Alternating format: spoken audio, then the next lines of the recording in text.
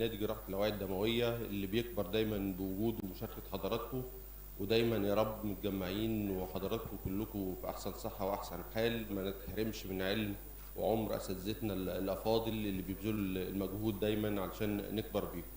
بنرحب بحضراتكم في افتتاح المؤتمر، وخير ما نبدأ به القرآن الكريم. بسم الله الرحمن الرحيم. يا أيها الذين آمنوا إذا قيل لكم تفسحوا في المجالس فافسحوا يفسح الله لكم، وإذا قيل انشزوا فانشزوا يرفع الله الذين آمنوا منكم والذين أوتوا العلم درجات، والله بما تعملون خبير. السلام الوطني لجمهورية مصر العربية.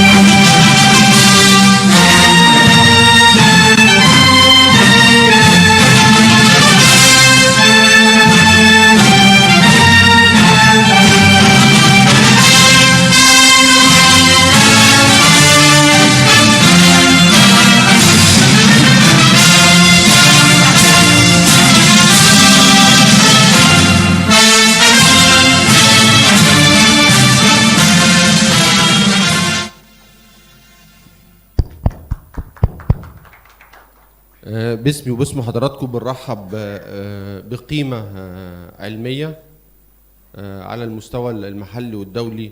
طبعا أستاذنا الكبير الأستاذ الدكتور محمد غنيم رائد جراحة المسالك في مصر، بنرحب تشريف وجودك معنا.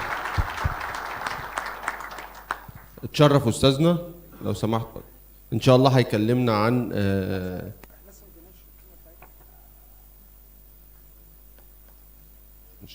اتفضل دكتور عادل. اتفضل دكتور محمد.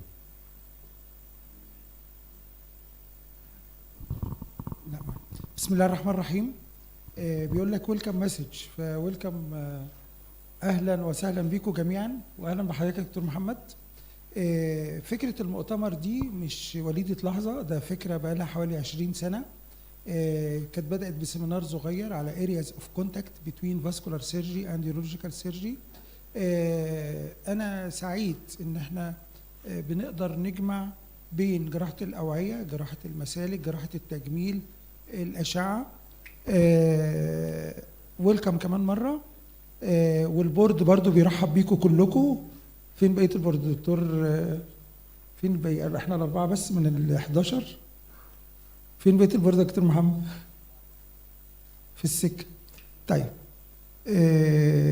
نفتخر ان في حاجه في مصر اسمها ايجيبشن فاسكولار كلاب، وده مؤتمر قد يكون ال20 او 26 في الارقام كده، فيها نوع من اخطاء نقدر نقول عليها يعني اخطاء بريئه.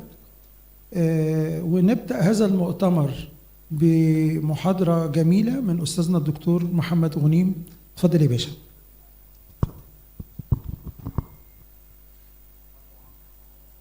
ده بيشتغل؟ ده بيشتغل؟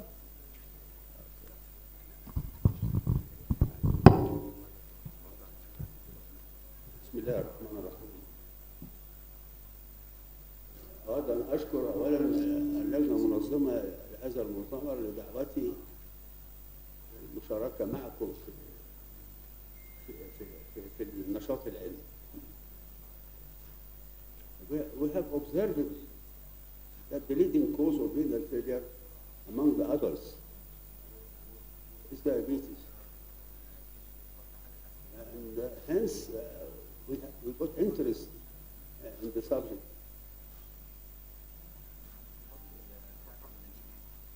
I would like to emphasize the fact that all the experimental work that I will going to display has been carried out at the Urology and Nephrology Center in Mansour.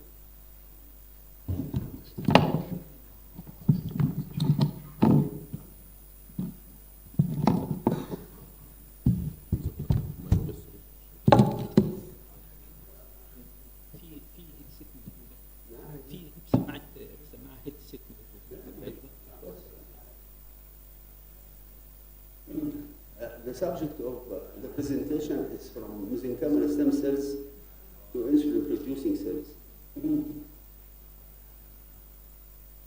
The sources of stem cells are numerous. It could be embryonic cells or induced pluripotent stem cells, stems from the placenta, Wharton jelly with neonatal stem cells, or sources from the other stem cells, mesenchymal, hematopoietic, and cancer stem cells.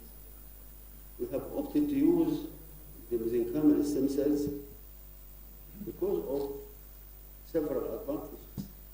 Because they are available, because of their proliferative ability, they are multipotent,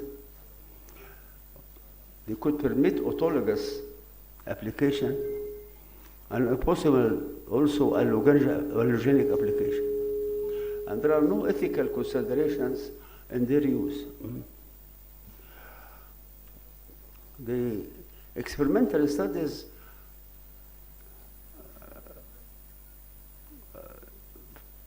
went through three phases. Phase one is proving of a principle. The mesenchymal stem cells can be induced to be insulin producing. Second phase is immunological considerations, and the third phase is where shall we put the resulting cells.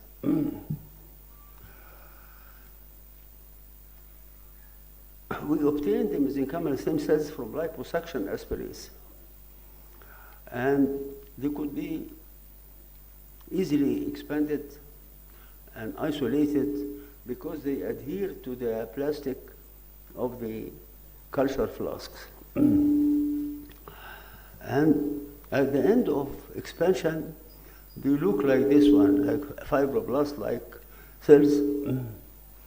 And then we attempted the differentiation of these expanded mesenchymal stem cells.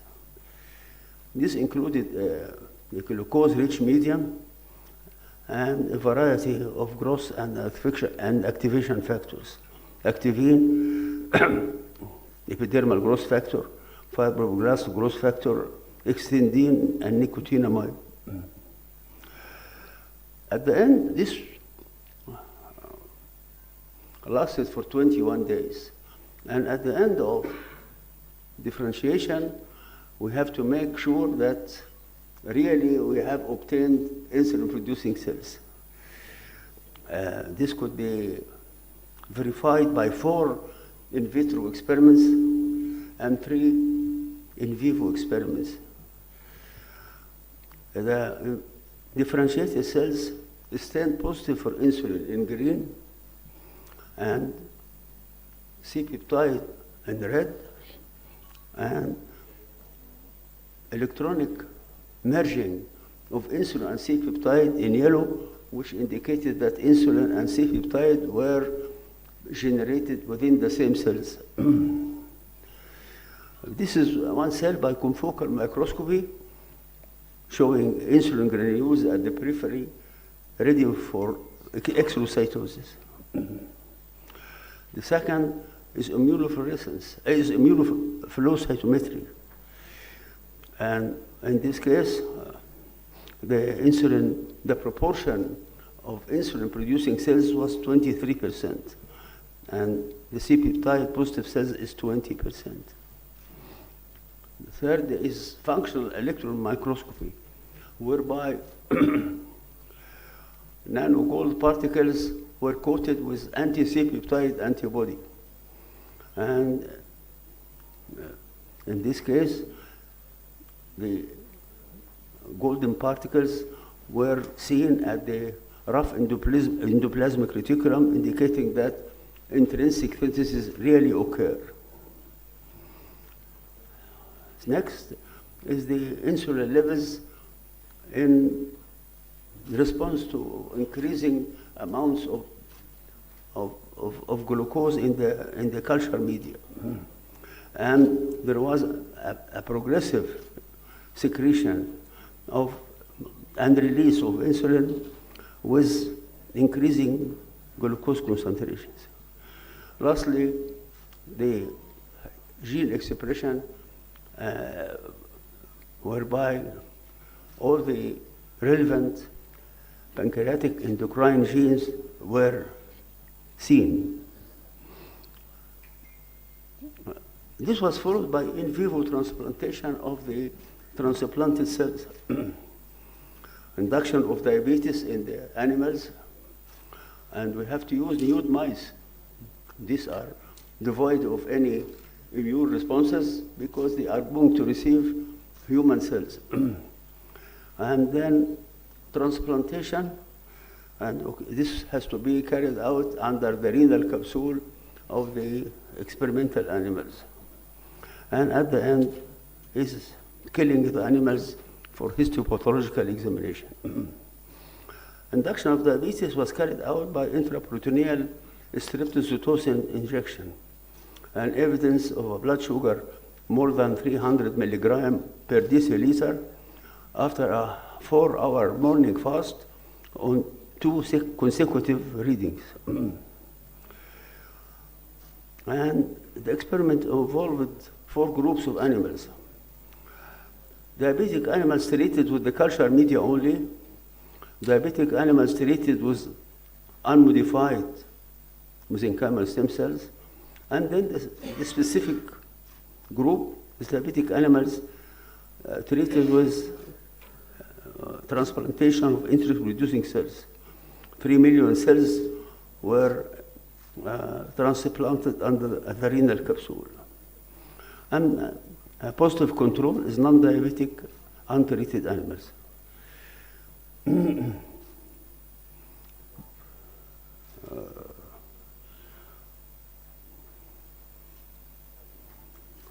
تعمل ازاي ده بقى؟ Okay. The operation in a 25-gram animal was carried out under a surgical microscope. The kidney was exposed, and a small incision was carried out at the lower pole. Then a cannula with a blunt end was used to create a space under the renal capsule. This was followed by insertion of the definitive cannula, carrying out the differentiated cells.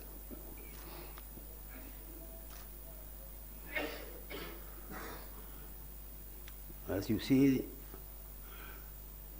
cell clusters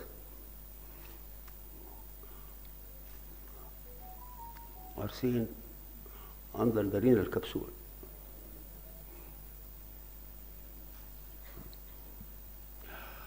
The animals were followed out for 3 months. Please focus on the green quadrants, which is the mice treated with insulin-producing cells. After induction of diabetes, the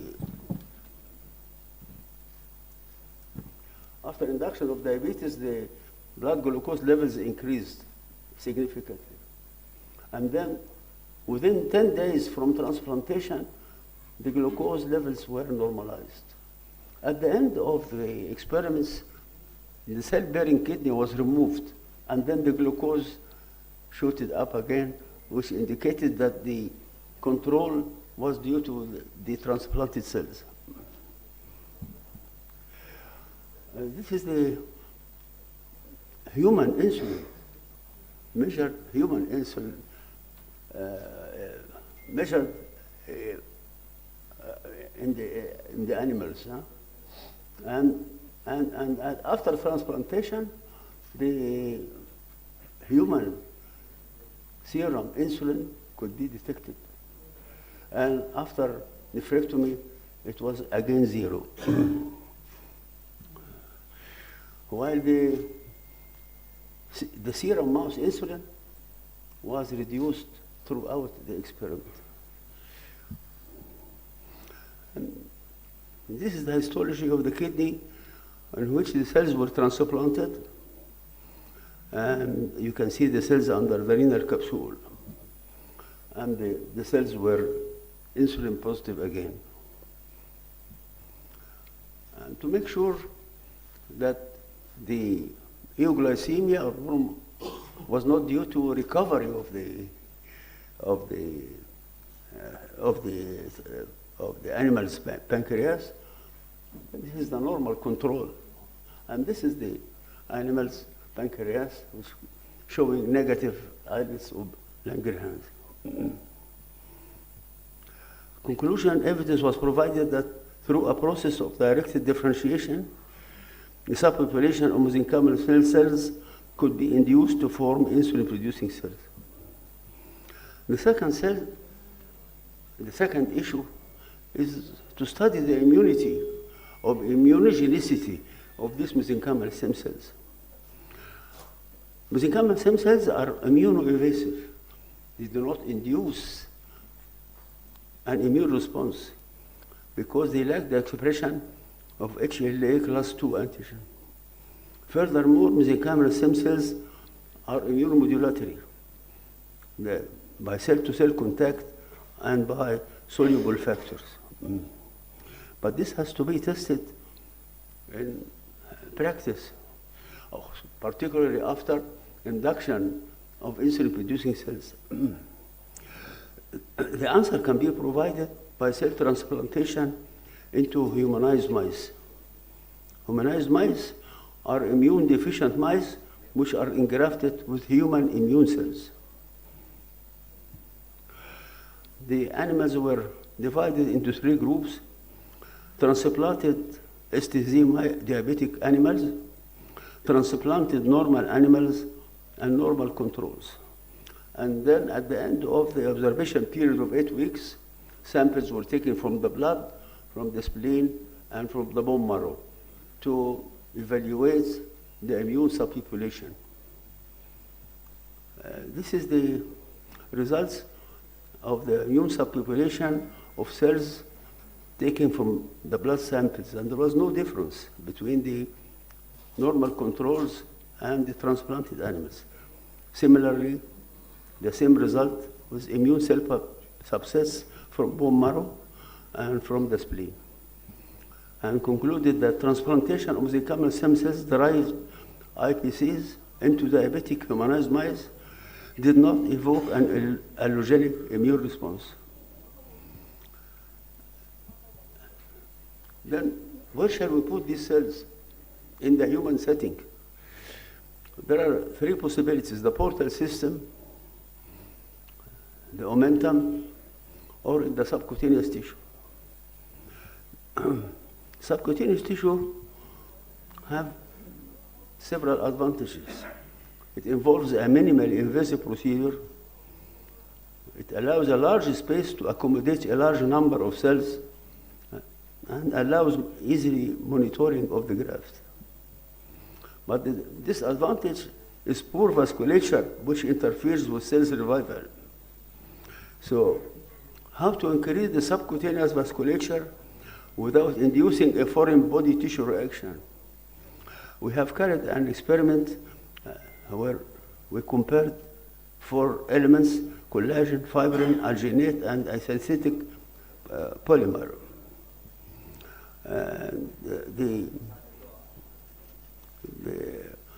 The tested subjects, fibrin, alginate, and fibrin, and synthetic polymers were injected under the skin, and the samples were examined 1 week, 2 weeks, and 4 weeks.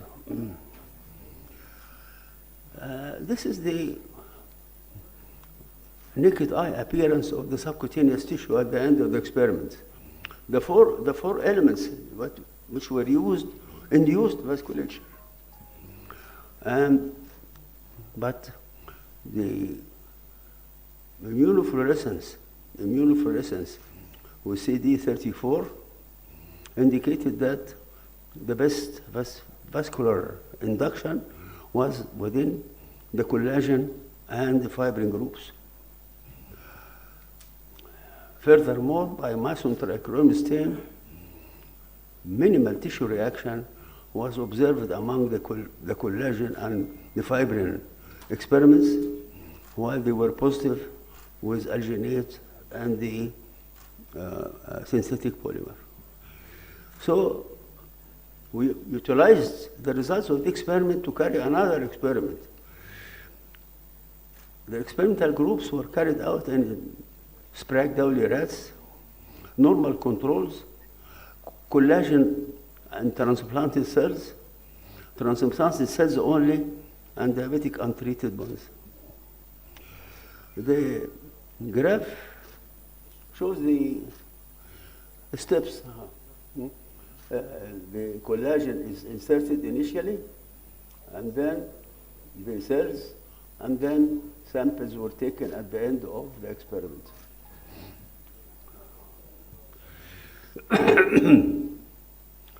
The duration of the experiment was 3 months again.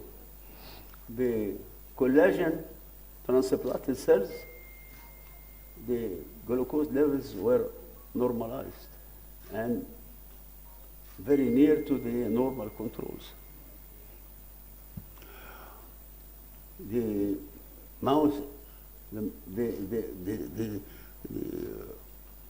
rat insulin cells, this is the insulin levels of the transplanted cells, which is increased with time to approximate that of the normal control. And this is the glucose tolerance curve. This is the normal control, and this is the collagen transplanted cells, which indicated that the glucose levels could be normalized after 2 hours. This is the normal pancreas as control, as insulin, C-peptide, and electronic merging. And these are the subcutaneous tissue of the collagen transplanted cells, insulin, C-peptide, and electronic merging.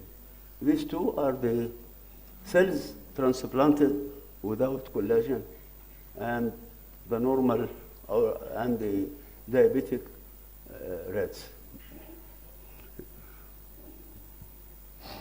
We are not the only group working in this field.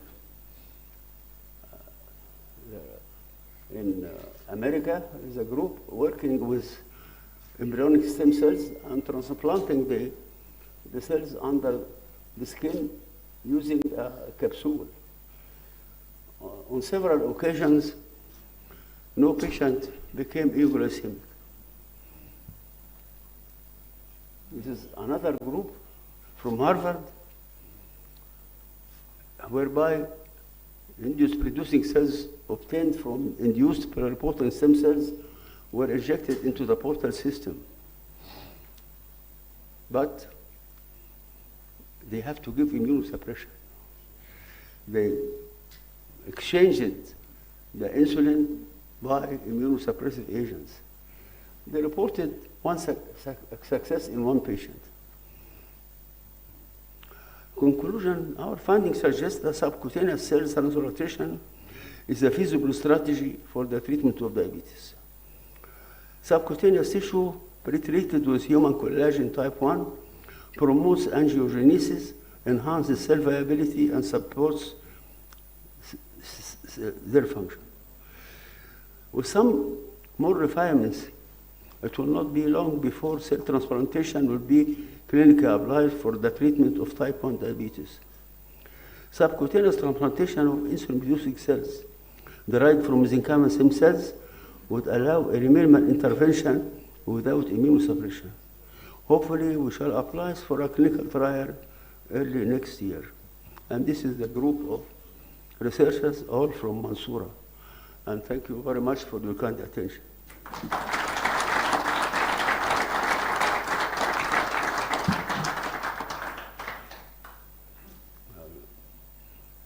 Any questions? يس احنا بنشكر حضرتك جدا، والحضور قد يهمهم التكنيك لكن احنا يهمنا الفلسفي.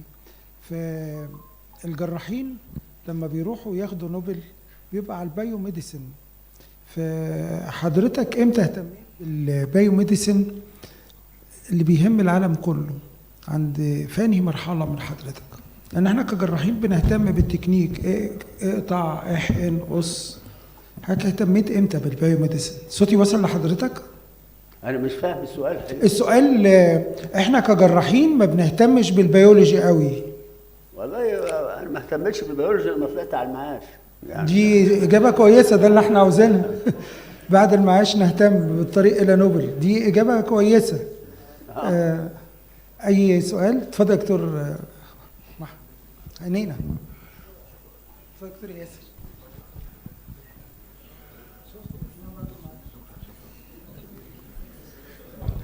نعم حاضر. طبعا بعرب عن سعادتي وشرفي تشريف حضرتك لينا النهارده، دي حاجه جميله جدا، وحضرتك شجعتنا اننا نبتدي نشتغل بعد المعاش اكتر واكتر. Actually, I have a lot of questions. First one, if I am starting a clinical program for stem cell therapy in lymphedema today, what be your preferred cell source, route of delivery, patient selection criteria, and primary endpoints? This is first my question. My second question is any biomarker candidate the response of our patient to stem cell therapy. The third one is about the concern about the long term for using stem therapy clinically. The source which we are using currently is from the fatty aspirates during cosmetic surgery. But other sources could be also used from umbilical cord, for example. And this is my question. This is my response.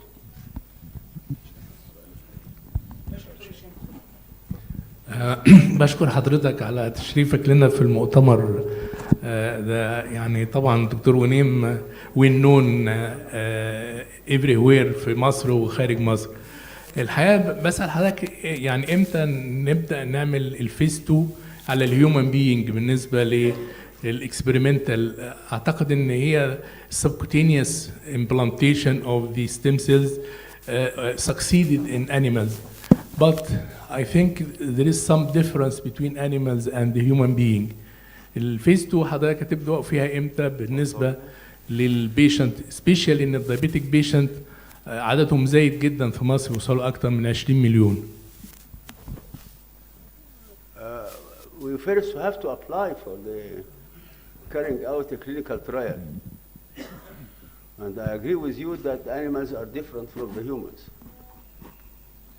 So we propose that we will start with diabetic patients, type 1, that underwent renal transplantation. So this is, I think, is a good start because these patients are receiving immunosuppression anyway. Yes. دكتور عماد. نتشرف بوجودنا مع سعادتك يا فندم. عماد حسين، استاذ فاسكولار سيرجري في جامعه عين شمس. How can we في رأي حضرتك with two common problems that can happen to mesenchymal stem cells in general, part of them may not survive enough and part of them may not be fully transforming into the type of cell that you wish them to have? The question of survival of the transplanted cells was verified in animals. The experiments went for 3 months. That's what we can do at the experimental level. This is usually the mesenchymal stem cells have the advantage that they do not, they are not, they do not make tumors. So this is an advantage over embryonic cells or induced pluripotent stem cells. The professors, normal insulin go to the liver to be destroyed. If you put it subcutaneous, it is a different pathway. And the response to the normal insulin is through the diet. If we give intravenous glucose, it never increases the blood glucose. So I think the metabolic pathway is in need for revision according to your opinion. Thank you very much.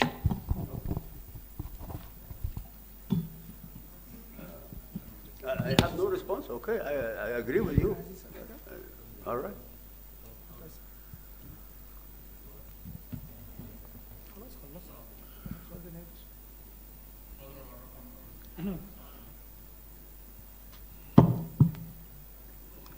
في حد ثاني؟ في حد؟ لسه هيجي. اوكي شكرا. Any more question? No question. احنا بنعبر عن شكرنا وتقديرنا، والحاجة البسيطة اللي نقدر نقدمها لحضرتك حاجة بسيطة خالص. لا أبدا.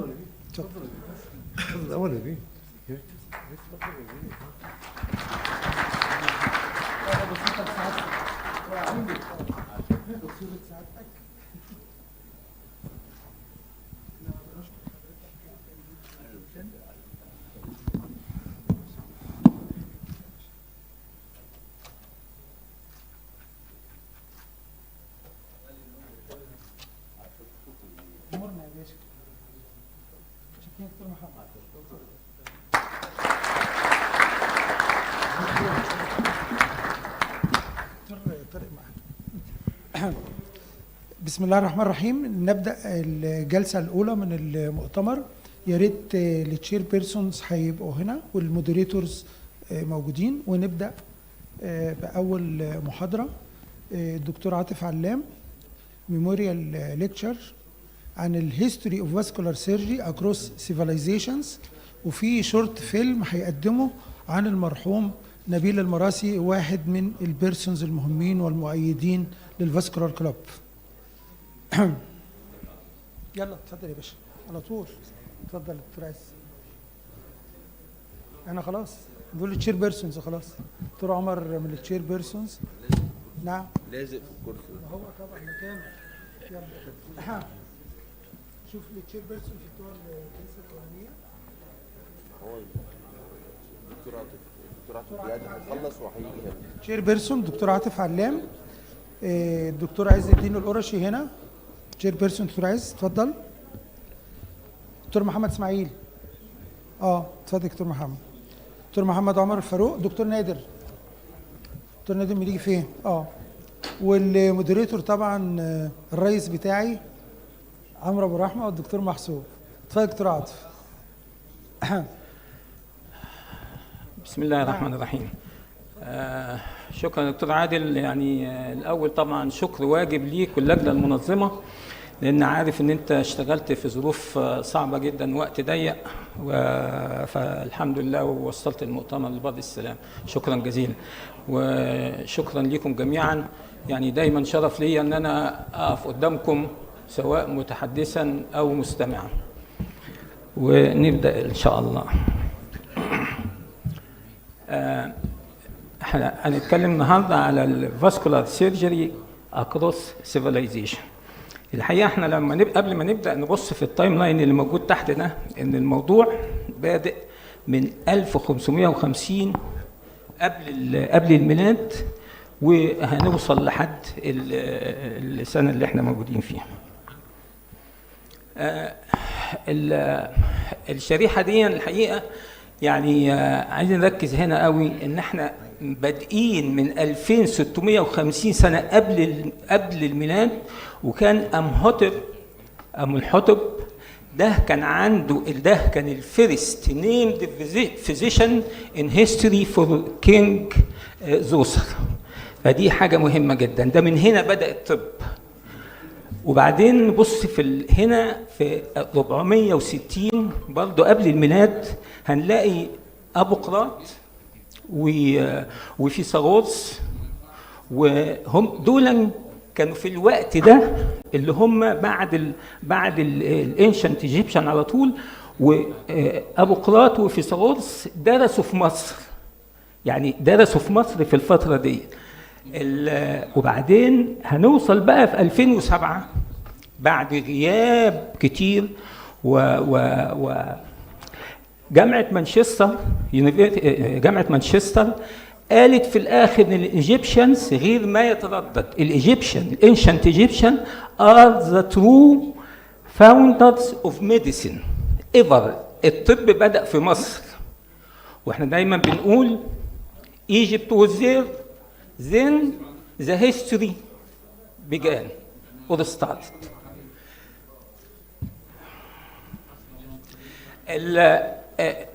في سنة 2005 ومن خلال جامعة مصر العلوم الأوعية أنا بدأت هذه الحملة اللي هي كانت كرايسيس اوف ايدنتيتي. بس ساعتها كان الايدنتيتي كنا عايزين نعمل ديفاين لايدنتيتي اوف فاسكولار سيرجن، وكنا عايزين نفصل اقسام الجراحه من الاوعيه من الجراحه العامه.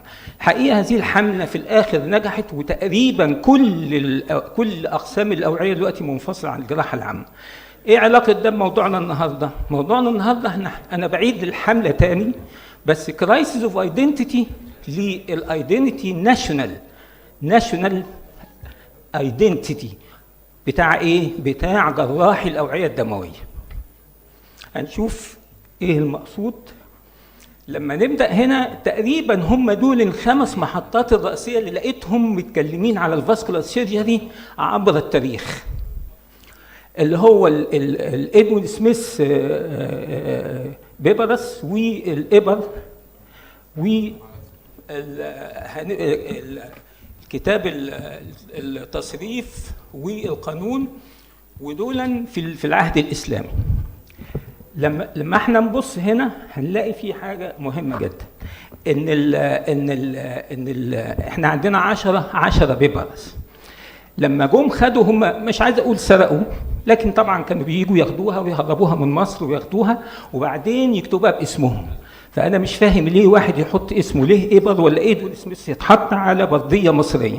كان المفروض حتى يقولوا ايجيبشن بيبرس نمبر 1، ايجيبشن بيبرس نمبر 2، فلان اللي اكتشفها، فلان اللي قراها، فلان اللي ترجمها، لكن هم نسبوها لنفسهم.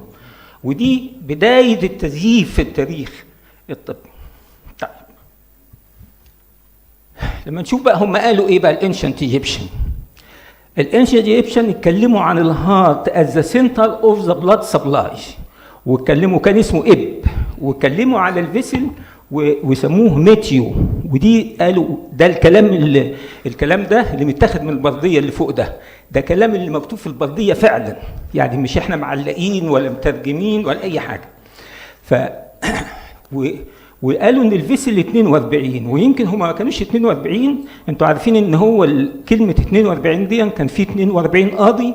كان القدماء المصريين يعتبروا القلب هو مركز الاخطاء ومركز التفكير هو المركز بتاع كل شيء، وبالتالي كان بيحاكموا القلب بتاع المتوفي قدام 42 قاضي. ويمكن على كده تكريما للقلب قالوا ان هم في 42 فيسل.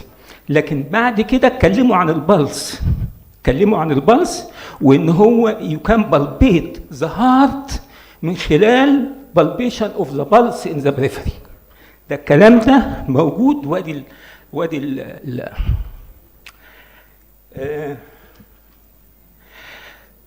انا برضه حرصت ان ده الكلام الحقيقي، ده البرديه الحقيقيه اللي مكتوب فيها النص، يعني انا مش مترجم ولا حاجه.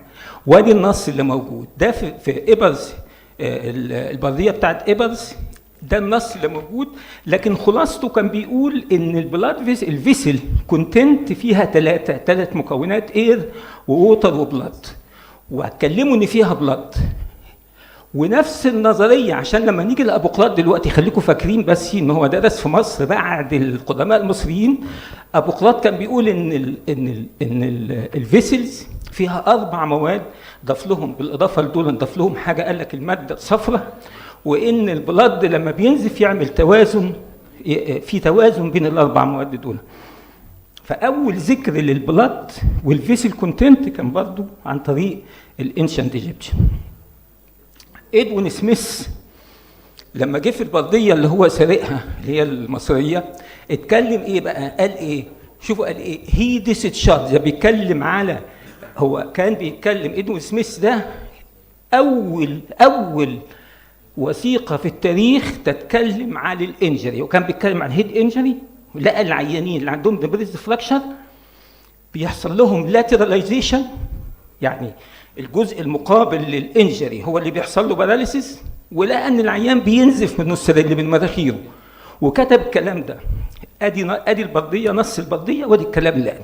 او يقول if you examine a man having a gaping wound in his head penetrating the bone, smashing his skull and reading upon the brain, he discharge blood from both nostril and suffer with stiffness in his neck.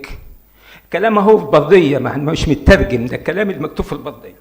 وقال كمان علق ان هو حاجه كلينيكال، قال ان احنا العيانين دول لما بنقابلهم مش كل العيانين نقدر نعمله. قال في عيان اقدر اعالجه، عيان النتيجه هتبقى مش مرضيه، وعيان اقول ما تعملوش عمليه. ادي الكلام ده بنص البرديه. طبعا هو درس، كاتب في البرديه 45 حاله وصفهم بالتفصيل. طيب نفس الكلام ادوين سميث كاتب ايه بقى؟ ان ده الفيرست نون ديسكريبشن اوف برين لاتراليزيشن. احنا قلنا الكلام ده اوف ميديكال ليترشر، وصل الكلام ده ووصفه بالظبط في البرديه بتاعته. هنطلع من قدماء المصريين، هم سلموا الحضاره الاسلاميه، ودي تقريبا بدات، يعني احنا بنتكلم في 800 900 لحد 600 سنه قدام تقريبا.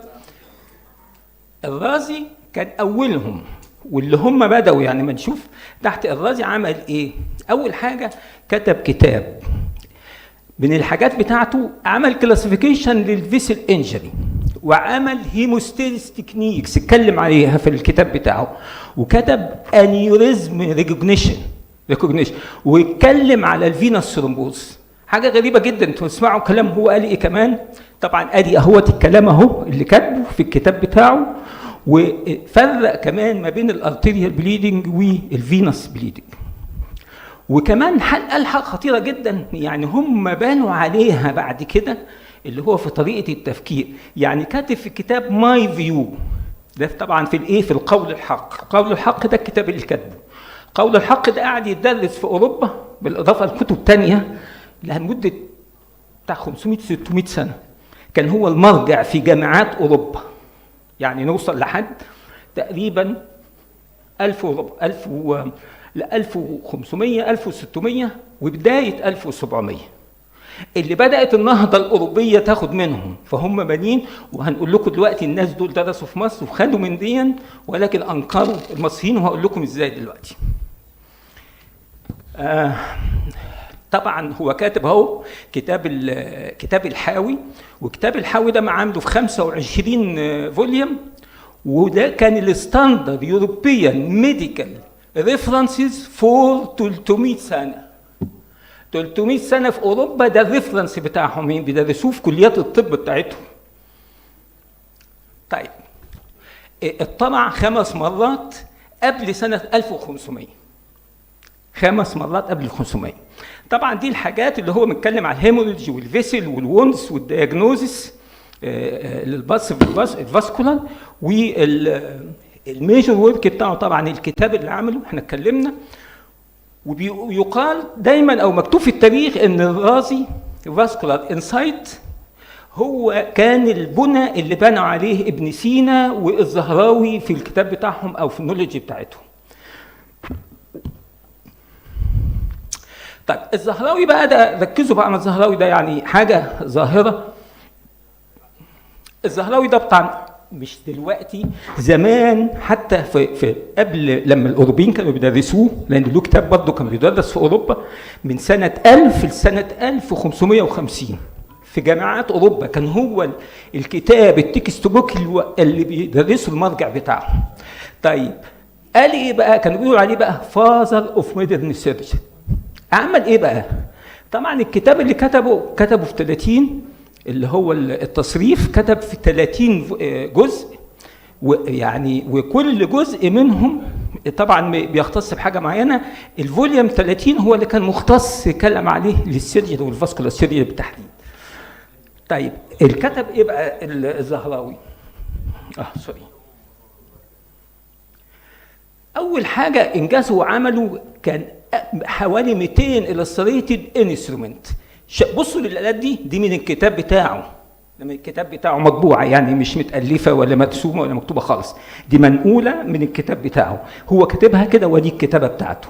لو بصيتوا كده اذا كان السكالبل واذا كان كل الآلات كلها تقريبا هي الآلات اللي احنا بنستخدمها مع موديفيكيشن بسيط. يعني في كاتب على الفورسيبس، على الهوكس، على النيدل والسوتشر والسكالبل وغيره. فده اول انجاز بيحسب له.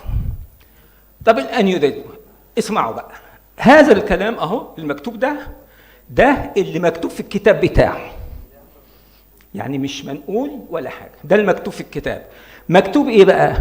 اول حاجه كاتب على الدياجنوزيس اوف انيوريزم، diagnosis of aneurysm. الحاجة الثانية كاتب على الكونترا انديكيشن فور سيرجري في حالات الانيوريزم، ومحدد ده هنا، محدد البوبليتيال ومحدد الاكزيلا ومحدد النك. قالوا الانيوريزم في الحتة دي ما تجوش شمته، ده في الكتاب بتاعه. طيب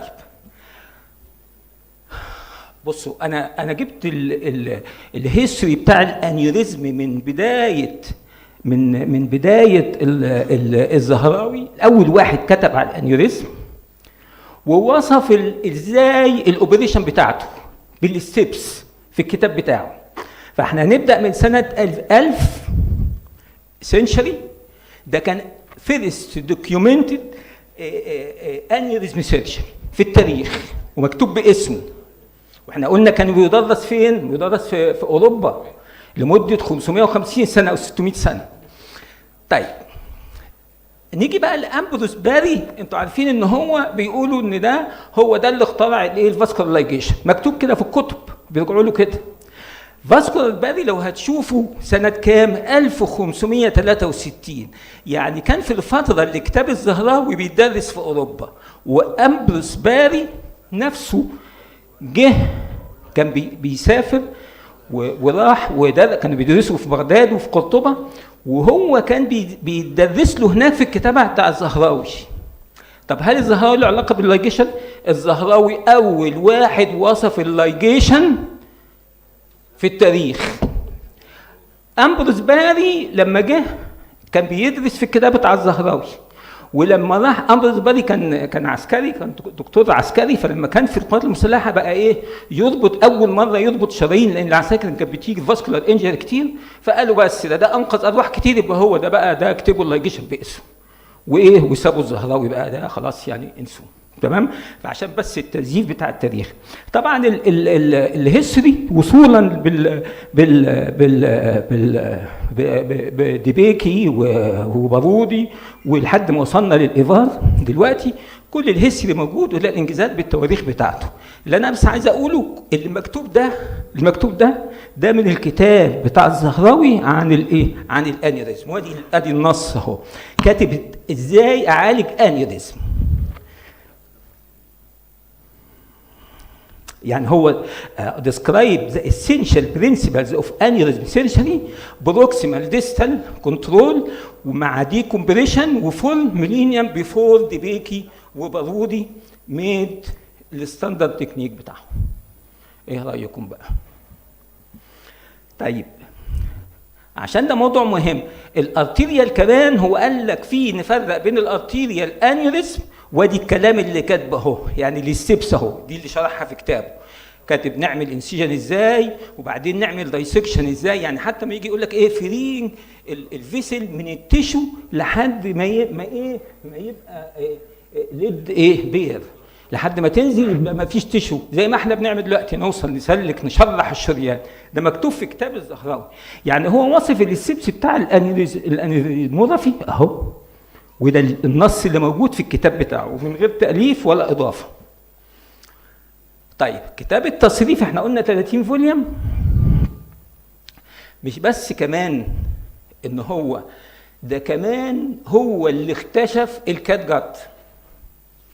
كان عنده قرد، والقرد ده كان مربيه في الفيلا بتاعته، وبعدين لما القرد كل البتاع بتاع الربابه، العواد بتاع الربابه اللي كانت بتاع زمان دي، كل العود اللي بيضربوا عليه، فهو شافه وبعدين قعد يلاحظ القرد ده، القرد ايه دايجست الاعواد، فقال لك الله ده من هو حصل دايجيشن عن القرد. طب ما احنا الايه في الانسان نحطها في الغده تبقى دايجست. طب هو عمل ايه بقى؟ اول واحد دايما يقولوا لنا اوروبا في كل حته يقول لك اساس الريسيرش هو الاوبزرفيشن، اوبزرفيشن. طب هو ده مش ارسى اساس الاوبزرفيشن؟ وكاتبه في الكتاب، كاتب القصه في الكتاب بتاعه. المهم راح عمل ابلكيشن ليها، بس خدها من الكاتل طبعا، وخد السب ميكوزا بتاعتها وعمل الكات جات. ومش اكتفى كده كمان كات جات، ده كمان اول واحد استخدم الالكوهول، بقى يحط الخيوط في الالكوهول ينقعها قبل الجراحه عشان يعملها ستيرلايزيشن. انتوا اقروا في الكتب، شوفوا هم كاتبين اول واحد استخدم الستيرلايزيشن ولا الفيكشن ولا الديسانفكشن تكنيك، هتلاقوه مش كاتبينه. الاوروبيين من سنه 1000 لغايه سنه 1550 كانوا بيدرسوا في كتاب الزهراوي وبيقروا هذا الكلام. طيب وصف برضه التكنيك، التكنيك بتاع اللايجيشن. نيجي بقى في البيري بقى، اللي انا بقول لكم عليه، هو بيري نفسه كان بيدرس في كتاب الزهراوي، وبعدين راح لهم قال لهم ده انا اخترعت الفاسكولار لايجيشن، راح كاتبينه باسمه. شيء غريب رغم ان هم كانوا بيدرسوه. وهقول لكم عملوا حيله غريبه جدا جدا يعني حاجه عبقريه شيطانيه. هقول لكم ازاي لغوا اسم الزهراوي واقرانه من التاريخ. فهنلاقي ان الزهراوي عمل فينوس لايجيشن 600 سنه قبل والاهم من كده ان هو باري نفسه كان بيدرس في كتاب الزهراوي في اوروبا. طيب دي كمان الهيستوري اوف فاريكوز فين وعلاقتها بقى بالزهراوي. الزهراوي اول واحد ديسكرايب في الكتاب بتاعه الفين ستريبنج بالخطوات بتاعته، مش قالها كلمه، ده واصف الخطوات، ستيب 1 ستيب 2 ستيب 3 نعمل ايه ونعمل ايه ونعمل ايه. تمام. طبعا انا جايب الهيستوري كله من بدايه الانشنت ايجيبت. الهند برضه كان لهم اسهامات، وقال كل واحد الاسهامات بتاعته. هم لاحظوا ان الستريننج والاكزيرشن بيزود الفين ده الهند. واما الجريك اللي هم عملوا استريشن للفاريكوز فين، وعملوا الديسكارج الستاندنج والكومبريشن ثيرابي، ده كاتبينه. وانا قلت لكم دايما الفتره بتاع الجريك دي اللي هي بعد المصريين، بعد الانشنت ايجيبشن على طول. واللي كان هم في الفتره دي قالوا ان ابو قراط ابو الطب. طيب ابو قراط هقول لكم حاجه. ابو قراط في المذكرات لما انا بحثت كان بيقول للناس اللي بيكتبوا وراه ايه، يقولوا له انتوا اكتب، طب نكتب الحاجه الفلانيه، طب نكتب راي المصريين او اللي عاملين المصريين. يقولوا لا ما تكتبوش المصريين بتاعهم كان يعتمد على السحر. وهو ده اللي خلى ابو قراط وبقيه الناس اللي معاه يلغوا المصريين خالص من التاريخ. يعني ايه سحر؟ لان اللي هنرجع ابرز بعض البرديات زي ابرز كان لما بيقعدوا يكتبوا الطب، الدكتور كان بيبقى جنبه كاهن، وكان بيكتبوه في بيت اسمه بيت الحياه، وغالبا بيبقى ملحق بالمعبد او الحاجه بتاعتهم.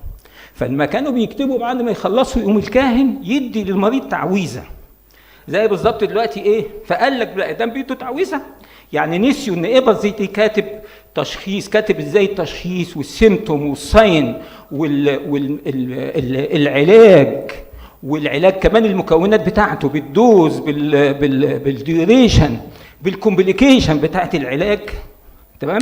سابوا ده كله وقالوا عشان بس كان بيدوا له تعويذه معاه، رغم التعويذه ديت.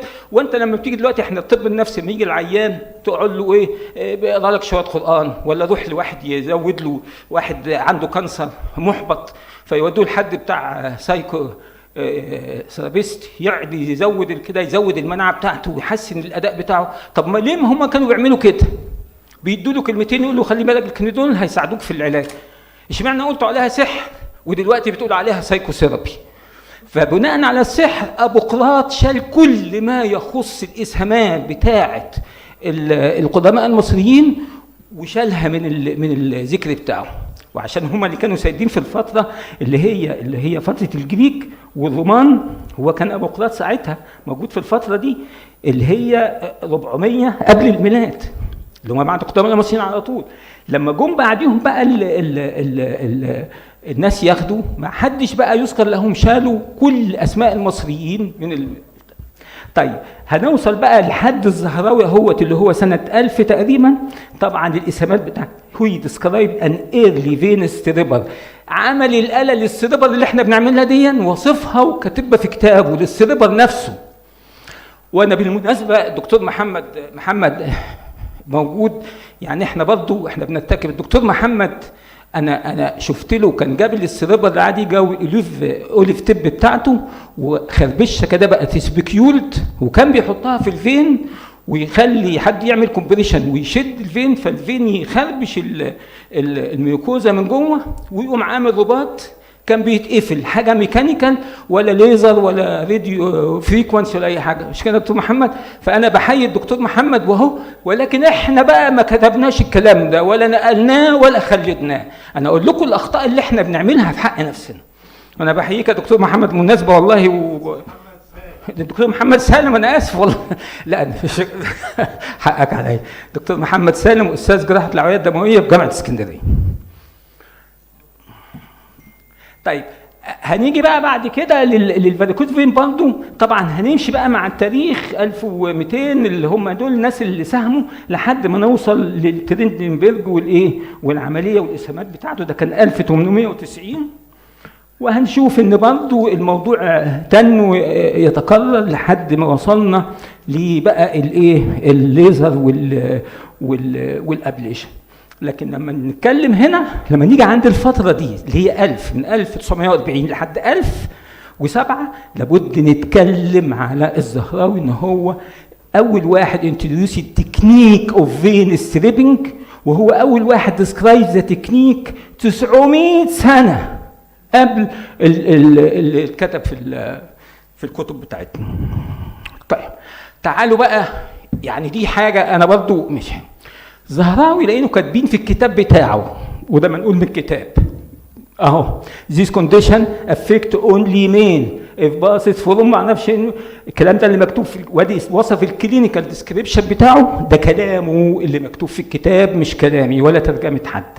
خلاص قال ايه بقى؟ اول واحد ديسكرايب اكس لينكد انهيرتنس 1000 سنه قبل المودرن جينيتكس. ايه رايكم؟ يعني بنتكلم عن هيموفيليا وبنتكلم على الكلينيكال امبليكيشن بتاعتها، وان هي بتعمل بليدنج، وكاتبها في الكتاب، وكاتب ان دي حاجه انهيرتد وتيجي في الميل بس. هنيجي بقى لابن سينا. ابن سينا عمل كتاب القانون، واحنا قلنا الثلاث كتب اللي هو بتاع الرازي وبتاع الزهراوي وبتاع ابن سينا قعدوا هم المراجع الاساسيه في جامعات اوروبا من سنه 1000 لسنه 1600. ابن سينا وصل كمان ل 1700، اكتر منهم شويه. او القانون ايه بقى الحاجات اللي تخصنا في الفاسكولار سيرجري اللي لقيتها؟ اول حاجه الباثوجينيسيس اوف بليدنج، خلي بالكم وركزوا بقى في اللي جايه دي. وبعدين arterial venous arterial versus venous bleeding، والفولس انيوريزم فورميشن، والفينوس ثرومبوزس. كاتب في الكتاب بتاعه الفينوس ثرومبوزس. احنا شوف الشريحه الثانيه في الشريحه اوضح اهو. كاتب ايه؟ شوفوا هنا لا ده في الثاني. لا الاول ده الفولس انيوريزم، اول حاجه ده البليدنج والفولس انيوريزم والكالسيفيكيشن بليدنج ده. المهم كاتب على الثرومبو امبوليزم، فينوس ثرومبوزيس، كاتب ازاي بتتكون وايه الريسك فاكتور بتاعتها، وكاتب البريجنانسي، وكاتب العمليات، وكاتب اللونج ستاندنج، وكاتب الثرومبو امبوليزم قال ان هي بتتحرك، بتطلع اللنج وبتعمل دي في التنفس. انا كان عندي هنا ولا فين؟ لا ممكن ده اهي. متكلم على الفينوس ثرومبوز اهو، ده كلامه في الكتاب بتاعه، متكلم على الثرومبو امبوليزم. لما جه يتكلم على الريسك فاكتور ريكوجنايزد باي ابن سينا في الكتاب بتاعه ايامها اللي مكتوب، اتكلم على البيد ريست وان هو العيان اللي بيلاين فور لونج بيريود، واتكلم على السيرجري افتر اوبريشن، واتكلم على التشايلد بيرث الوومن افتر ديليفري، واتكلم على التروما انجري تو ذا ليم. بالله عليكم اسمه ايه الترياد اللي بنقوله فيركاو، كان بيدرس في اوروبا في الفتره ديت او في اواخرها، كان بيدرس في كتاب ابن سينا. يعني كتاب ابن سينا كان التكست بوك اللي في اوروبا ومكتوب فيه هذا الكلام.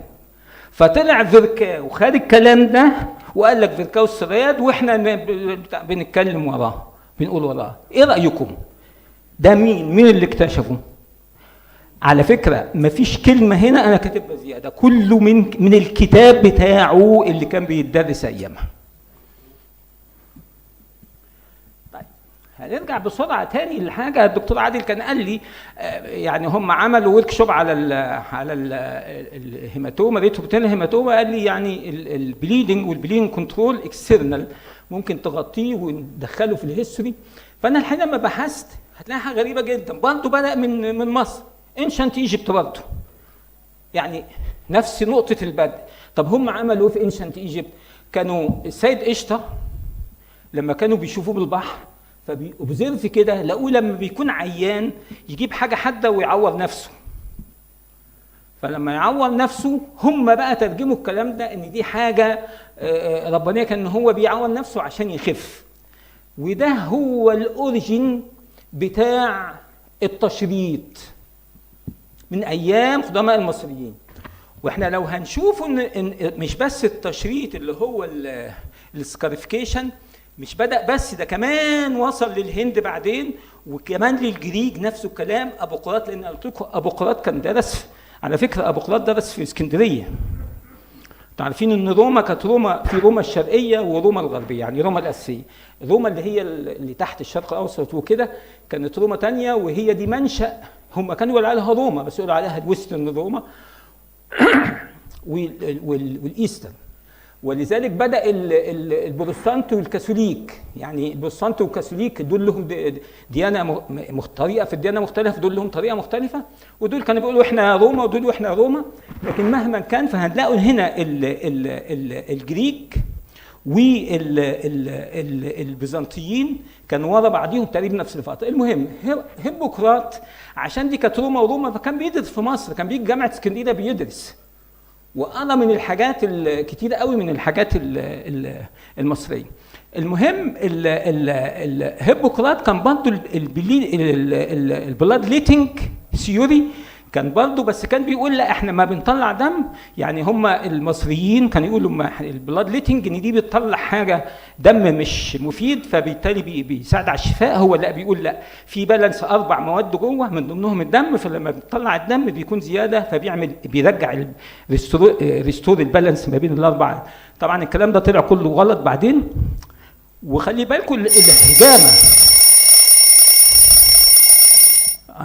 هو دكتور عاطف بيه طبعا معودنا دايما على انا تحت امركم، ما فيش مشكله، اسلوبه البسيط وكلامه الممتع. فاستاذن حضرتك دكتور عاطف لو نعرض الفيديو علشان التكريم. أوي لو نعرض ماشي، اتفضل. احنا بنشكرك دكتور عاطف. هو حضرتك بقالك قد ايه بالظبط؟ بقالك قد ايه؟ انا كنت بس انا اديني 2 سلايد لو تديني. وائل اتفضل. لو 2 سلايد ماشي اتفضل. تمام. طب مش تديني تاني بس رجعوه تاني. ايوه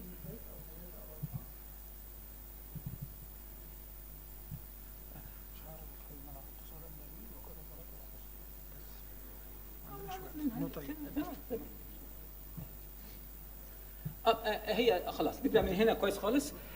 شايفين الترجمه دي، الترجمه من بغداد وقرطبه، كان موضوع الترجمه لاوروبا كان في اوجه في هذا العصر، وكانوا هم بيروحوا يدرسوا في بغداد وفي قرطبه زي ما احنا بنروح ندرس عندهم دلوقتي، وبالتالي الكتب كانت عندهم هي الريفرنس بتاعت الثلاثه اللي احنا قلناهم، وابن سينا والزهراوي والرازي. وفي نفس الوقت ان هنشوف ان البرايمري سيرجيكال ريفرنس ان يوروب يونيفرسيتيز فور 500 years 500 سنه واكثر. في ابن سينا قعد 700 سنه موجودين في اوروبا.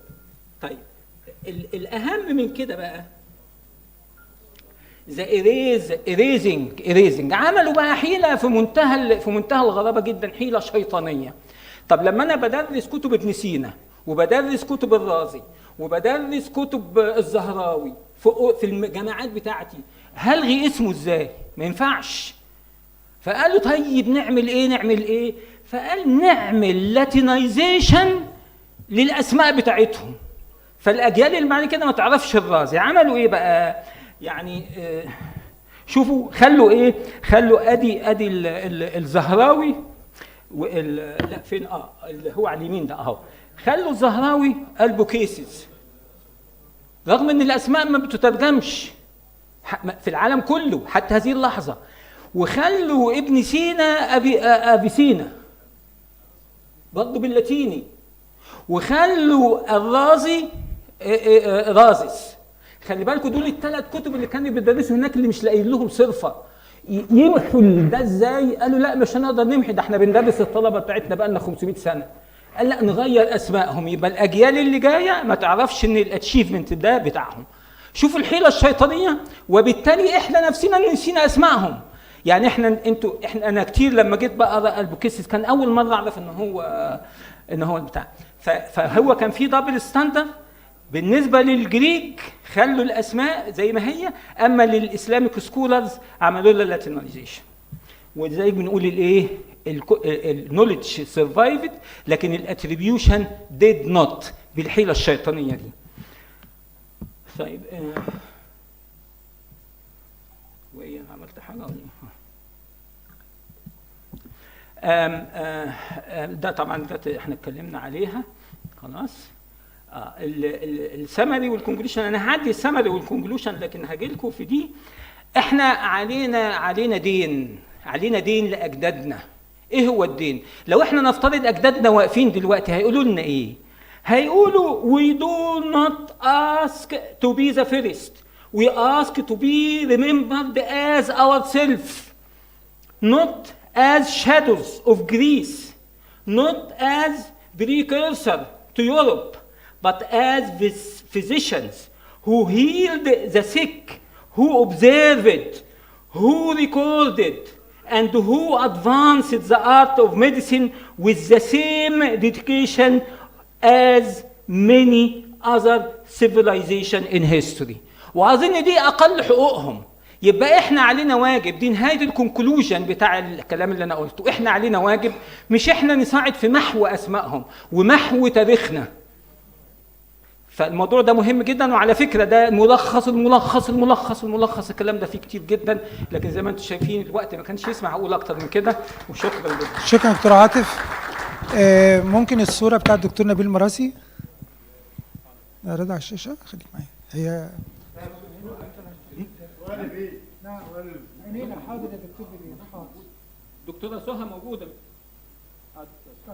الدكتور بدير عايز يسأل الدكتور عاطف.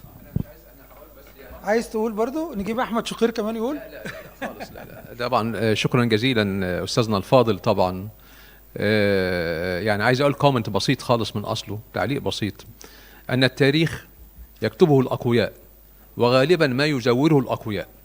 ولو عدنا بالتاريخ بعد الحرب العالميه الثانيه وكان انتصر هتلر، كان سيصف الحلفاء بما هو اهل لهم الان، يعني باللي فيهم الوقت معايا. فدي معروفه عبر التاريخ. ويكفي في التاريخ ان طبعا لازم نعترف بالواقع اننا ضعفاء، واننا يعني لو ان صح التعبير تخلفنا كثيرا عن ركب العلم الحديث، العلم الدنيوي اللي هو كان في أزهى عصور الدين عندنا، كان هو أزهى عصور برضه العلم الدنيوي، كان في نفس الكلام يعني باراليل في يعني أزهى عصور الدين برضه توازي أزهى عصور المدنية في العصر العباسي الأول بالذات، وفي قرطبة والأندلس أيام ما كانت الموجودة دي. قرأت حديثا مثلا على سبيل المثال للحصر يعني أن أول اندوتراكيال انتوبيشن مثلا كانت بتاعت ابن سينا، اللي هو بيكتبها ابن سينا محرفا على ألا يعرفه الناس يعني. فإن هو عمل أنبوة بس أنا أريد أن طبعا عمري ما هكتب أي حاجة من دي إلا ما يكون عندي المصدر الموثق، عشان كي لا نقول يعني نقول شيء مش موثق يعني. كان بيحط أنبوة من الذهب أو الفضة عشان في الناس اللي عندهم obstruction في الأبر ايروي. الحاجة الثانية اللي أنا نفسي درستها في فترة من فترات، كنت بدرس how to make a review of scientific papers كحاجة إضافية للجراحة يعني. واحنا بندرس في الكتاب اللي كنا بندرس منه، فقال ان هو اول محاولة للريفيو كانت في الكاثوليك تشيرشز وجايب كذا. لا، احنا عندنا اول حاجة في الاسلام هو في علم الحديث من اصله how to make a review. فالامور كتيرة جدا جدا، واجب علينا احنا ايه بقى؟ ان الاقوياء منا، وانا برضو دي درس للاقوياء منا وليس للضعفاء. الاقوياء منا اللي هم العلماء اللي عندهم يعني علاقة بالعالم الخارجي وعندهم كذا، ان هم يجمعوا هذه الاشياء ويحطوها في كتب من اصله معايا، لان هو التاريخ لن يكتب الا بهذه الطريقة معايا.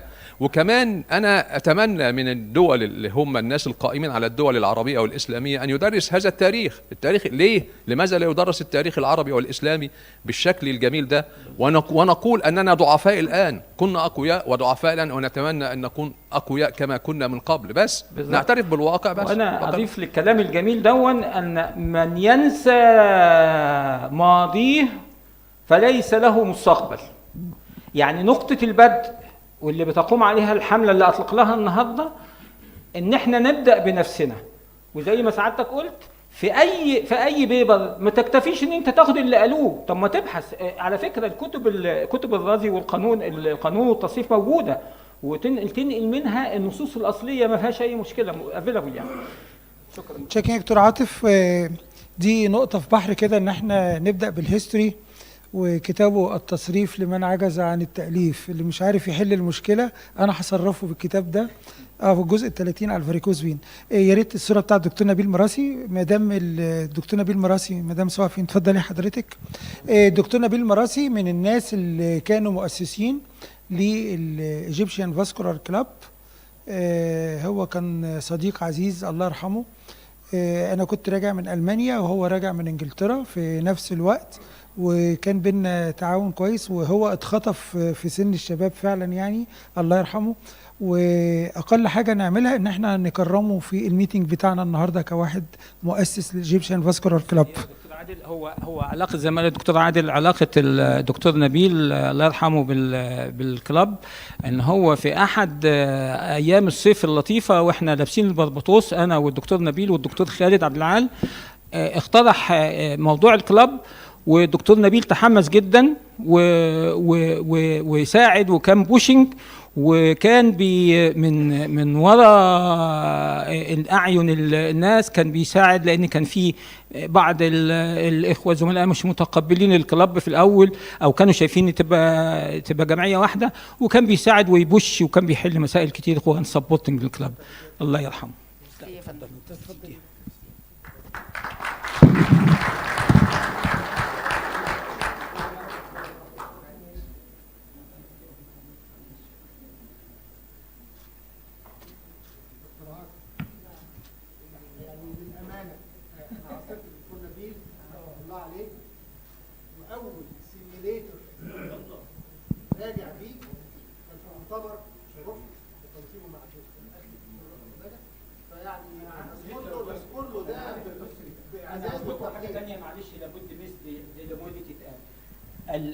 الدكتور نبيل المراسي لما رجع كان هو صاحب أول إيفار تتعمل في جمهورية مصر العربية، وكان ده عسكري واخد طلقة رصاص وعنده أورط وكيفل فيستولا، وهو سافر بنفسه، ساعتها ما كانش عندنا الجرافت متوفر، سافر انجلترا نوتنجهام، جاب هوم ميد جرافت من هناك وجه وعملناه له، والعيان زي الفل حتى هذه اللحظه. فبس انا باكد ان اول عمليه ايفار معموله بواسطه بالتيم بتاع مستشفى الزهراء الجامعي مع الدكتور نبيل والدكتور يحيى صادق في مستشفى الزهراء، والمريض موجود حتى هذه اللحظه وزي الفل. عشان برضو للامانه دي حاجه تحسب الدكتور نبيل. جزء من التاريخ القديم وجزء من التاريخ الحديث. تمام. حد عايز يدي كومنت؟ عايز تقول حاجه يا ميسه؟ يا ميسه عايز تقولي حاجه؟ خلاص. حد عايز يقول اول واحد برضه شجع ان احنا نعمل اول مجله او يعني حاجه كانت اسمها نبيل يعني فاسكولار نيوز. وكان معانا واخد بالك طبعا من البدايات كلها الحقيقه، لا يمكن ننسى له ده. شكرا للجميع. لو فتحنا في التاريخ مش هنخلص وعندنا نتكلم للصبح. فدكتور عاطف يتكلم حوالي 35 دقيقه 40 دقيقه، فذاتس انف. طب قول دقيقه واحده. تحطوا بس تحطوا الفيلم اللي موجود فيه فيلم. لا مش هنقدر نحط فيلم 12 دقيقه. لا حطوا لا مش هنا. لا حطوا على الموقع. خلاص حضرتك انا بعد كده يبقى دكتور عاطف هيحط. قول يا احمد. قول. التاريخ يكتبه الأقوياء، لكن يستطيع أن يراجعه وينقحه الباحثون والعلماء. To cut it short, many thanks دكتور عاطف. دكتور أيمن فخري. لا مش موجود. احنا قلت لك الفيديو موجود. للدكتور طارق رضوان. فيديو الدكتور طارق رضوان. طيب. فيديو الدكتور طارق رضوان. اوكي. اتفضل الفيديو بتاع الدكتور طارق رضوان.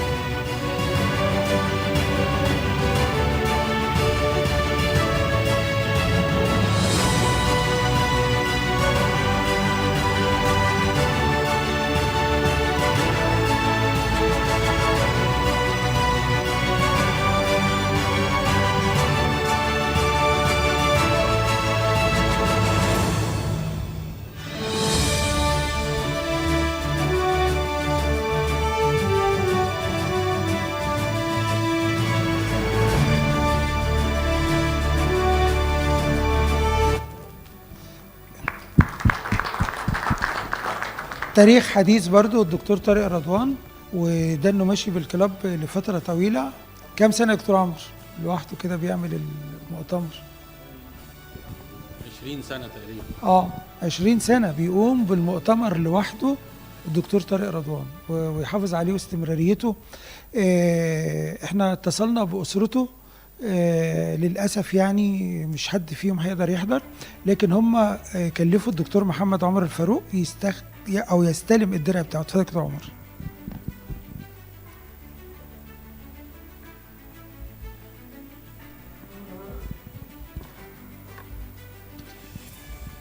دي حاجة يعني بسيطة إهداء لروح المرحوم الدكتور طارق رضوان، واعترافا بجميله، وقد نكون في المستقبل درع مكانه يعني.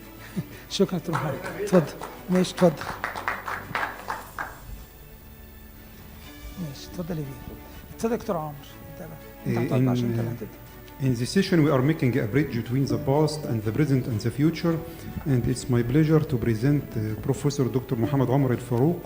He will present robotics and vascular urologic surgery. Is it the future? Bismillah ar-Rahman ar-Rahim. Thank you very much for the kind invitation to the club. I will take only 7 minutes. My name is Dr. Muhammad Omar Farouk. I'm speaking about robotic surgery. My intended learning objective, look at the future. In the Royal College of Surgeons, they asked 20 professors, what is the future of surgery? This is called Topol report, and you can download it. It is 30 pages, fantastic. I will look at just one point, which is robotics. Robotic will be increasing from 2020 until 2040. It will be dominating. So this is the future. We can have a look at the future. Now, if you go to the Royal College of Surgeons of England in Lincoln Inn Field, once you go to the main entrance, you get Da Vinci. This is Da Vinci Model 2 in the core of the Royal College. This will tell you that robotic surgery is here to stay. I have passed into the open aorta era, the EVAR era, the laparoscopic aortic era. Now we are in the robotic assisted era. And these are some of the operations. You can have up to 60 operations done robotically. We're similar to urology. And I will go quickly. There is a huge advantage when you are doing robotic. You don't have any puncture injury, which we used to see a lot, and you don't get irradiation. And I will get you video that you will never see it on the internet. Someone will say, well, this is expensive. It is cheaper if you do robotic surgery. This is a calculation. If your hospital continue without robotic, you spend about 2 million. But if you already got robotics, perform surgery, you have better advantage by nearly 1 million. Now, there is a training pathway in the United States. There is training for 2 weeks with $10,000 to be trained in vascular surgery robotics. It is in Pennsylvania. And this is the future of surgery, especially with the new model, Da Vinci 5. Remember this name, Da Vinci 5. Now, if you go to Charing Cross 2026, robotic vascular surgery is the alternative for vascular surgery. Now I will show you a video of FemPop bypass, which will be done on robotics. So if you can run the video. This is a FemPop bypass on cadaver, and when you go to the robotic, this is the video. You adjust the robotic. This is Da Vinci 5 on a FemPop bypass, and you do the dissection. Can you run? Yeah, okay. I will run quickly because I want you to see this is the dissection of saphenofemoral junction done by robotics. You are sitting down. There is no bleeding, so this is cadaver.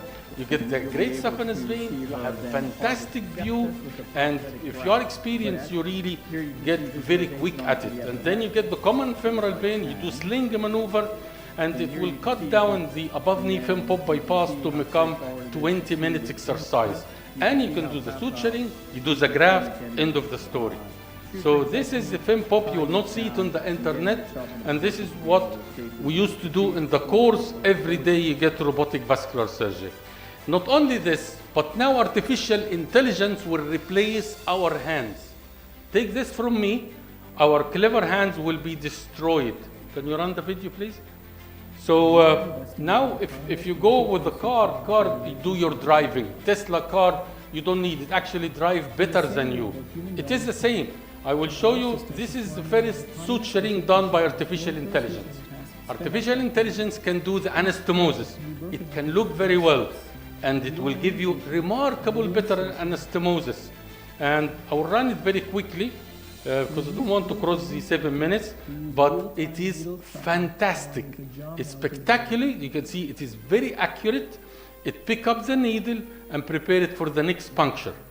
And this is artificial intelligence. It have needle detecting software. So it will detect how the needle will go.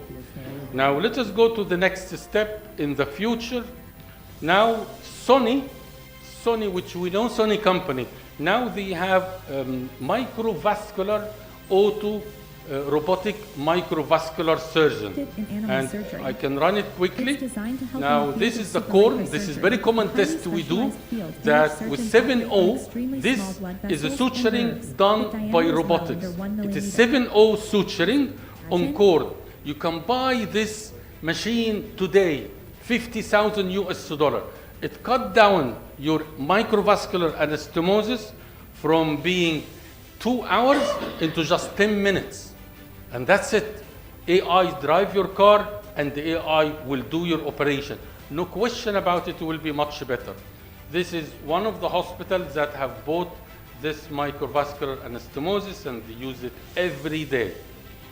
I wouldn't show the video, but I will show you how the AI, if you can run this with you please, how the AI can pick up the needle, decide where is the needle, decide the angle of the tissues, and then you can do it with pick up your needle, you do resuturing. This is done by artificial intelligence. What is the role of us as a surgeon in the future and as a Google developer? I really don't know what is our place. So I have 1 minute 36 seconds and I respect time very well. My conclusion, sure robotic will play a major role in vascular surgery. Junior should be trained with the knowledge. This is our responsibility because nowadays robotic surgery, one hospital, the guys in St. Thomas's, they have 12 robotic program for vascular surgery. I will just give final 2 comments. This is in the Royal College. This is a friend of mine, Dr. Professor Yasser Mohsen. He has done 500 robotic procedures. And now the Royal College of Surgeons of England have started to make the first training robotics in the Middle East. They selected Baghdad to be the place. It is recognized, it is very expensive, and it is a remarkable course. I am on the board of that course, and thank you very much. شكرا استاذ الدكتور عمر الفاروق. يعني طبعا انت دايما تعيشنا في المستقبل السعيد ان شاء الله وبنلاقيه واقع فيري سون. يعني استاذنا الدكتور نادر استاذ جراحه التجميل في طب طنطا هيكلمنا ان شاء الله على الكترو فوتو بايو موديوليشن ان بوست فرينير ريكونستراكشن. اتفضل يا دكتور نادر.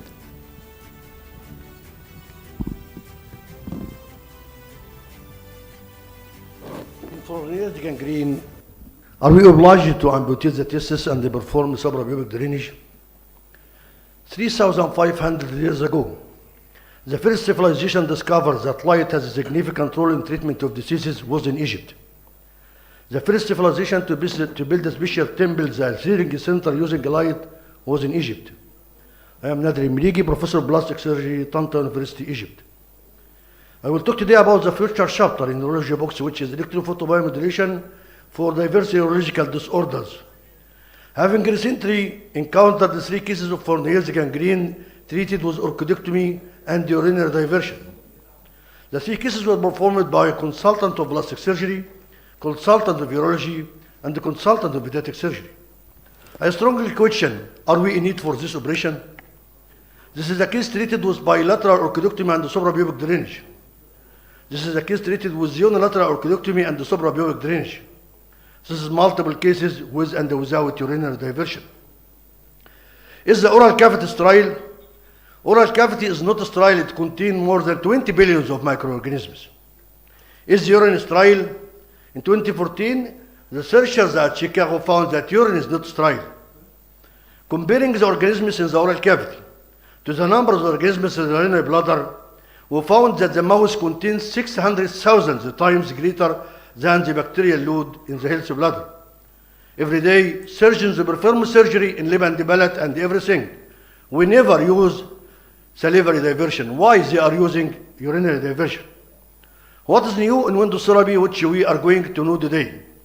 I will talk today about photobiomodulation, which was introduced by Endovascular in 1967, and electrophotobiomodulation, which have been introduced by Meligi in 2023.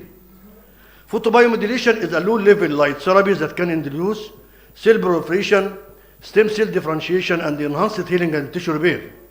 I published my theory as one of the strongest journal in plastic surgery, which is plastic and reconstructive surgery. What is the difference between photobiomodulation of Endovascular and electrophotobiomodulation of Meligi? In electrophotobiomodulation, we use the intense pulsed light in addition to radiofrequency to do cell proliferation, stem cell differentiation, enhanced wound healing, and tissue repair. This is a machine, and this is how to use both IBL and radiofrequency together. All cells of the body contain nitric oxide and cytochrome C oxidase. If we can, with light, separate the nitric oxide, it will be strong vasodilator, and cytochrome C oxidase will help the transformation of EDB to ETB, so all cells will act. All cells will become activated. Could we use electrophotobiomodulation in treatment of burns? Yes, I have published this work at the Burn Care and Research, one of the American Burn Association journals. Using light, we stimulated the macrophage, which removes the dead tissue, and stimulated the fibrocytes and the keratinocytes to repair the tissues. This is a child with multiple variable areas of burns. This is after electrophotobiomodulation with excellent outcome, as you can see after the use of electrophotobiomodulation.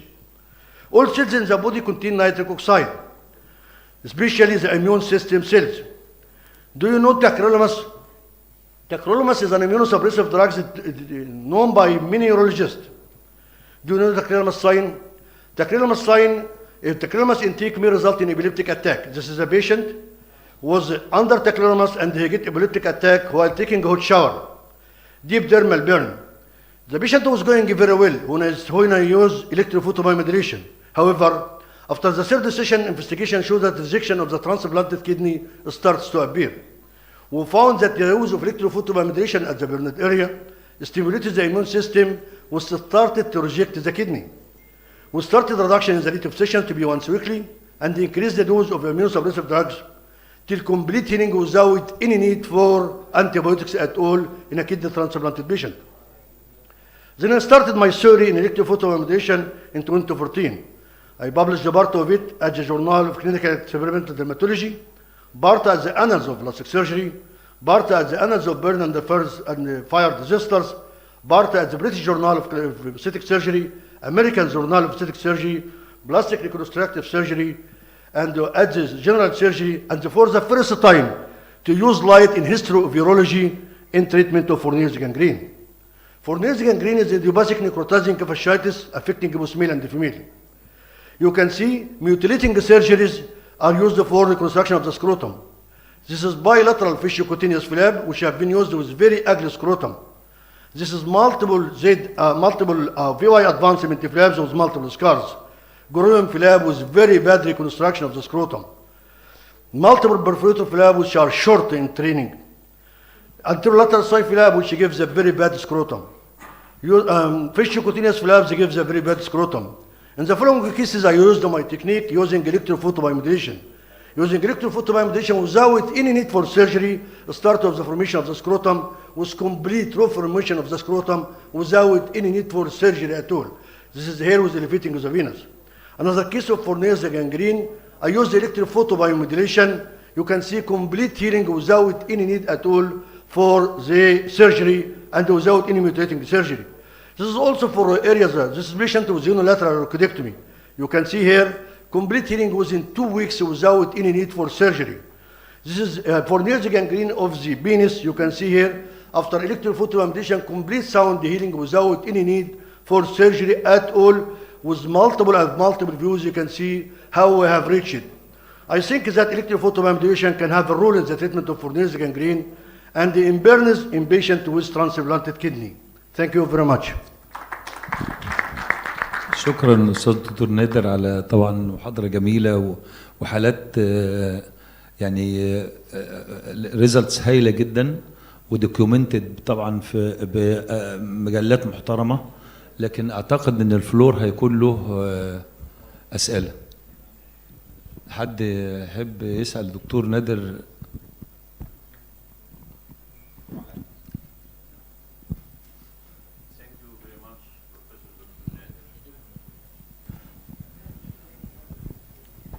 I want to know the mechanism of this photomodulation technique you talk about it.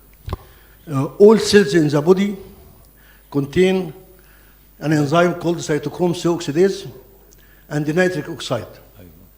The addition of nitric oxide to cytochrome C oxidase causing inhibition of the cell. If you have some sort, you can separate nitric oxide from cytochrome C oxidase. The nitric oxide will act as vasodilator, and the cytochrome C oxidase will help the transformations of adenosine diphosphate to adenosine triphosphate, which is the fuel for all types of cells. Once you have the wavelengths which is sufficient, which I have from 630 to 900, you can separate this, and so all cells will act. You will find the burns in vascular surgery, if you want rapid healing, in everything. And if you know, Viagra to work, have to separate, how to separate the nitric oxide for a long time. That's why, if in the future, I think that Viagra will be used in treatment of local wounds. Yes. How sessions? Multiple sessions every week, from 8 to according to the raw area. Raw area, small maximum weeks. It takes about 2 months to 3 months. Thank you. And you can see also on diabetic foot, if I have time. And diabetic foot is an excellent healing, and they regain the normal structures of the leg. There is a rule in completely amputated, recent amputated? Yes, I have in the last conference I have presented in the amputated fingertip injuries. Yes. It is an excellent technique without any need, and even it needs more explanation to what happened, but it gives a very excellent result. Thank you very much. Thank you very much. شكرا دكتور نادر. دكتور سامح. تفضل دكتور سامح. Thank you, Professor Nader, for this elegant presentation. Actually, it's not my first time to get acquainted to such an amazing technique. I think you have us some examples about your cases, but the code or the secret of the process, I think it is the wavelength, the frequency, the intensity of your laser beam. Yes. I think this is a... Yes. Are you stuck to some parameters, some measurements? All are in the papers. All what yes, I have did, yes, I put it in the papers. Definitely, it is something specific. Yes. Yeah, thank you. Any questions? Thank you. Now the end of the session, and Dr. Adel call the speakers and chairperson.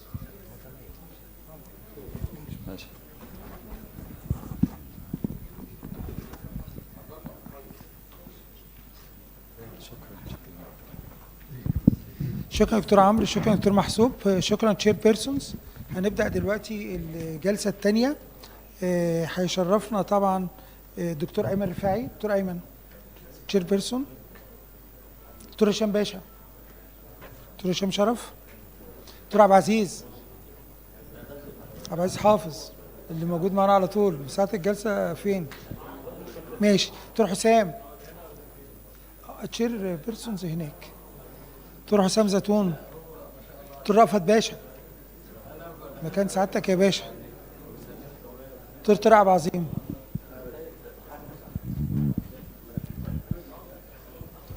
أول محاضرة.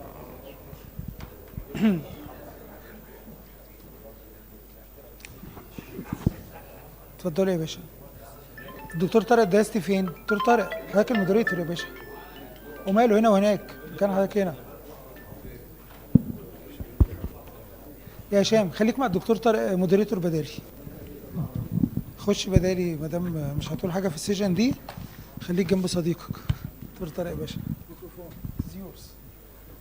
شكرا. وهشام جنبك. ماشي؟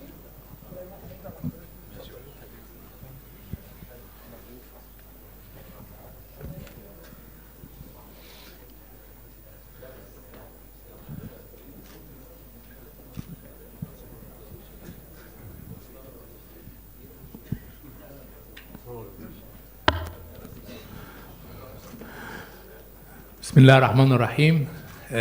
نبدأ إن شاء الله second session، وبيسعدنا وجود الأخ الزميل الفاضل أستاذ الدكتور أيمن رفاعي، the President of Nephrology and Renal Transplant Society، والمسؤول برضو عن بروجرام الرينال ترانسبلانت في مركز الكلى والمسالك البولية أو مركز غنيم في المنصورة. هيكلمنا النهارده على حاجة تهمنا جدا كفاسكولار سيرجن، على اساس ان هنستخدم كونتراست كتير في الشغل بتاعنا، سواء بري اوبراتيف في الدايجنوزس او انترا اوبراتيف في المانجمنت. The renal cost of vascular imaging contemporary the contrast associated AKI acute kidney injury. اتفضل دكتور ايمن. شكرا جزيلا دكتور هشام، شاكر جدا على الدعوة الكريمة و for this prestigious meeting. As Dr. Hisham mentioned that my topic today about the renal cost of vascular imaging on the kidney and the occurrence of AKI related to contrast. This is the agenda and aim of my presentation. Objective align with the contemporary nephrology and vascular imaging guidelines, which emphasize the risk stratification, prevention, and implementation in our clinical practice. So the question is, why is a hidden cost? Hidden refers to under attribution of acute kidney injury and cost to the imaging episode, plus indirect cost from the delayed care and complication. So concern about contrast associated AKI may lead to underuse of indicated imaging in CKD, creating a trade-off between renal risk or diagnostic and therapeutic benefit. The shift from contrast-induced to contrast-associated reflects uncertainty about the causality and the influence of the comorbidities and hemodynamics. So definitions vary slightly across the different society. The KDIGO AKI framework are increasingly used now. The AKI criteria post contrast. Anyway, whatever the term, the typical definition is the rise of serum creatinine more than 0.3 milligram per deciliter within 48 hours after the procedure, or more than 50% within 7 days post-contrast in the absence of other causes. The overall incidence of peripheral vascular interventions, the overall incidence is about 7%. Incidence comes from the large BVI cohorts using contemporary practice better. So in high-risk CKD cohorts, reported rates vary depending on the baseline renal function, contrast volume, and the use of CO2 or iodinated agents. Association with mortality and complication persists after adjustment of baseline risk through confounding cannot be fully excluded. So AKI after BVI is linked to more cardiopulmonary events and higher 30-day mortality. This is highlighting its clinical importance beyond creatinine changes. Contrast-associated AKI is considered the third most common cause of hospital-acquired AKI and carries high direct costs. Cost estimates are from earlier but widely cited analysis. Real-world costs in 2026 are likely higher due to the inflation and increased resource use. Population-based data confirm substantially longer hospital stay and higher costs per admission with contrast-associated AKI better. The pathophysiology of contrast-associated AKI is multifactorial: medullary hypoxia, direct tubular toxicity, oxidative stress, and microvascular dysfunction. However, patients-related factors like CKD and diabetes and procedural factors like contrast load, the type of contrast, the occurrence of hypotension, all these amplify these mechanisms. The risk factors could be classified into patient-related and procedure-related. The patient-related factors include CKD stage, diabetes, and heart failure, which are consistently emerge as the top predictors across coronary and peripheral cohorts. Hypoalbuminemia and anemia reflects frailty and may be modifiable targets for pre-procedural optimization. On the other hand, the procedure-related factors include contrast volume, which is considered the major modifiable procedural risk factor. Risk rises sharply when volume exceeds the renal function. The high osmolar agents are more nephrotoxic and should be avoided in patients with impaired renal function. So what are the tools to stratify the risk in our patient? The famous Mehran and similar scores were originally developed in coronary population, but they are widely adopted for peripheral vascular procedures. Newer approaches incorporate estimated GFR, biomarkers, and clinical context to refine the risk and guide the prophylaxis intensity. So this is the famous Mehran score, and these are the factors contributing in this score. So the pre-procedural renal protection includes ensure hydration by intravenous isotonic saline before and after contrast remains the most evidence-supported prophylaxis measure.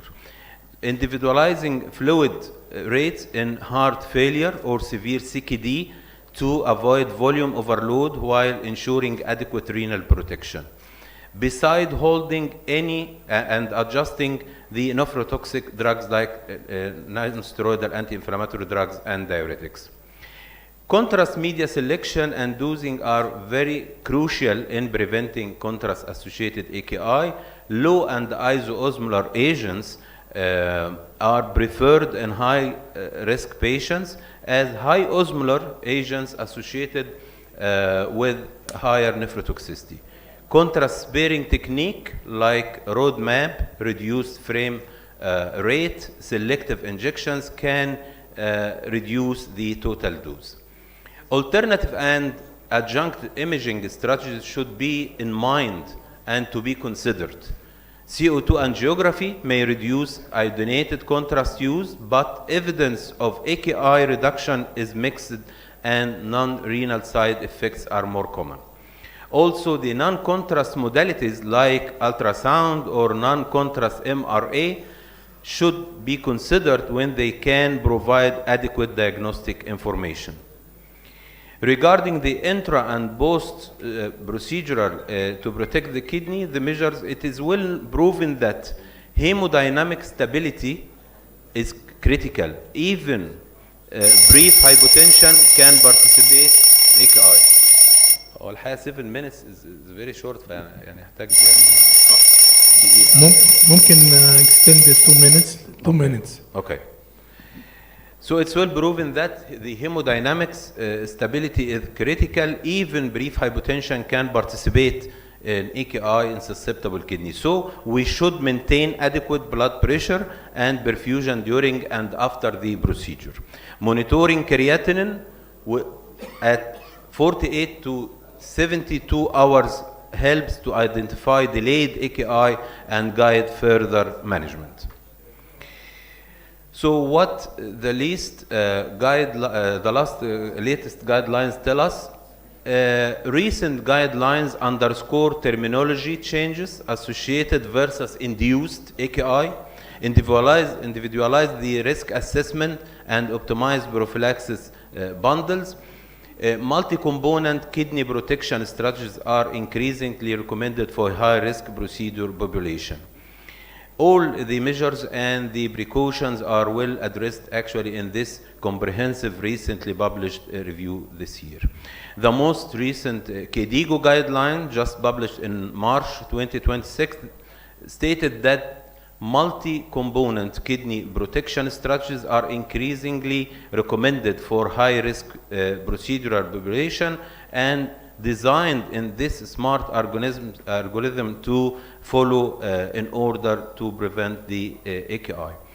And please remember that we should always weigh the benefits versus the risks. So at the end, we can conclude by this practical protocol for peripheral vascular images. This protocol sensitizes current best practice adopted to local resources, nephrology input, and institutional policy. It is essentially emphasized that hydration and contrast minimization are the two most important and impactful universally applicable measures. The take-home message that contrast-associated AKI is frequent, serious, and costly complication of peripheral vascular imaging. The greatest risk lie in patients with CKD, diabetes, heart failure, and high contrast exposure. Prevention is the cornerstone, risk stratification, hydration, contrast minimization, and careful agent selection. And finally, a structured protocol-driven approach can substantially reduce the hidden renal and economic cost of vascular imaging. I would like to end with this photo of the Urology and Nephrology Center unit with the founder and the pioneer, Professor Wanim. Thank you very much. Thank you, Professor Ayman. Is there any question from the... we can postpone after, yes, آخر السيشن. Now it is my pleasure to introduce my dear friend and colleague, Professor Tariq Diasti, the Professor of Diagnostic Radiology and the President of Diagnostic Radiology Society of Egypt. He will talk about guidelines on iodine and gadolinium-based contrast agent, which is very important as a diagnostic modality in peripheral vascular disease. Thank you, Professor Hisham. Dear colleagues, good afternoon. First, I would like to thank the board of the Egyptian Vascular Club for the kind invitation. My learning objective is to identify current management recommendations regarding contrast material administration and what to do in patients who have had allergic-like reaction, and to distinguish safety profiles of the various gadolinium-based contrast agents. I will skip this because it's fully covered by Professor Ayman. So I will focus on acute adverse reaction and gadolinium-based contrast agent, particularly the process of nephrogenic systemic fibrosis. So the main reference is these guidelines from the European Society of Urogenital Radiology in 2025. Definition of acute adverse reaction is an adverse reaction which occurs within 1 hour of contrast media injection. The risk of an acute reaction to gadolinium-based contrast agent is significantly lower than the risk with an iodine-based contrast agent. There is patient-related factor and contrast-related factor, as mentioned by Dr. Ayman. And also to reduce the risk of acute reaction for all patients, use a non-ionic contrast media, keep the patient in the radiology department for 30 minutes after contrast injection, and have the drugs and equipments for resuscitation readily available. So for a patient at increased risk, consider an alternative test not requiring a contrast agent. Use a different iodine-based agent for previous reaction, and also consider the use of pre-medication The clinical evidence of the effectiveness of pre-medication is limited. However, we can use a suitable pre-medication regimen is prednisolone 30 milligram orally. Then first line management, the drugs and instruments which should be in the examination room are listed here. And for special patient like diabetic patients taking metformin, this depends on the estimated GFR. If it is more than 60 milli, we can continue take the medication. If the GFR between 30 and 60, we can stop metformin 48 hours before contrast administration and remain off 48 hours after. And for contrast administration, if the serum creatinine is unchanged after 48 hours, we can continue.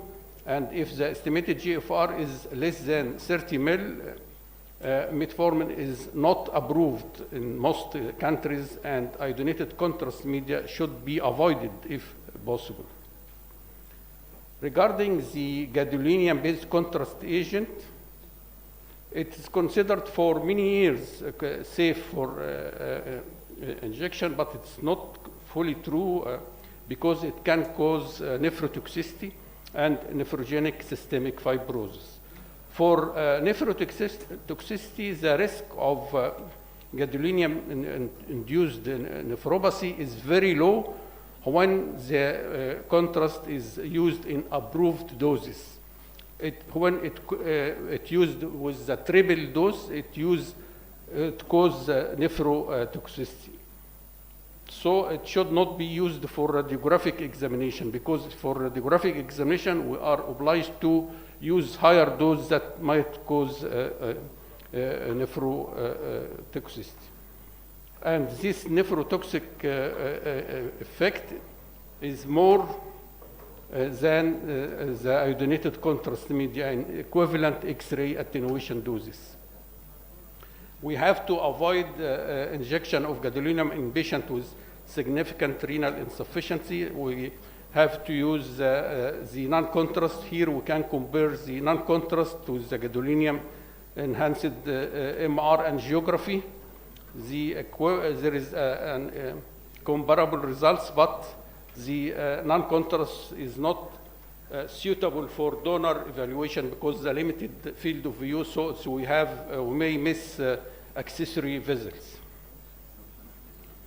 To reduce contrast-induced nephropathy from gadolinium, all contrast media can be removed by hemodialysis or peritoneal dialysis, but there is no evidence that hemodialysis protects patients with impaired renal function. For what about nephrogenic systemic fibrosis, the link between NSF and gadolinium-based contrast agent is recognized in 2006. The onset from day of exposure to the contrast, 2 to 3 months after. There is second skin and subcutaneous tissue, woody texture, fibrosis of internal organs like muscles, diaphragm, heart, lung, liver, and lungs. There is contractures, cachexia, and there is death in proportion of patients. So this is the skin of patient with nephrogenic systemic fibrosis.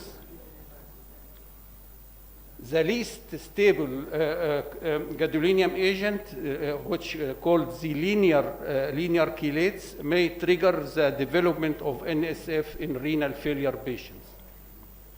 So for patient at higher risk, patient with CKD 4 and 5, patient on dialysis, and the patient with reduced renal function who have had or are waiting liver transplantation, these are patients at higher risk to develop NSF. Patients at low risk, patient with CKD 3, GFR between 30 and 59, and children under 1 year, and there is patients not at risk, patient with normal renal function. although many cases are mild and limited to the dermatologic manifestation, there is 5% of cases have more fulminant course resulting in this. So the European Medicines Agency shows this final opinion, confirm restrictions on the use of linear chelates gadolinium agent in body scans. This is a list of linear chelates that suspended or restricted. Here are the linear chelates. This in some area in Egypt, we still use this linear chelates. And this is the macrocyclic chelates that should be or recommended to use it to avoid the NSF, like Dotarem and Gadovest.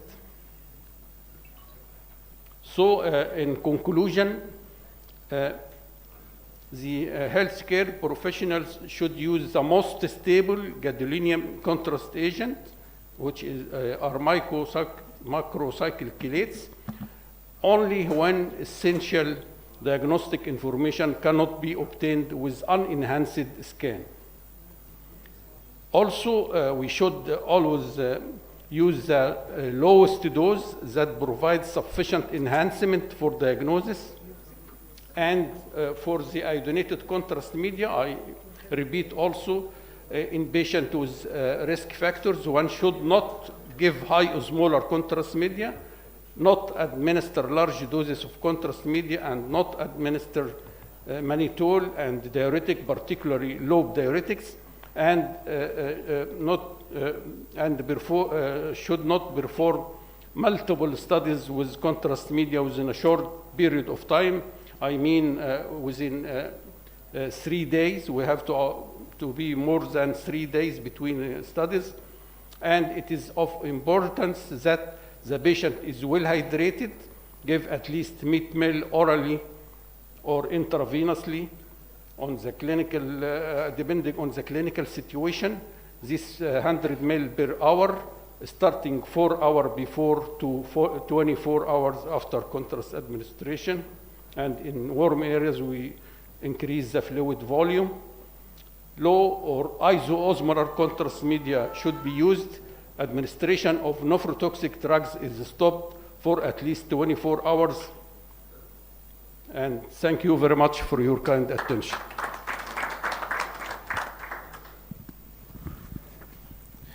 Thank you, Professor Tar, for this informative lecture about the contrast used in vascular surgery.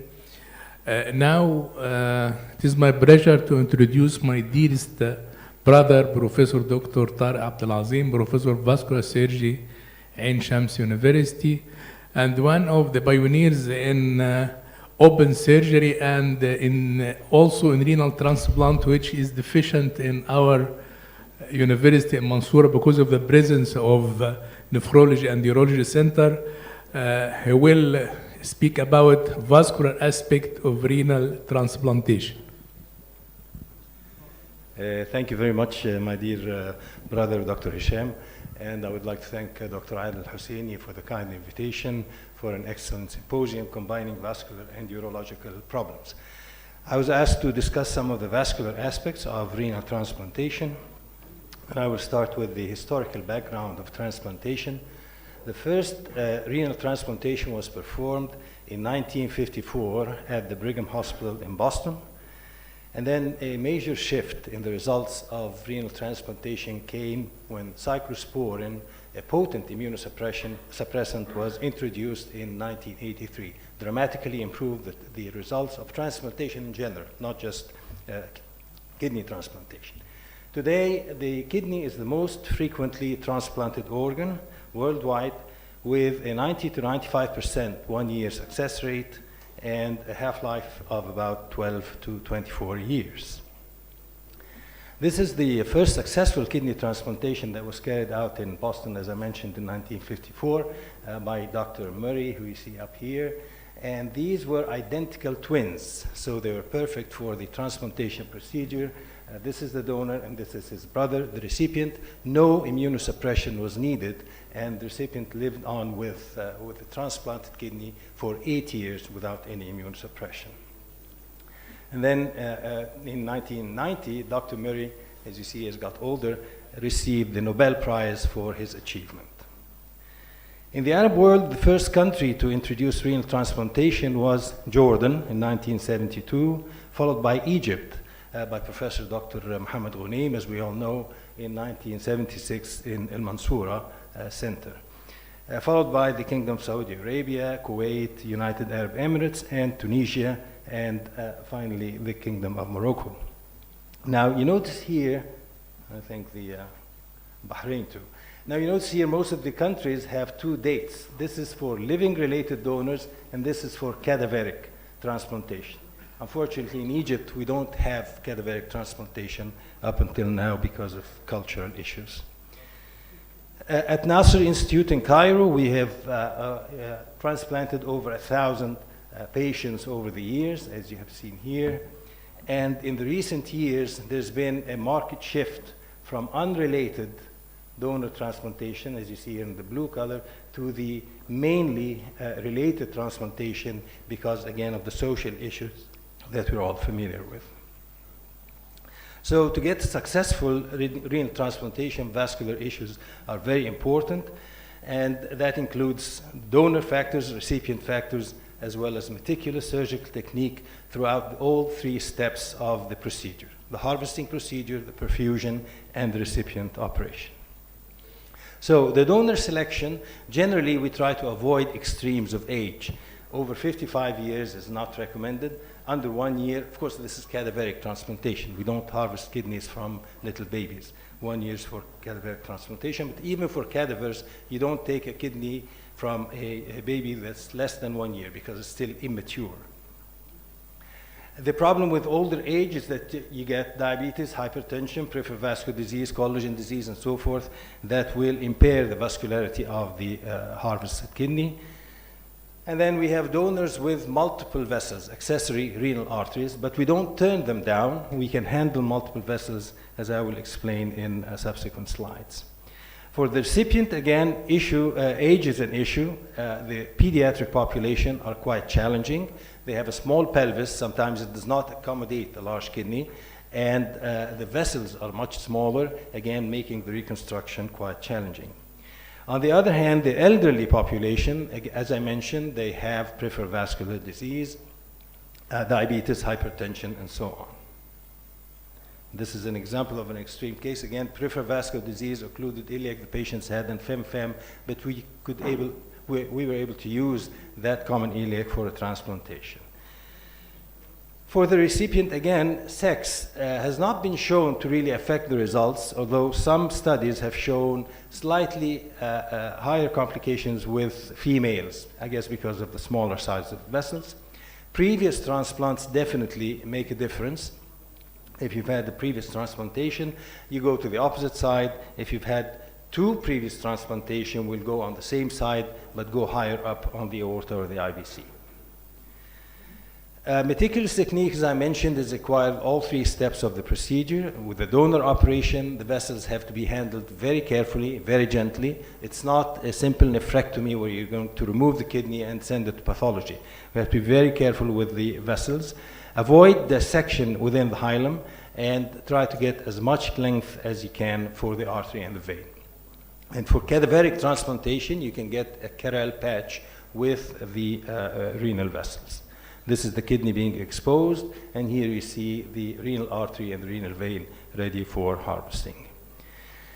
The perfusion step is also very important. You cannulate the vessels carefully. You don't want to provide an intimal injury during the perfusion with subsequent dissection.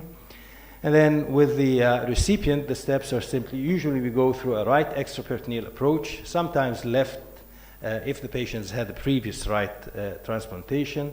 And occasionally we'll do an extraperitoneal, intraperitoneal, middle line approach if a urological procedure is combined with the transplantation. So here is the right, typical right extraperitoneal approach, common iliac, external iliac, and this is the internal iliac dissected and transected, ready for the anastomosis, and this is the common iliac, external iliac vein axis. Same thing, but going higher up. Sometimes we go up to the aorta, as you see above the bifurcation, and the IVC in certain situations that I will mention. And this is sometimes an extraperitoneal approach through a middle line if a combined urological procedure is needed. We go all the way extraperitoneal until we reach the vessels at the same spot. The options for the vascular anastomosis include the internal iliac artery, common or external iliac artery, and as I mentioned, sometimes we go up to the aorta and IVC. This is the classic internal iliac artery, transected, anastomosis to the renal artery.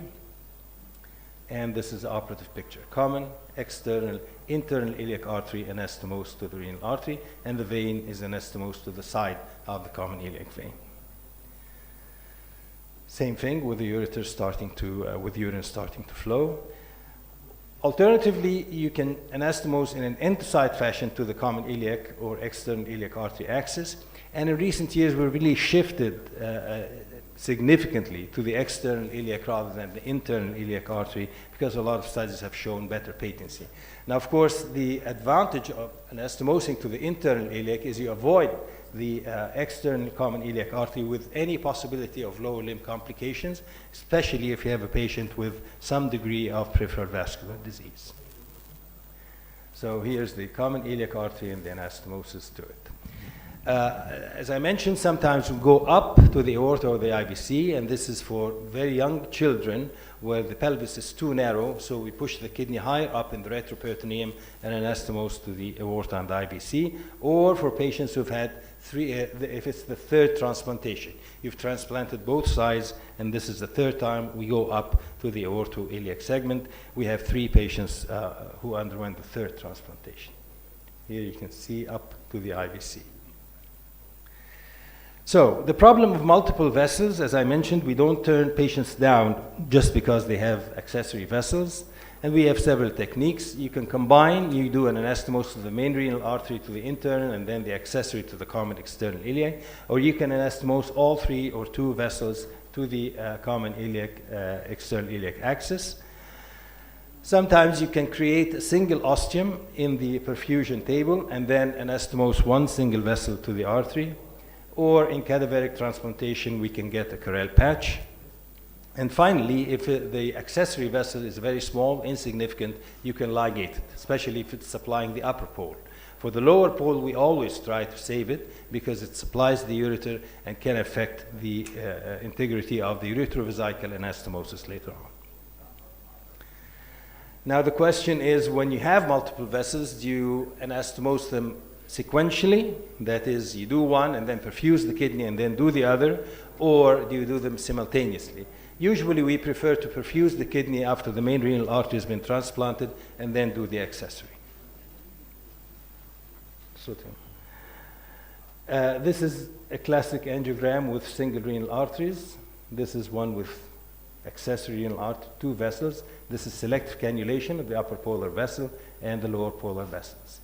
And intraoperatively, both vessels were transplanted, the main to the internal iliac artery and the accessory to the external iliac artery.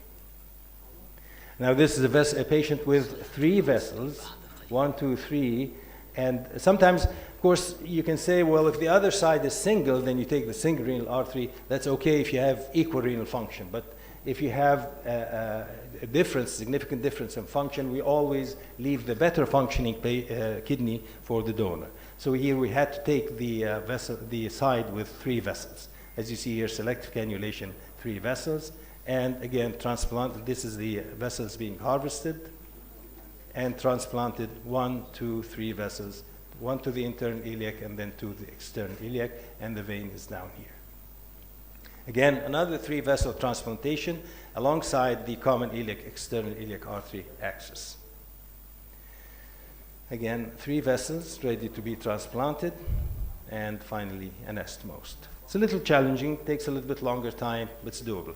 Now for veins, it's a little different. You don't need to transplant accessory veins because the intrarenal communication in the venous system is different. They will communicate, they will drain together. Unlike the arteries, each artery supplies a certain segment of the end arteries.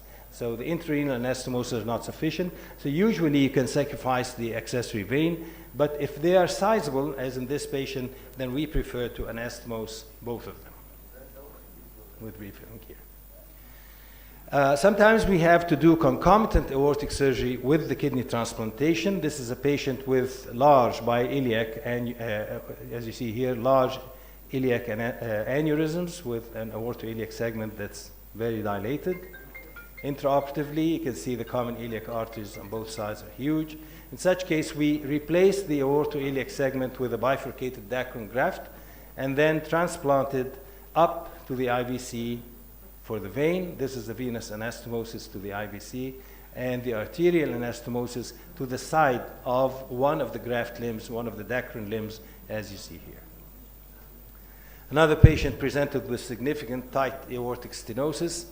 This was a long time ago. We did not really have covered stents at that time, but anyway, we did at the same session endarterectomy and patching of that segment so as not to compromise the renal perfusion. Vascular complications, fortunately, are very few. Most series will report less than 5% of incidence of vascular complications.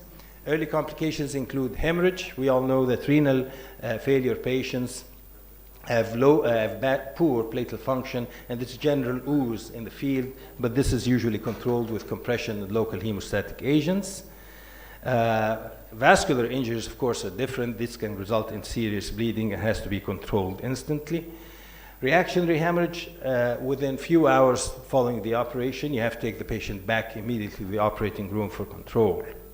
On the other hand, secondary hemorrhage, which occurs like 2 or 3 weeks post-operatively, is usually the result of infection, and unfortunately, you have to end up with a nephrectomy. Trying to repair an artery in an infected field is never successful.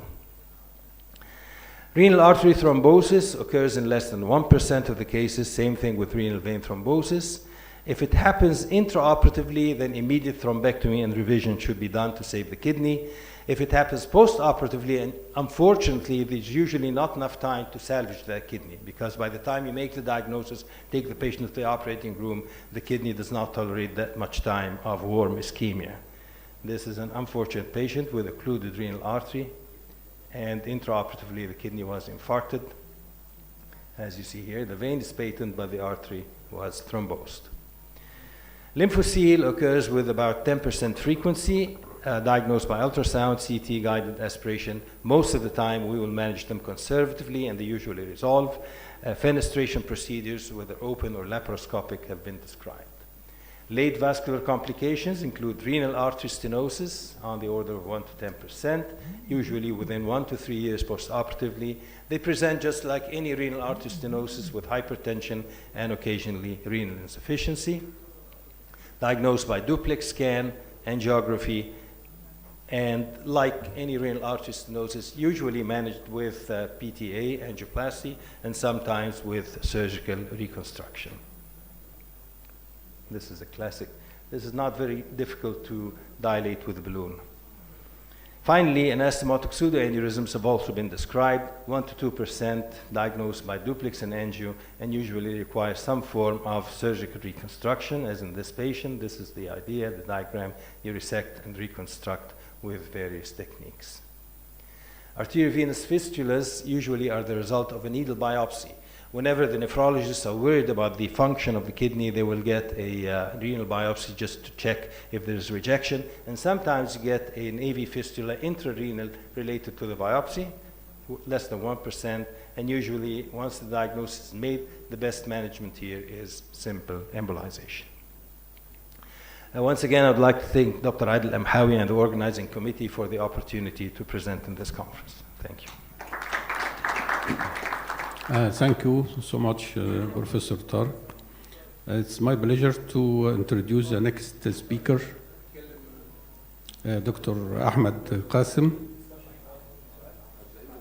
He is going to speak about from challenge to flow, tips for difficult vascular anastomosis in kidney transplantation. Thank you, my dear professor. Thank you for the committee for the nice invitation.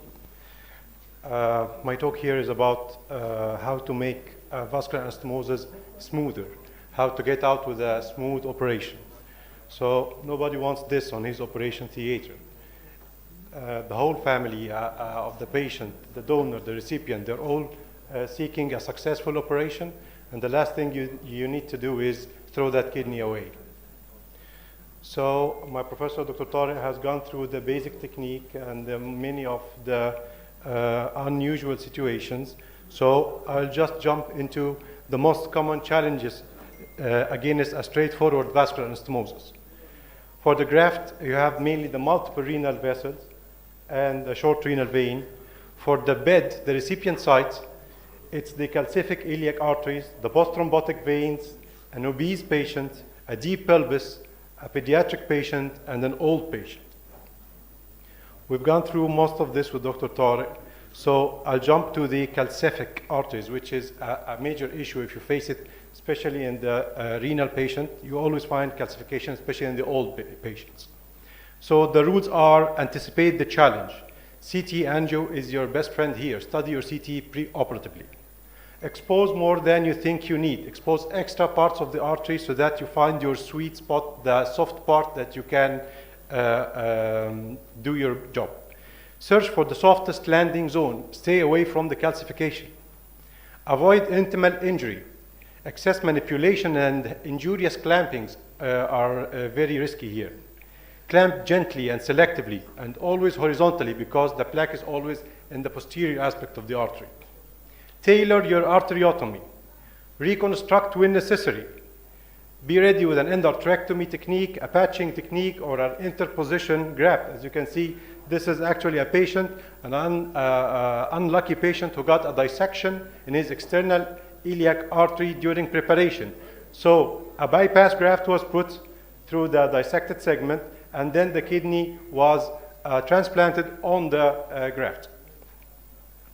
Suture meticulously. So small, evenly placed suture put through live tissues, not through the calcium. For a deep hostile pelvis, your best friends are generous incisions, applying good retractors, using lengthy instruments and clamps, and a very capable assistant is always on your side. For pediatric transplantation, the problem is small receiving vessels that are highly susceptible to spasm. So your tools here are to avoid excessive manipulation, use local papaverine, warm the room temperature, warm saline irrigation all the way, generous arteriotomies, and frequent use of interrupted sutures. So going to the 10 golden tips for a smooth operation. Number 1, plan before you scrub in. This is a patient who got aborted from a transplantation operation in Turkey, and then he came to us seeking transplantation. His CT angio was fine, but upon CTV, you can find bilateral thrombotic iliac veins. There is no venous access here. Then that's very common with these patients because they use femoral catheters. Upon studying another CT venography, we find a nice spot in the IVC. So this was our target in the operation. We shifted our plan to tackling the IVC directly. I didn't even dissect the iliacs because I know they were diseased. So straight to the IVC, the healthy segment, that's your working station, anastomosis, everything gets nice, and that required preoperative modification, even of the skin incision. It's not the usual oblique, it's a right paramedian incision. Number 2, check your settings, your lights, your retractors, your clamps, very important, non-crushing clamps, and your assistance. Number 3, bed preparation is a time well spent. Spend time on your bed preparation, that's your working station. Number 4, communicate with the other room, because you never know what's coming to you, so always be oriented with what's going on in the donor room, what's coming on your back table. And then comes the back table that makes all the difference. Before you first stitch, decide on your anastomotic technique, especially in multiple vessels. Number 8, slow is smooth, smooth is fast. So don't try to rush. A few seconds extra in every step wouldn't harm, but would come out with a nice outcome. Trust your instincts. You're a vascular surgeon, so if something looks or feels wrong, stop and correct it before proceeding. Don't overlook it. And leave the OR only when you are satisfied with your results. And finally, my 10 golden anastomotic periods for the anastomosis. Again, bed preparation is a major key. It's your working station. Don't rush into your work. Number 2, create a tension-free anastomosis. Short vessels, over tight vessel, undissected vessels are always tending to be tensive. Respect the intima, handle the adventitia more frequently. Avoid twisting or rotations, always confirm the neutral orientation of both the artery and the vein. Make generous venotomies and arteriotomies. Match vessel size intelligently, use our vascular techniques, spatulation, fish mouth incisions, and patching techniques rather than accepting a narrow anastomosis that is defected. Place precise, evenly spaced sutures with consistent bite depth. Flush all the way to wash out preservative solution, air, blood clots, and debris. De-air, get the air out, and get your flow restored in a controlled sequence. We remove the venous clamp first and then the arterial one, and we always, at the arterial side, we tend to get the back flow first before we get the head flow. And finally, assess your work through before you come out. So assess your work thoroughly before you come out. Evaluate the anastomotic integrity. There's no bleeding points, the graft color, arterial pulsations, and venous refilling, and urine outflow. And finally, there's a 5-second nice video that shows all the trophy to this workup, which is, yeah, that's it. The second of trophy. When you have done your anastomosis, everything looks nice. And here's urine coming out of your ureter before transplanting into the bladder. And that's the final scenario. Thank you. Thank you, Professor Ahmed Qasim, for this nice presentation. Now, it is my pleasure to introduce my dearest friend and colleague, Dr. Hussam Al-Wakil, Professor of Vascular and Endovascular Surgery, Mansoura University, who will talk about renal protection during juxtarenal aortic intervention. Assalamu alaikum wa rahmatullahi wa barakatuh. We will talk about renal protection during aortic surgery. As you all know, acute kidney injury is a major complication during aortic surgery, especially when we are dealing with juxtarenal, pararenal, and paravisceral aneurysms. Acute kidney injury in straightforward open surgery, open aortic repair ranging from 15 to 30%, and during EVAR ranging from 5 to 15%, but these figures are more in complicated surgeries. Of course, the major risk factor for acute kidney injury in aortic surgery include patient-related factors like pre-existing chronic kidney disease and advanced age, diabetes, hypertension, cardiovascular disease, the presence of anemia, and of course hypovolemia. And procedure-related factors including the presence of juxtarenal, pararenal, which required suprarenal or supraceliac clamping, and prolonged renal ischemia, which is the most important factor, and the presence of complicated cases of thoracoabdominal aortic aneurysm repair, the presence of major blood loss and also major blood transfusion, which may result in DIC, and the contrast exposure and the embolization in EVAR. The predictor factor, the most important, strongest predictor factor of post-operative renal dysfunction is the preoperative renal function. Renal ischemia is the cornerstone. It produces increased renal ischemia results in cellular injury, which results in post-operative acute kidney injury risk. Also, after clamp removal, reperfusion injury is another important factor in acute kidney injury. The principle of renal protection include preoperative, intraoperative, and post-operative requirement. As regards the preoperative, the first important is identification of the basal renal condition, presence of chronic kidney disease. The hydration status, preoperatively, we should start intravenous hydration 12 hours before the aortic surgery, giving at least 1 milli of normal saline per kg per hour. Also, we should know the anatomic variation, the presence of accessory or apparent renal artery.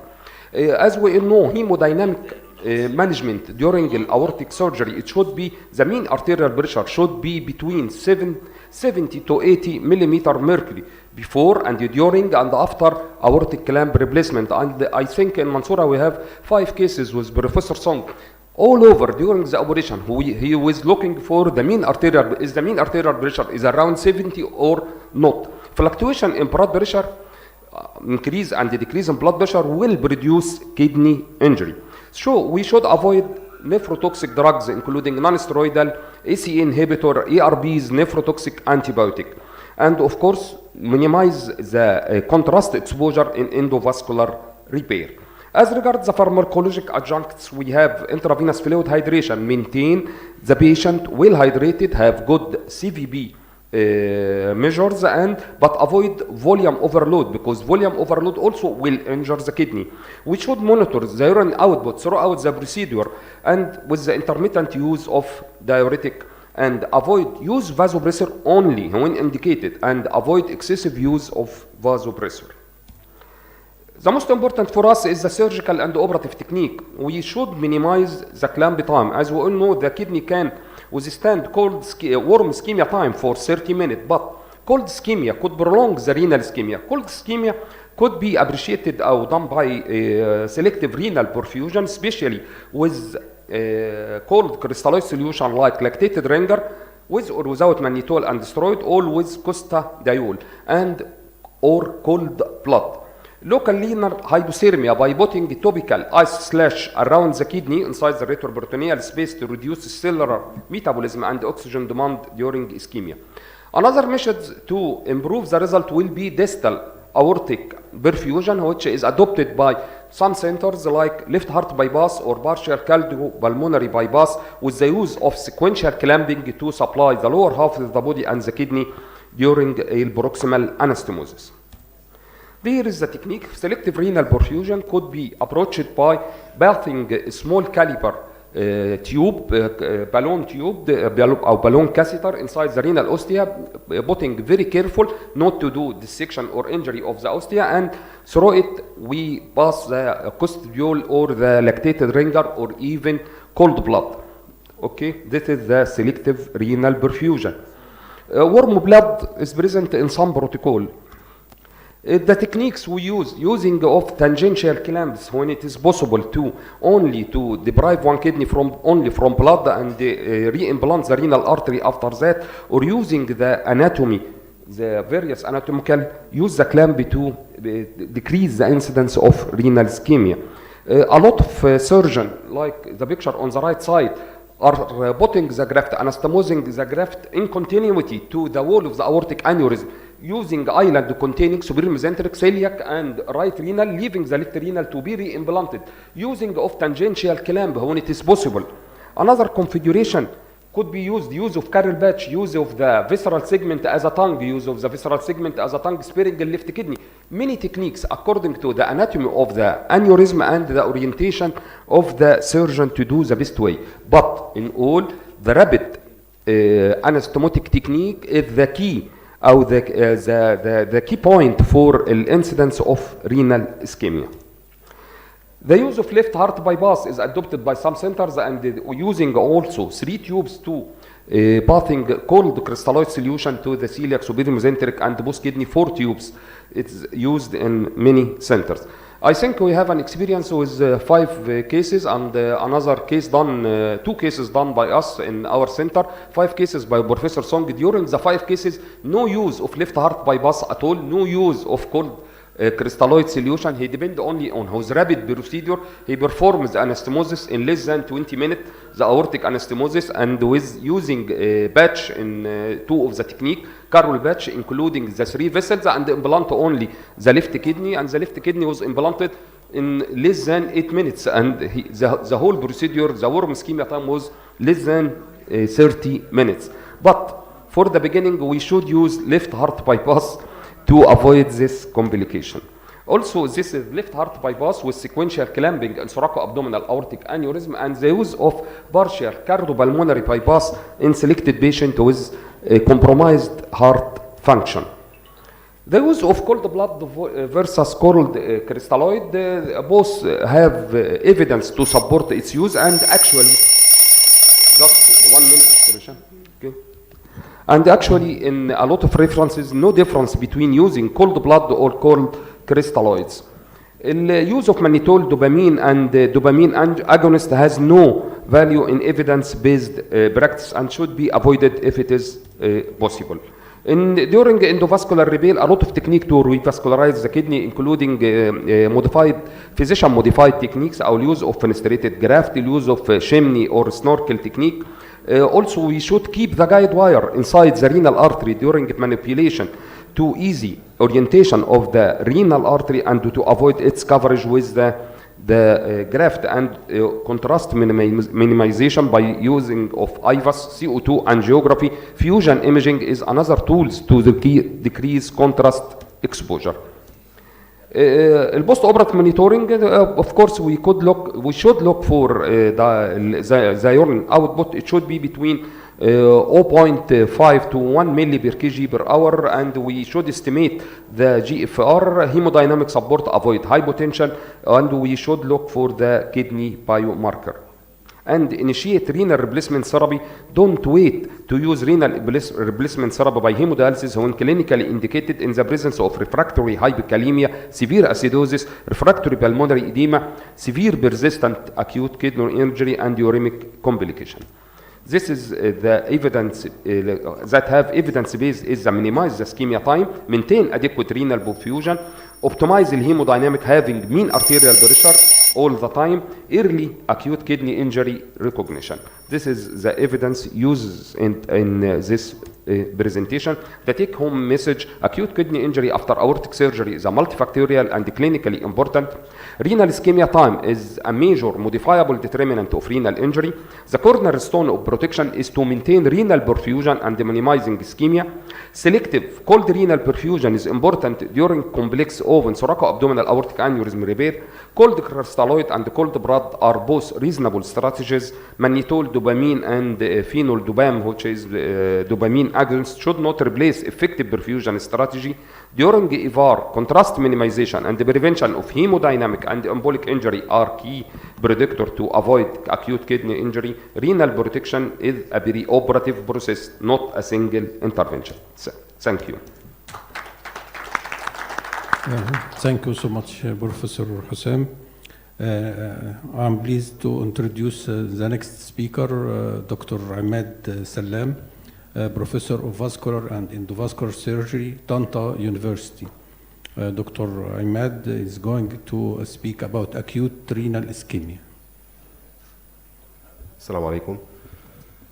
Allow me to introduce a short updated overview on acute renal ischemia, which is not an easy job after this elegant presentation in this session. These are our objectives today: to cover rapidly the interruption or cessation of arterial or venous blood flow to the kidney can cause partial or complete ischemia for one or both kidneys.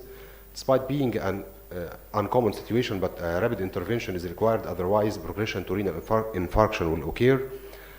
Unfortunately, evidence regarding incidence or management of acute renal ischemia are very limited.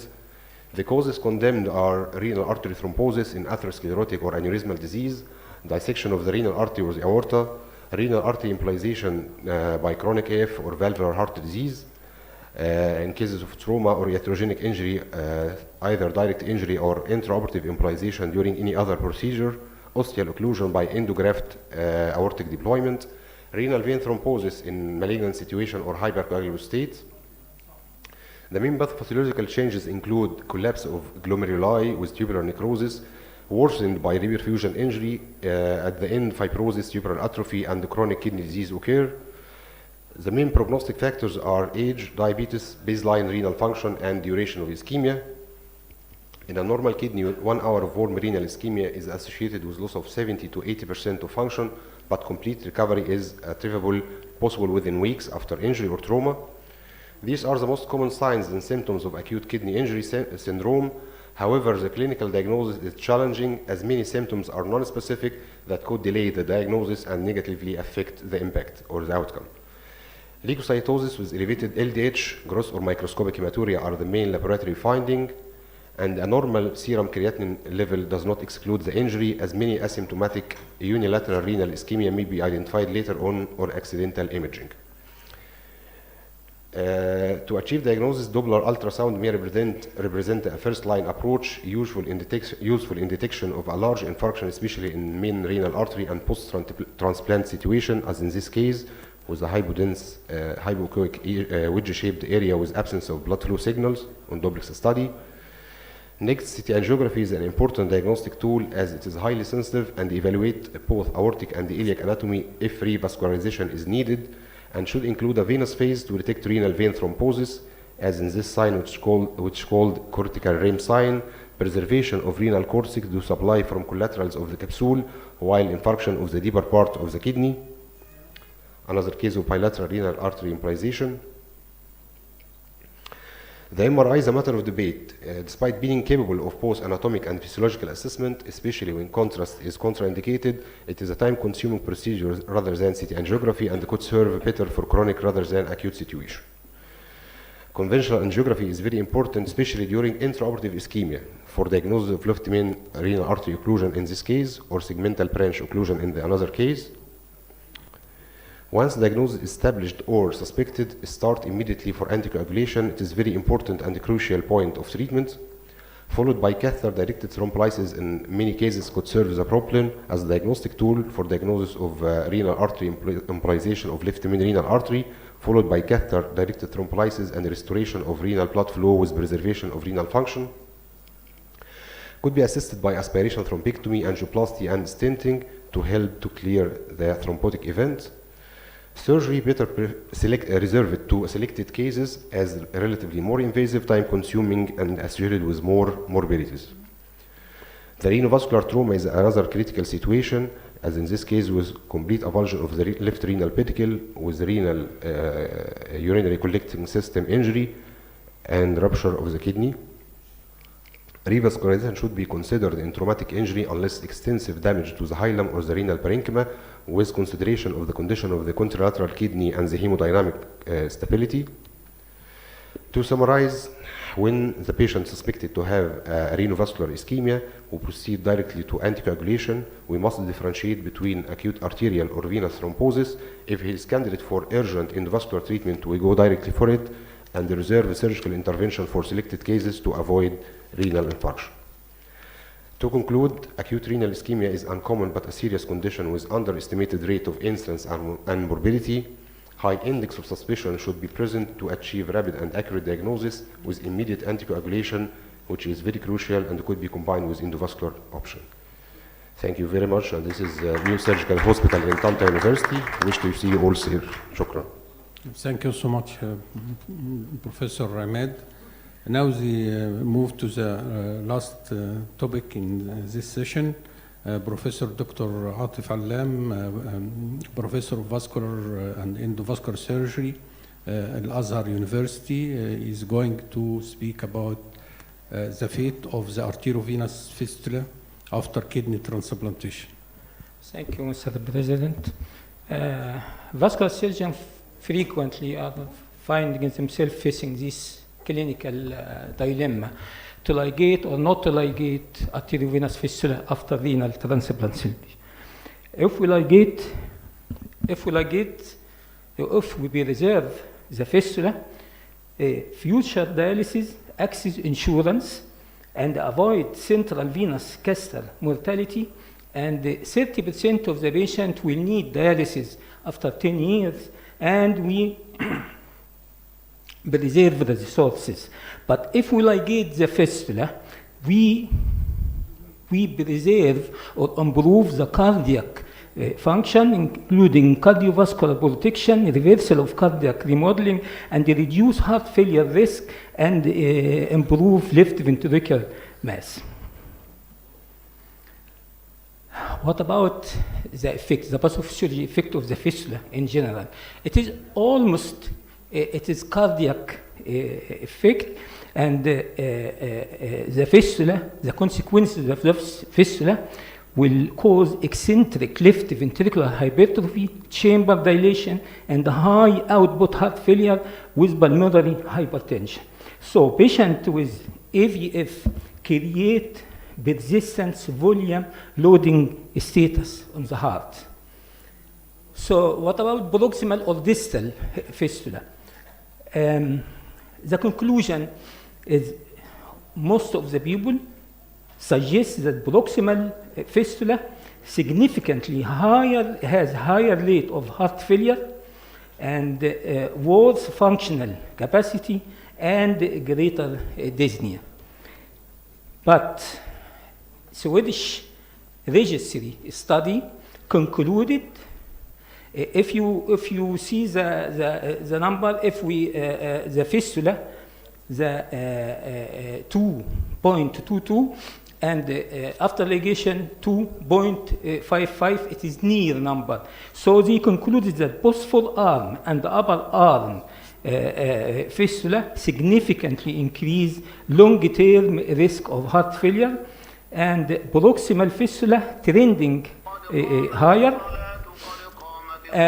In case of ligation, according to meta-analysis including 18,000 patients, ligation reduce left ventricular mass, and ligation also reduce left ventricular mass index, and lower ligation, lower fistula-related complication without increasing mortality.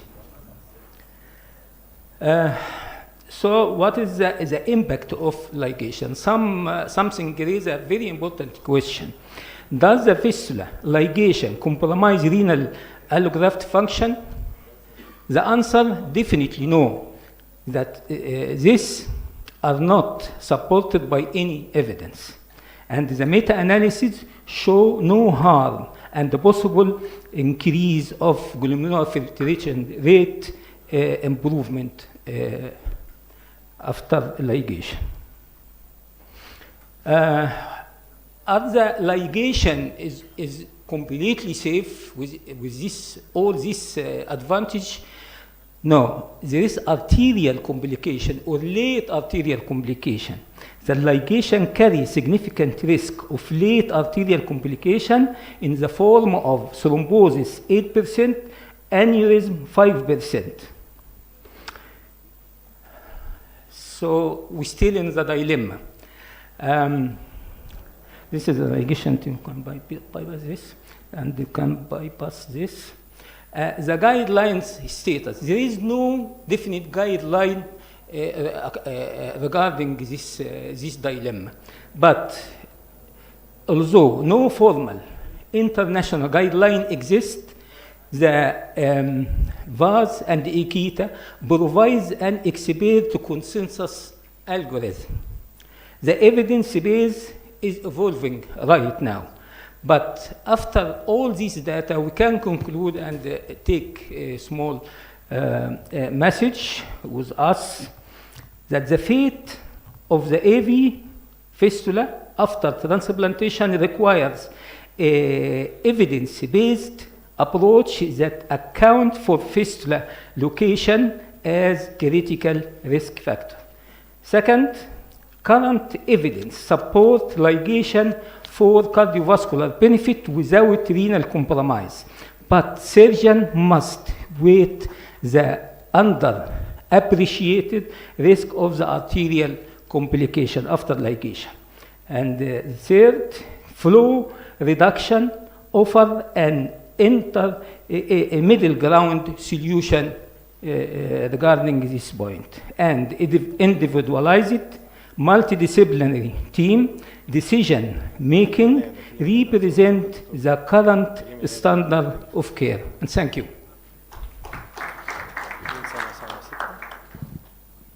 Thank you so much, Professor Atif.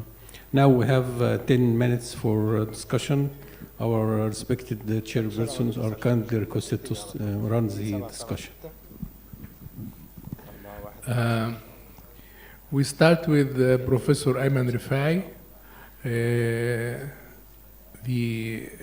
His topic is renal cause of vascular imaging. Is there any question for Professor Ayman Rifai?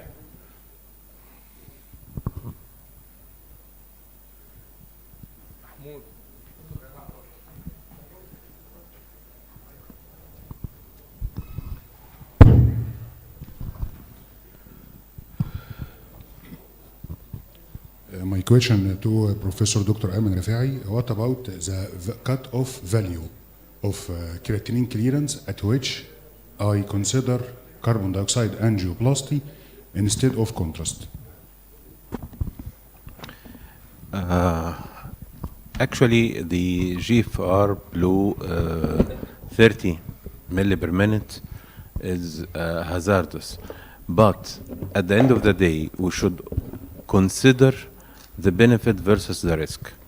I mean, we should keep in mind if the condition is life-threatening and the vascular imaging is mandatory, whatever the degree of renal impairment, we should go for the imaging on the expense of the kidney function. I mean, if we have a cardiac patient with life-threatening condition that necessitate to do an imaging with contrast, whatever the fate, even if the patients will be on dialysis later on, we should go through it. I mean, the decision is individualized according to the severity and how dangerous is the situation. So we should not put the renal function as a barrier in this situation. So this is always the dilemma in this issue. But I'm not be happy to patient lose his life to keep a creatinine 1 or 0.9 milligram per deciliter. I mean, whatever the degree of renal impairment, we should weigh the risk versus the benefit.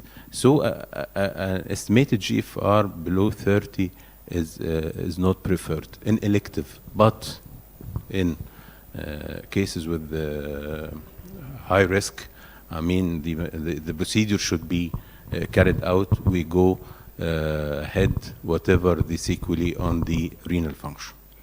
I'd like to add, I agree with Professor Ayman, but in some situation with patient with significant renal insufficiency, patient with end-stage renal disease on dialysis, and we would like to make CT angiography.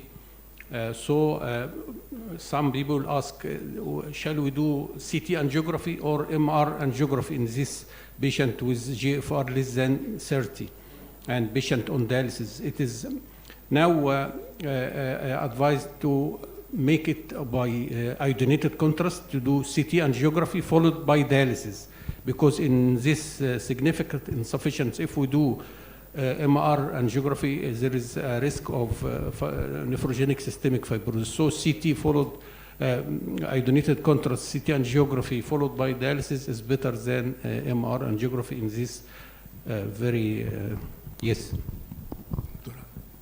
Dr. Amr.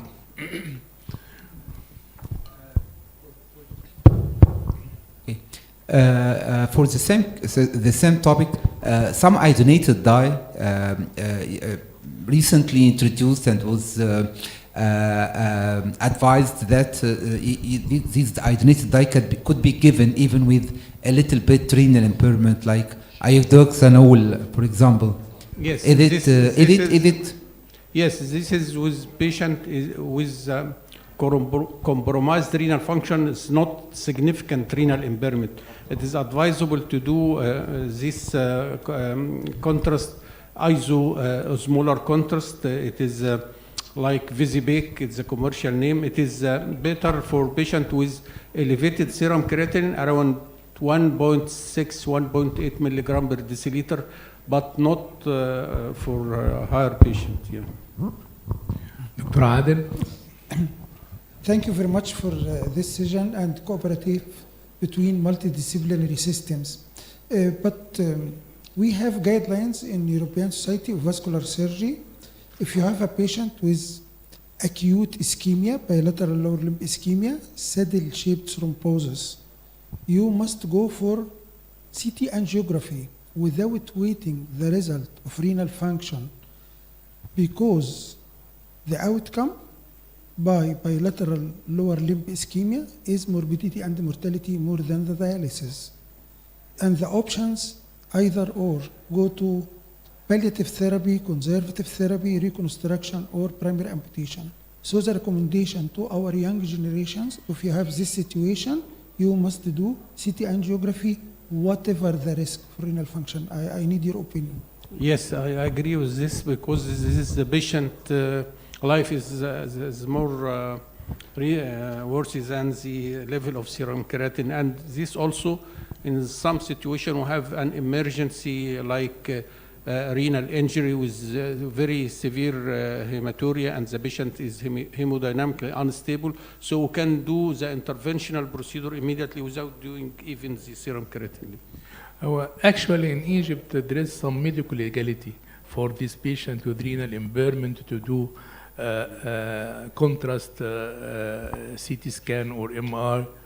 We must discuss this with the patient or relative of the patient and convince by the hazards of this technique against the cost benefit of this technique against the revascularization. I think it is very important for medical legality issue. I agree, Dr. Hisham, and some recommend this CT angiography for the abdomen, and the etiology of this arterial thrombosis may be malignancy or secondaries, and you must discover this at this point. This is a very important point as a diagnostic. I think we will shift it to the Professor Tariq Abdel Azim. Is there any question? Dr. Badir.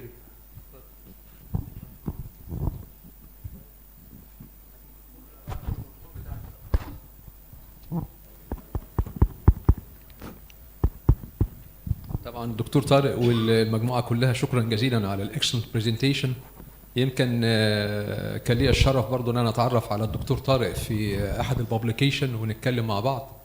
انا اسمي بدير علي الدين، يورولوجيست او بروفيسور اوف يورولوجي اند رينال ترانسبلانت سيرجن، وكان لنا الحظ الكبير في مركز الكلى في المنصوره ان احنا we have been trained to do the whole job of renal transplantation, the urologist job and the vascular anastomosis job.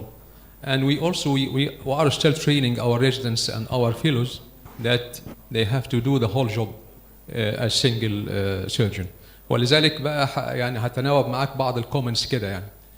على سبيل المثال بالنسبه للانسجن يعني we are either doing a muscle cutting incision, the oblique incision, or we do the pararectal incision, which is very يعني convenient for the urological surgeon, and we can approach the kidney if we are doing simultaneous nephrectomy at the same time.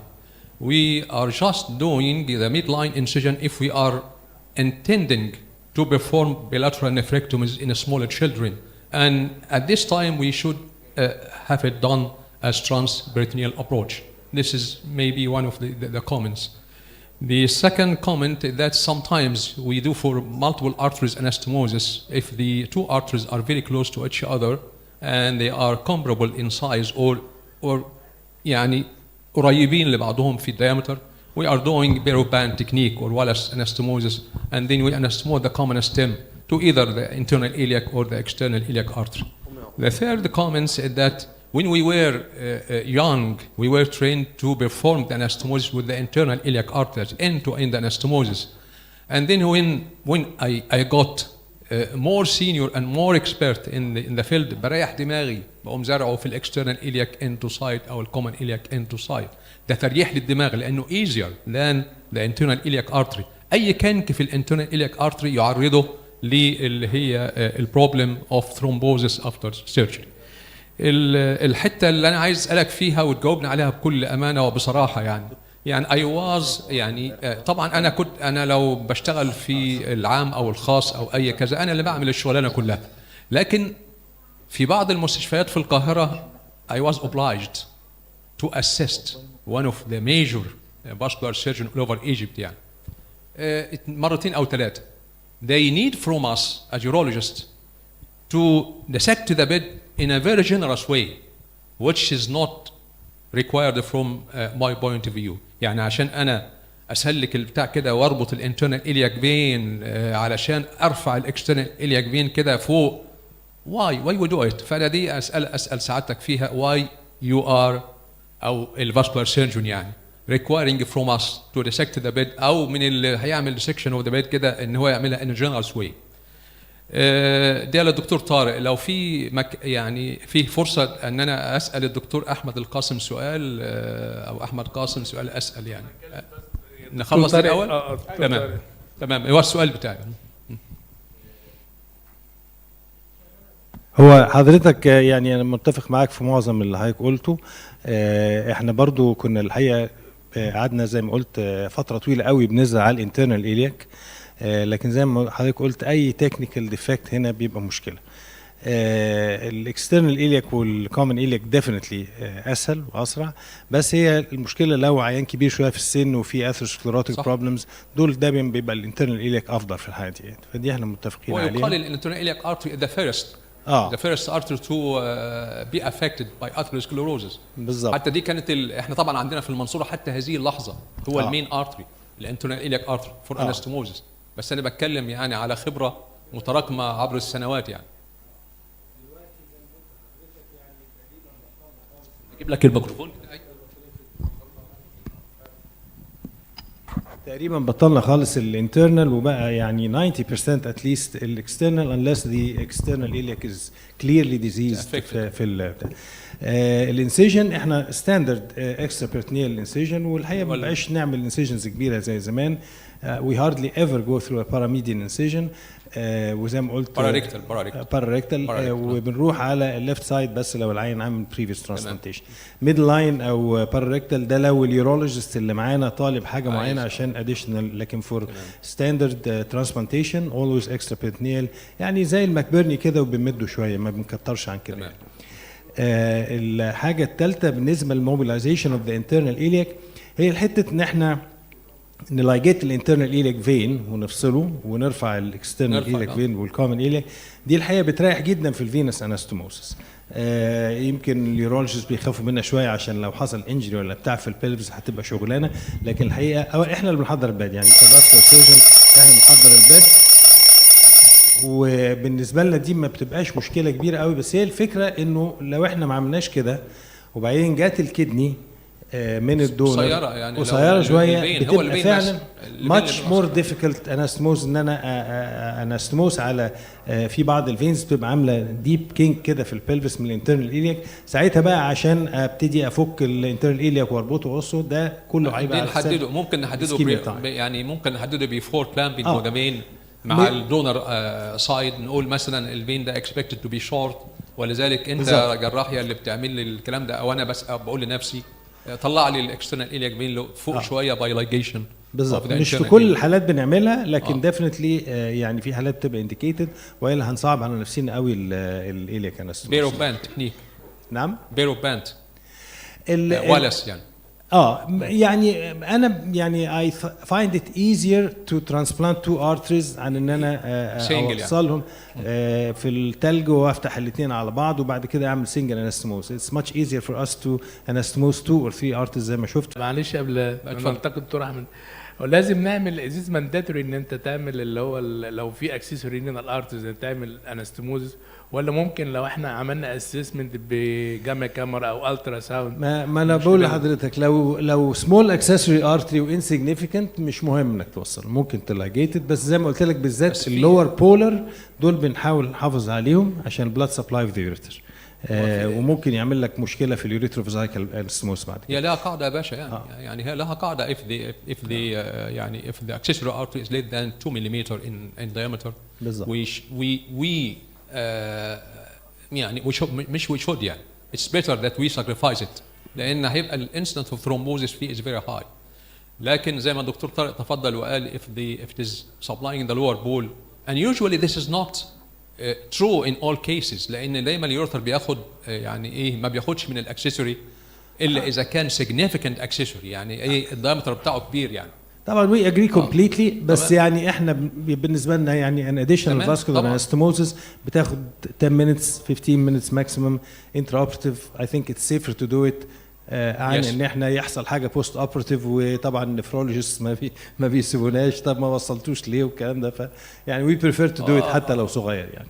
طيب الدكتور احمد قاسم في حاجه اساله سؤال اتفضل ولا انا خدت وقتي؟ لا اتفضل لسه اللي هو الدكتور احمد بس قال حته مهمه جدا جدا ان يجب ان احنا it would have been better to rephrase this statement another way وانا هقول لك another way وانت do you agree with me or not. انت قلت ايه ان when we are doing ureterotomy قصدي arteriotomy or venotomy for the anastomosis it should be generous صح كده؟ مش دايما انت قلت generous arteriotomy and generous venotomy the key of success. ده يعني احنا we as vascular surgeons بنحب نشتغل في generous بس ده مش دايما لان احنا ساعات لو هقولها في محاضره هقولها بالشكل ده وهقول لك ليه يعني. لو هقولها في محاضره اقول ان هي it should be يعني wide enough to allow for safe anastomosis. Yes. And not so wide to prevent ischemia of the lower limb if we are doing اللي هو into side anastomosis with the common iliac or the external iliac. لان sometimes in children انت بتاخدك يعني حصلت في بعض الاحيان واضطرينا ان احنا نعمل ريفيجن يعني تعمل وايد ارتريوتومي كده وبعد كده البلاد اللي going to the lower limb is very يعني اللي هو is very small وبالتالي انت بتحتاج يعني take care of this. هو الحقيقه دكتور بدير احنا يعني انا الحقيقه ما شفتش انا بزرع على الاكسترنال او على الكومن الانترنال بين ابورتد يعني بقالي فتره طويله ما شفتش حالات بوست دي كلامبينج اسكيميا في الرجل. مش بزرع يعني مش بعمل ارتريوتومي سنتي ونص مثلا لو الارتر صغير لو الارتر صغير او ديفنتلي او في سبازم عنيف ما فيش داعي للجنرس بالظبط. sometimes يمكن الدكتور طارق يعني يعمل لنا يعني يشاركنا النقاش يعني sometimes we do just incision and trimming of one of the edges ما بنستخدمش حتى بتاعه الاورتيك بانش دي بانش ما بنستخدمهاش ولا احنا بنستخدمها حته كده صغيره وخلاص عشان تقدر اتس اوكي. وازيد حضرتك من الشعر بيت كمان في الفينس فينوتومي لما بيبقى جينيرس جدا ده كمان بيعمل حاجه ان احنا بعد ما بنخلص الاستموز بتلاقي الفين فلاتند لانه اوفر ستريتشد من البولز فلا طبعا اي حاجه في الاكستريم مرفوضه يعني ولكن هي مقننه. يو اجري وذ مي ديفينتلي. ونقطه برضو اللي حضرتك اثرتها مع دكتور طارق من نقطه الكوميونيكيشن مع الاذر روم انا كنت حريص ان انا احطها في البرزنتيشن واحنا شغالين بنحضر البيد يهمني قوي اعرف المعلومات اللي جايه من هناك. لو فعلا الرينال فين طويل انا مش بديسكونكت الانترنال ايلياك فين ابدا وبشتغل عليه في مكانه طالما انا معايا لينثي كلامبس ومعايا اسيستنت كويس هيفتح لي الفيلد وهشتغل براحتي. بس بديسكونكت في حاله ان انا يجي لي خبر من الاوضه الثانيه ان انا جاي لي شورت رينال فين او بروبلماتيك ساعتها بحب ان انا اوبتمايز البيد بتاعي. شكرا يا باشا. الاكيوت كولد اسكيميا وهوت اسكيميا مفيش حاجه اسمها اكشوال كولد اسكيميا الا في حالات اللي هو ديسيزد ترانسبلانتيشن. اما زي ما الدكتور حسام تفضل وقال احنا في الزرع اصلا مفيش حاجه اسمها اكشوال كولد اسكيميا. ده هو مقصود بالاكشوال كولد اسكيميا اللي هو السلايسز اوف ايس اراوند ذا كدني ان هي تو جيف كور تمبريتشر اوف اراوند 4 ديجري سلسيوس and never ده لا يمكن ان هو يحصل يعني. وكمان عايز اطمنكم ان الفيجرز بتاعه الكولد سكيميا والورم سكيميا they are translated from animals and from humans لان هو unethical ان احنا نجربها في البني ادمين يعني. فاذا برضه ساعات مثلا احنا بناخد ساعتين في 3 arteries anastomosis مع ناس من في مره من المرات واحد من علية يعني من الناس الطبقه العليا في الشعب او الطبقه الغنيه بلاش اقول العليا يعني من الشعب وكنا بنعمله مع احد الاساتذه الكبار من الفاسكولار سيرجن وكان 3 arteries and we sacrificed one of them and we transplanted 2 arteries over at least 180 minutes ischemia ولا ده واحد من الكبار قوي ده انت لو سمعت اسمه هتتخض يعني. وبعدين انا حاطط ايدي على قلبي لان انا اعرف الراجل ده انا يعني اعرفه كويس يعني قلت خلاص الكليه مش هتشتغل and it worked immediately after 180 minutes and most of these minutes were actual warm skin. فاحنا برضو القصه دي يعني اشتغل براحتك وخد وقتك بس ما تطولش قوي ولا تاثر قوي تبقى يعني ده ماي ادفايس يعني. شكرا جزيلا. You are lucky يا دكتور بدير في الحاله دي. For the sake of time, we will end this session, and if there is any question for the speaker, you can do it outside. Thank you very much for the speakers and the audience. تحت امرك. شكرا دكتور هشام. نبدا بقى الجلسه بتاعتنا سريعا جدا علشان الوقت. يا ريت التشير بيرسونز يكونوا موجودين. دكتور عاطف. نعم دي عاطف. دكتور عاطف عبد الحميد. دكتور اشرف هدايه. اتفضل يا دكتور اشرف. دكتور ايمن سمير. دكتور ايمن سمير. يلا يا ريس. دكتور محمد يحيى زكريا. دكتور محمد يحيى. اتفضل يا بيه. اتفضل. دكتور عمر مختار. اتفضل يا باشا. دكتور طارق حسان. دكتور يحيى الخطيب. يحيى ما مصبح على الصوت. اتفضل دكتور يحيى. اتفضل دكتور عاطف. دكتور حسام الوكيل. اتفضل يا باشا المودريتور. دكتور حسام توفيق باشا. دكتور حسام. طب هنجيب الهنيدي منين دلوقتي؟ دكتور مع اللسان فعلا. دكتور حسام اتفضل مع الدكتور حسام.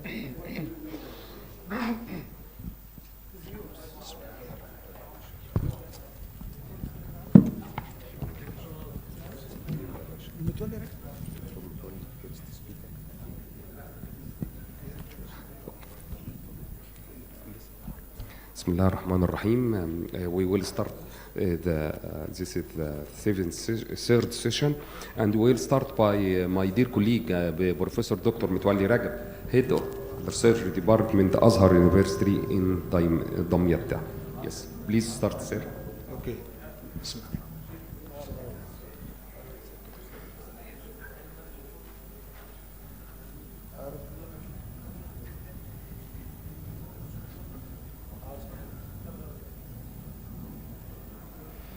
Superior-mesenteric artery syndrome, facts and fiction.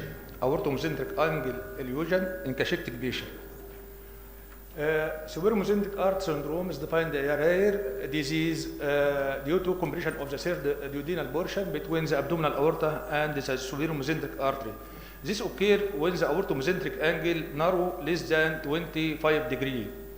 The patient is presented with upper GIT mechanical obstruction symptom,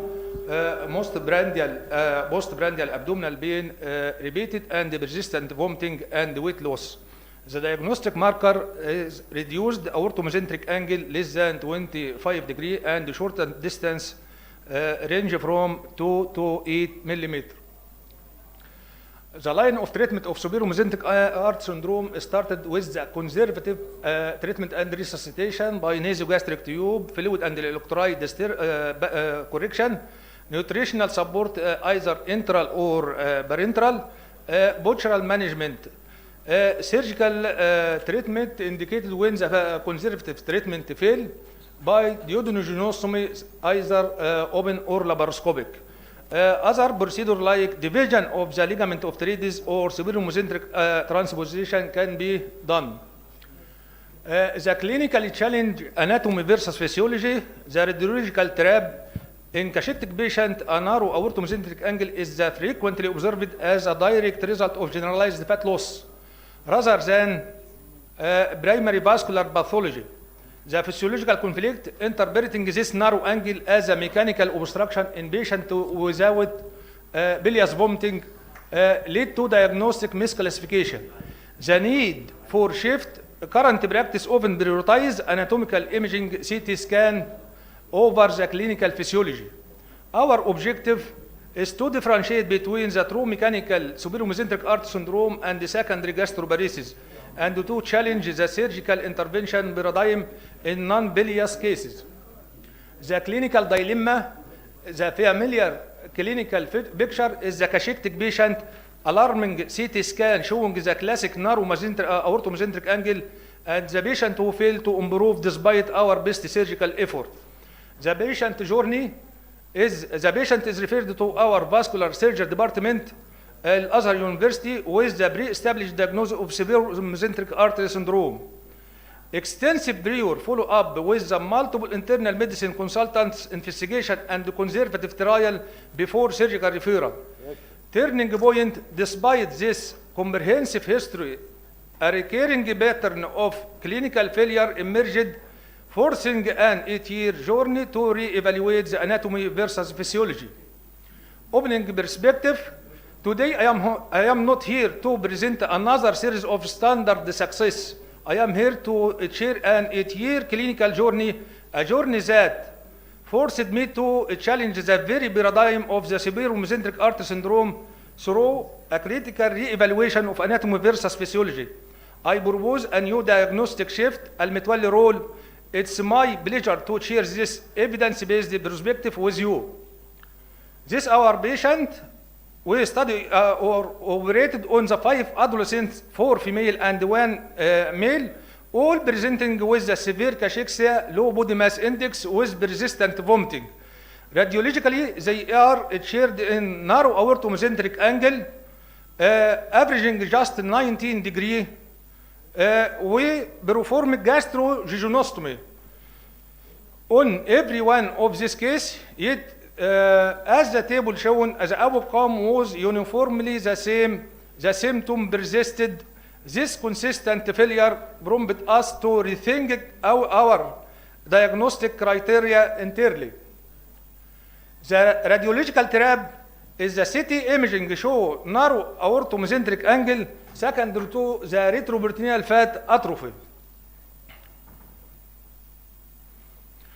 We must stop interpreting a narrow angle as a primary disease. In the starving patient, the fat pad disappears. The severe mesenteric artery doesn't move. The fat pad simply vanishes.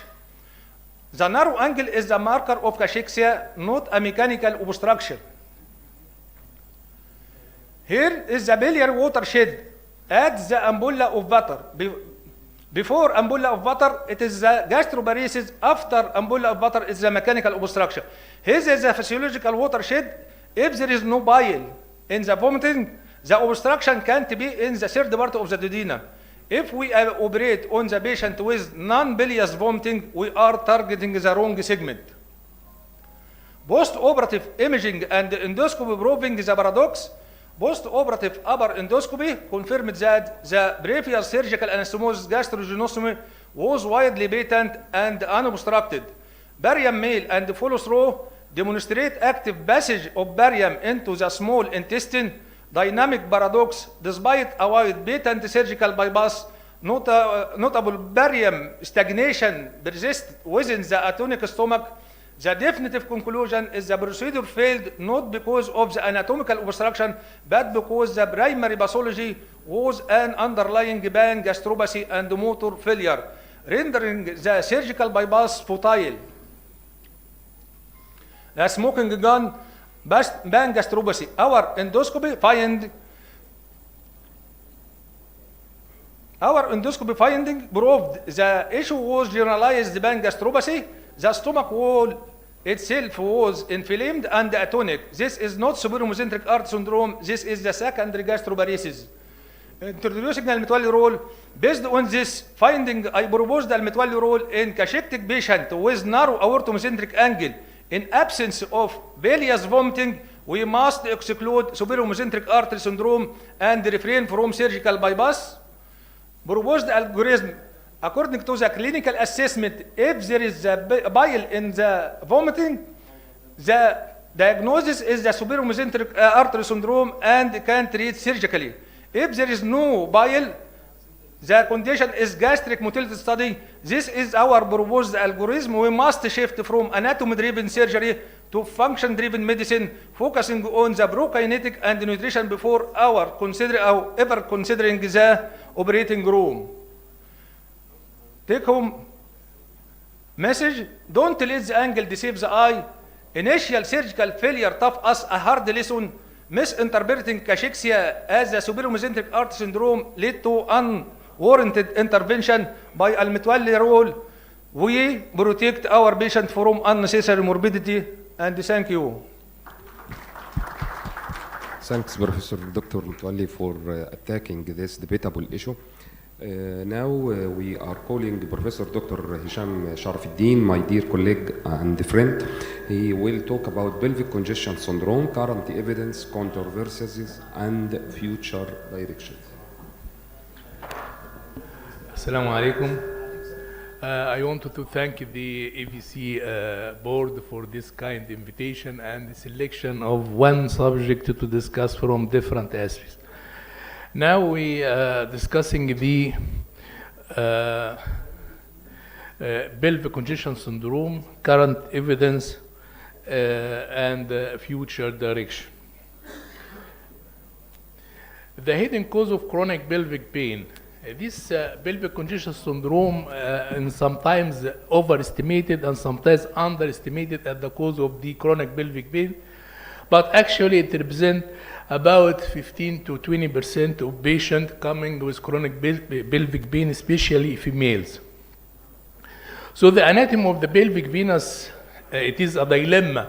Pelvic venous drainage from the ovarian veins, uterine veins, and all the adnexial veins present in the pelvis. Sometimes all of these become dilated and varicose. So the patient coming with unusual pelvic pain associated with other symptoms. The mechanism of pelvic varicosity, it is primary reflux, the most common, like ovarian pelvic vein incompetence and hormonal mediated venous dilatation. Type 2, it is outflow obstruction, like May-Turner syndrome and nutcracker syndrome, iliac post-thrombotic disease, renal vein thrombosis, and Budd-Chiari syndrome.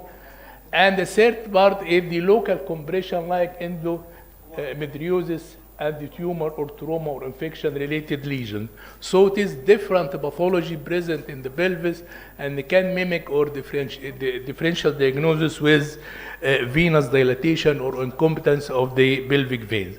The patient clinical presentation, it is also different. It is pelvic heaviness or dull aching pain aggravated by standing or sitting, relieved by supine position, associated with dyspareunia and postcoital pain, dysmenorrhea, urinary symptoms, frequency, urgency, and dysuria, sometimes associated with rectal symptoms due to congestion of the pelvis. Constipation and the pain may be unilateral or bilateral. The clinical examination and associated finding, it is pelvic tenderness, ovarian point tenderness, cervical or paracervical or uterine tenderness, uterine enlargement and retroversion, vulvar or perineal varicosity, often associated with pregnancy history in multiparous female, lower limb venous manifestation, especially abnormal varicose vein distribution. So this is the clinical presentation with patient coming with pelvic congestion syndrome. We can see the dilatation of the veins in abnormal sites and also vulval varicosity. The diagnostic algorithm for this clinical suspicion, transvaginal duplex ultrasound, CT and MR venography, castor venography, and IVUS. No single gold standard for diagnosis, but there is suspicion with the symptoms and signs of the patient. The imaging criteria for pelvic congestion syndrome by duplex ultrasound, ovarian vein more than 6 millimeter, plus reflux more than 1 second, CT and venography and MR venography, ovarian vein diameter more than 6 to 8 millimeter, castor directed venography in some cases is the gold standard for diagnosis. This is the symptoms, the varicose pathophysiology classification of pelvic venous disorders. But now it is standard for this diagnosis by symptoms, maybe no symptoms, renal symptoms, chronic pelvic pain, extra pelvic symptoms, or varices in the pelvic varicosity or extra pelvic varicosity pathophysiology by compression or incompetence or presence of both incompetence and compression. The treatment options, the gold standard nowadays is the endovascular therapy. It is the first line of treatment. Ovarian plus or minus internal iliac vein embolization using a coil of Braggs or forward sclerotherapy or combined technique. Surgical treatment with ovarian vein ligation plus or minus hysterectomy if there is endometriosis or enlarged uterus. Associated symptoms like May-Turner syndrome or compression syndrome like nutcracker syndrome must be corrected with correction of the pelvic congestion syndrome, may be using emergency approach like transvaginal sclerotherapy. So we suggest that the treatment of pelvic congestion syndrome and the pelvic varices with coil embolization, plugs, or transcaster sclerotherapy used alone or together like we use in sandwich technique using sclerotherapy plus coil embolization. For the embolic material, it is coil, vascular plugs, plug for large caliber veins, foam sclerotherapy.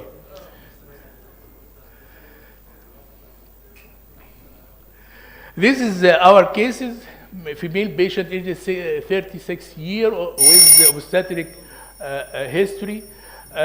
Chief complaint chronic pelvic pain for several months associated with dyspareunia and pelvic heaviness. We do endovascular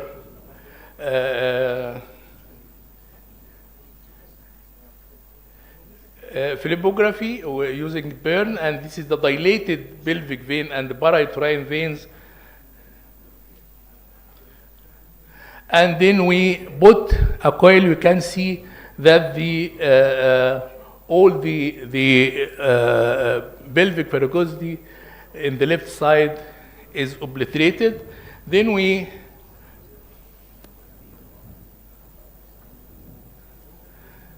do a picture from the other side, and there is also parauterine veins which is obliterated after 1 minute. 1 minute. Yes. The other case is 38-year-old multiparous woman, presented 3 years history of chronic pelvic vein. Pain was described as dull aching pain, exacerbated by prolonged standing and relieved by lying down, associated with dyspareunia and postcoital discomfort. We using embolizing technique, sandwich technique, by injecting by sclerotherapy and put a coil, and this is disappearance of all dilated pelvic veins. So this is controversial in pelvic congestion syndrome. You can see it's like letter 6 or like letter 9. There is a controversy for the treatment, but embolization is the gold standard treatment of these cases versus the using obliteration of the internal iliac tributaries to prevent the recurrence of these cases associated. If there is associated venous obstruction, we must do correction of this venous obstruction like May-Turner syndrome and nutcracker syndrome.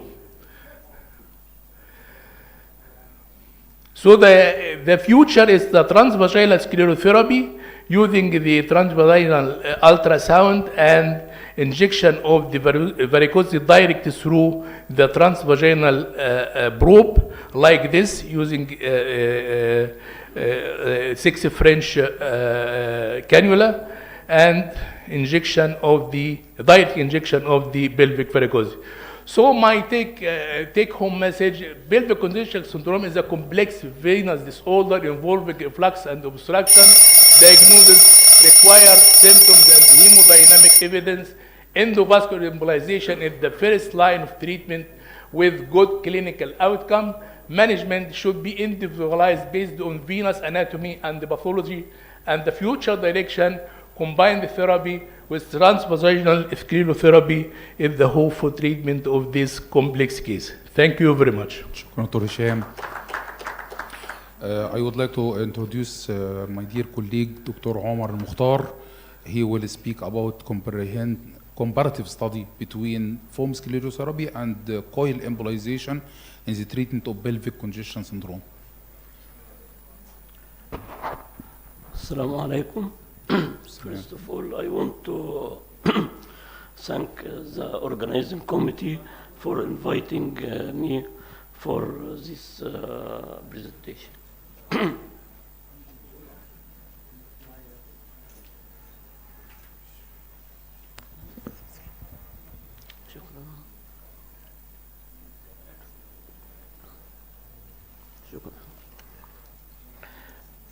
My presentation, comparative study between foam sclerotherapy and coil embolization is the treatment of pelvic congestion syndrome.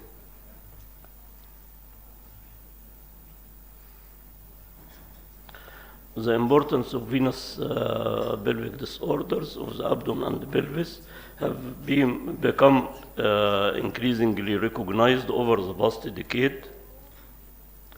Pelvic venous disorder is associated with symptoms of pelvic pain lasting longer than 6 months, or heaviness, dyspareunia, dysuria, varicose veins in the vulva and the perivalvular area are the most often secondary to previous pregnancy and are often associated with perimenstrual symptoms.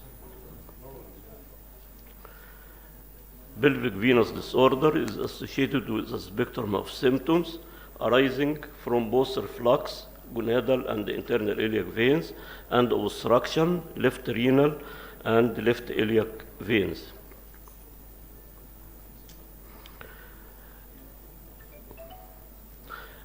Left flank or abdominal pain and hematuria, chronic pelvic pain, pelvic varicosities, reflux in the ovarian internal iliac veins or obstruction of the left renal or common iliac veins, venous claudication due to iliac venous obstruction, symptomatic lower extremity varicosities, especially in atypical situation, vulva and testicle and medial and posterior thigh, and typical saphenous distribution. The diagnosis of pelvic venous disorder, diagnostic techniques can be non-invasive by duplex or minimally invasive magnetic resonance or CT and phlebography.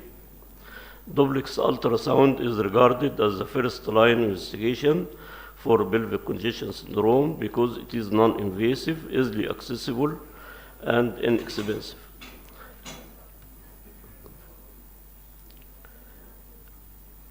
Diagnostic techniques can be non-invasive. Cross-sectional imaging CT or MRI venography are often ordered for abdominal pain, which show venous varices in the area of the uterus or pelvis. Magnetic resonance venography is superior due to absence of radiation. Catheter-directed venography, selective venography, or phlebography is the gold standard method for diagnosis of pelvic venous congestion. Phlebography confirms both diagnostic and therapeutic. The correct diagnosis of pelvic congestion syndrome is essential when choosing a treatment option.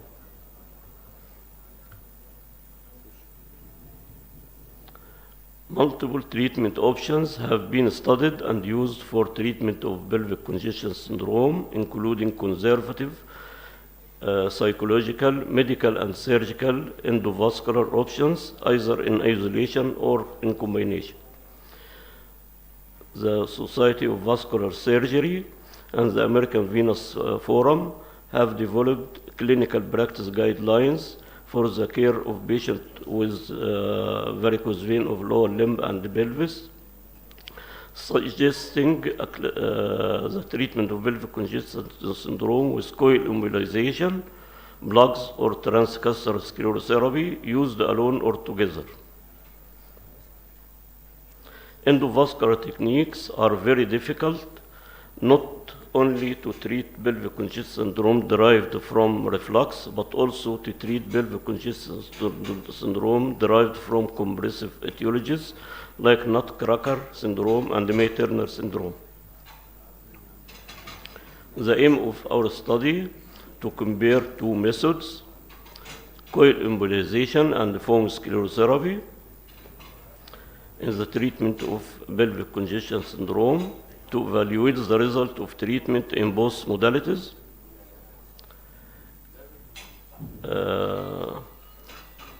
As regard which is more effective and less complications,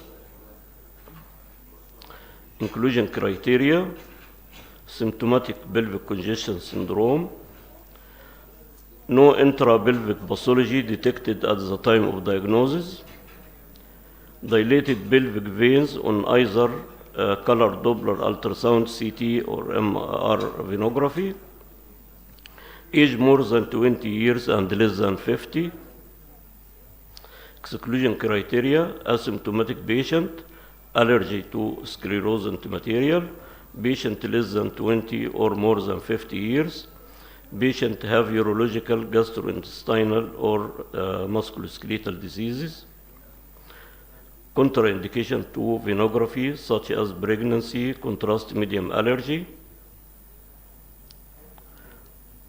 patient evaluation, thorough history and clinical examination was done to assess the venous symptoms.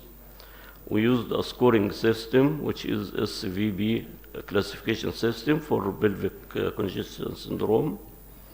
Duplex study of the venous system was done procedure to assess the extent of varicosities. This is the classification system SVB. 2 minutes more. Patient evaluation. The patients satisfying the inclusion and exclusion criteria are included in the study. The study is divided into two groups. First group contains 20 patients prepared for coil embolization, and the other group 20 patients for foam sclerotherapy. Follow up after 3, 6, and 12 months after the procedure. This is the age group for both groups.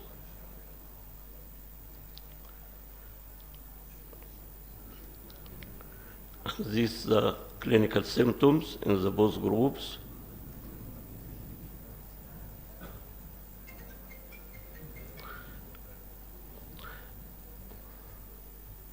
This is the number of patients either embolized or by coil or foam sclerotherapy.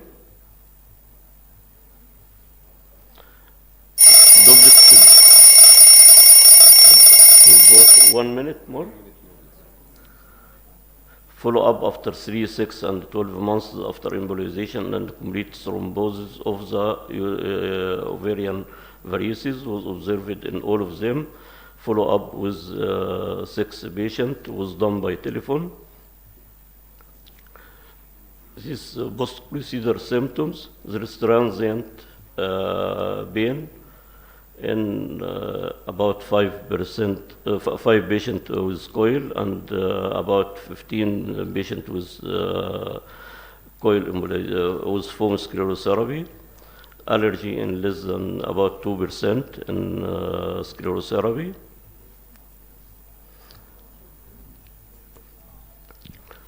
This case 140 years old. Excuse me, sir, we came to the conclusion, please. Okay.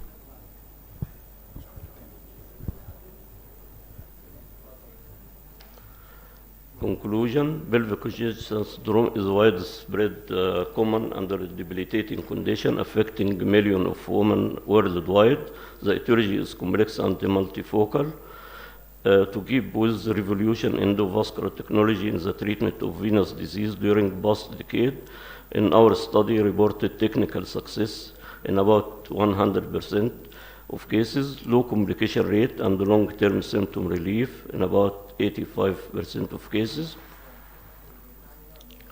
Both form sclerotherapy and coil embolization are safe and effective in treatment of pelvic venous disorder, offering comparable pain relief and symptom improvement. So choice depends on the size of the vein. Foam sclerotherapy works well in small veins under 8 millimeter, while coil embolization works better in larger veins over 8 millimeter diameter. Both techniques have low major complication rates, so transient local pain can happen after foam sclerotherapy, and there is the rare risk under 2% of metal coil moving from the target site. Thank you. شكرا دكتور عمر بيه. Next speaker is Dr. Ehab Saad, Professor of Vascular Surgery in Mansoura University. He speak about nutcracker syndrome, vascular perspective. بسم الله.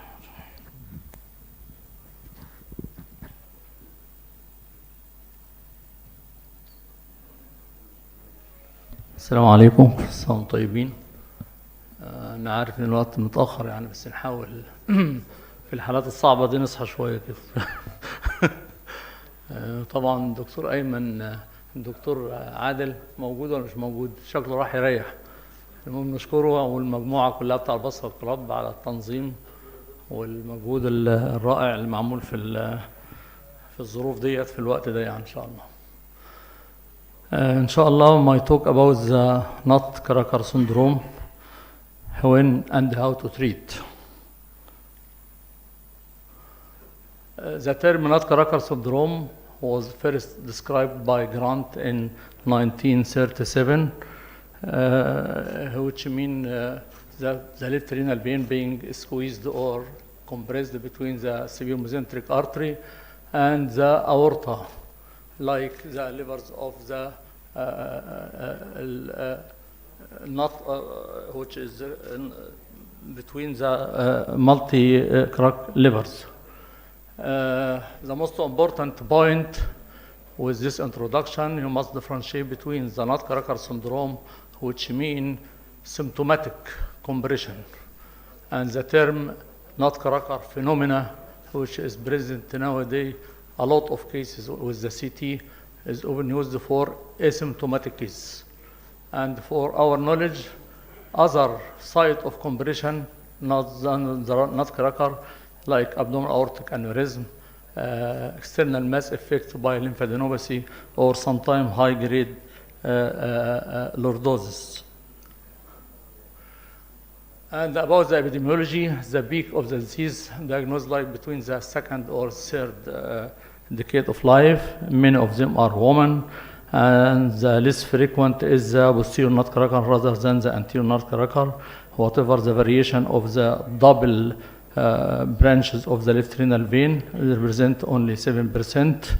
But one important statement, which is a radiological study showing that about 10% or more prevalence of the abdominal CT done for any other cause to found accidentally non-symptomatic nutcracker syndrome. And this is the pathophysiology. With this compression usually end by venous hypertension on the left renal vein. Different mechanism for explaining the pain, but this venous hypertension leading to mainly to loin pain and the microscopic or macroscopic hematuria. And the other point, in sometimes with this compression, with the long-standing development of the collateral circulation around the left renal vein, which subsequently leading to the gonadal reflux, leading into the scrotal varicocele or sometimes pelvic congestion syndrome. And this is usually the clinical features of the nutcracker syndrome. Highly suspicious if there is hematuria with the left flank pain, and probability is associated the symptoms with dyspareunia or dysuria or varices or varicocele and so on. Also, the autonomic dysfunction at this compression such as present like tachycardia or hypotension, sometimes associated with some patients. The flank and abdominal pain usually an additional sequence of the inflammatory cascade rather than the hematuria and the renal colic from the hematuria. And this is the first important point, the diagnostic modalities. How to diagnose and differentiate between the symptomatic and the non-symptomatic. And this is the golden pathway, okay? And the first, it is clinical suspicious, sent to the roll out mimics, especially by the urologist to exclude other cause of hematuria and the flank pain. Later on, the first investigation is the duplex ultrasound, and later on the confirmatory by CT, or to some extent sometimes use the MR, but in pediatric cases. And the last one is the invasive venography, plus or minus IVUS in some difficult situation to be sure about your diagnosis. And this is the duplex ultrasound recommended as the first line of the study for diagnosis and enables the real-time assessment of the flow and the peak systolic velocity, especially of the left renal vein. And this is the CT scan, which confirms the diagnosis, especially with the angle, which is sometimes misleading, like Dr. Mutwalli said before. Also present in this dilemma, but the most important, not only the angle, but the presence of the big signs is most important. And another important is to show by the CT the ratio of the diameter of the left renal vein at the hilum and at the narrow aorto-mesenteric segment. Is usually, this is a strong positive point when it is more than 4.9. It is with the symptoms suggestive of the compression of the left renal vein and the nutcracker syndrome. And the last choice and the last step is the invasive mammogram to show the variation and the pressure gradient. If it is more than 3, it is diagnostic, but also be sure that there is no reflux. If there is reflux in the gonadal vein, this is pressure measurement will be, although the patient is symptomatic, will be around normal, okay? How to manage? In simple, for the time, conservative management, patient with mild hematuria, tolerable, patient less than 18 years, and usual in this situation, pharmacotherapy, especially in the children as the AC inhibitor and so on. And when to proceed to the invasive treatment, operative intervention should be considered first, because this is almost always excellent result for the adult with gross hematuria, patient with severe flank pain or failed conservative measures, or patient with the varicocele, like patient like this. And this discussion will be, this case will be at the end of the discussion, what is the best therapy for this patient? I see this patient just previous week with recurrent varicocele, and he did venography and very big gonadal reflux with the varicocele grade 3 to grade 4. And this is a different operative technique used for to avoid this compression. And the first of one, and this is our experience with the left renal vein transposition. This is of choice. And this is example of the one of the first cases done in this situation. And you see how the left renal vein is compressed by the superior mesenteric. And you can detect and release 2 minutes, okay? And this is after release, and we make the anastomosis away from the previous one, and this is his post-operative after 6 months. Excellent. This patient with me since 5 years with excellent outcome. Okay, this is another patient, the same time, done since 1.5 months in our centers, and giving also the excellent result for this resistant hematuria and pain. And this is post-operative venography for him, showing the transposed left renal vein. Sometimes if the left renal vein is short or there is stricture in it, you can use long synthetic graft between the hilum of the left renal vein and the IVC. And sometimes in some patients you use the gonadal vein if it's associated with reflux, and we did 2 cases of this but the gonadal vein must be at least 6 to 7 millimeter to be dissected, ligated distally, and the other end into the IVC. And this is the post-operative, no time. We don't have experience so much with the endovascular stenting, but the long-term result is not so good, especially for young patients, but it's better to avoid for young patients because the problem of the migration of the stent and so on, and there's more details, there's no time. And I think Professor Bider will speak about one of the methods of the renal autotransplantation, so there is no time for more details in this point. And this is less frequent cases, series done for a different approach also, but is not standard for nutcracker syndrome. In conclusion, nutcracker syndrome require a multidisciplinary approach that integrate the patient-centered care with advancement in diagnosis and therapeutic technique, established uniform diagnostic criteria, and the standard treatment protocol is vital for improving patient outcome. Thank you. شكرا دكتور إيهاب. Now we are calling Professor Dr. Bider Ali Din, Professor of Urology and the Renal Transplantation in Mansoura University Hospital. He will talk about nutcracker syndrome, fact or fiction, urologist perspective.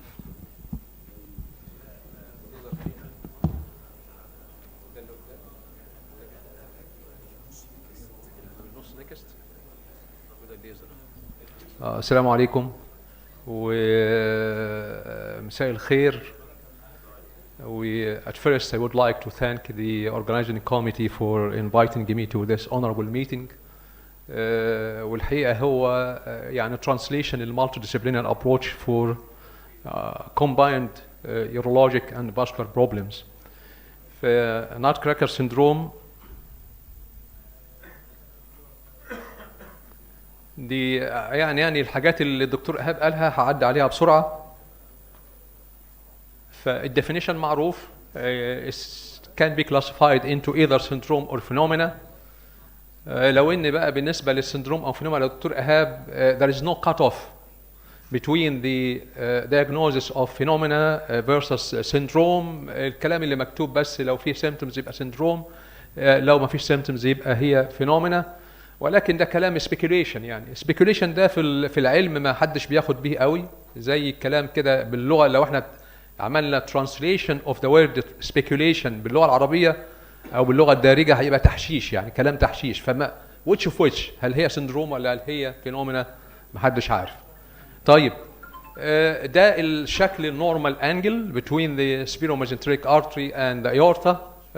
It should be between 28 to 65 with the distance between both اللي هو 10 to 34 millimeter.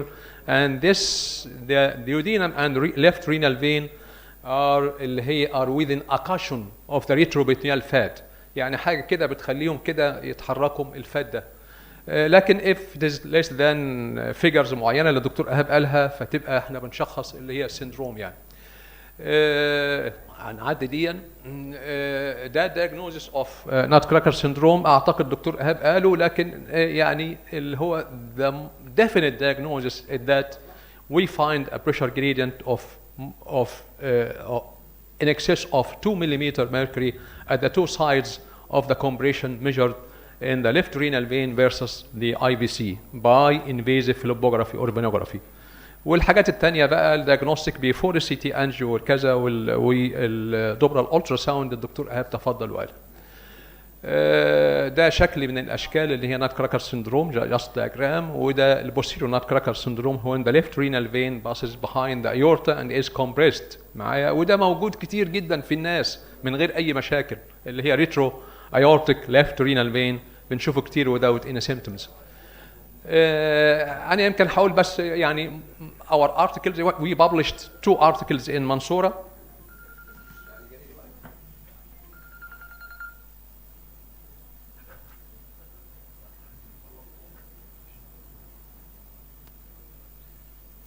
We published 2 articles in Mansoura about nutcracker syndrome.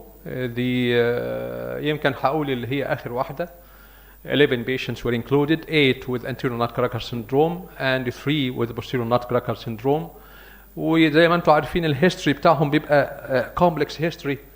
بنلاقي فيه دايما history of receiving multi drug such as اللي هي الهيموستاتيك drugs و antibilharzia drugs و antituberculous drugs, even antituberculosis drugs في old cases in our series. وده history definite يعني diagnostic of أو suspicious of being a nutcracker syndrome. طبعا احنا اللي عندنا في الديagnostic كاسكيد هقوله بعد شويه كده في 1 سلايد وعلشان ما نعطلكوش برضو.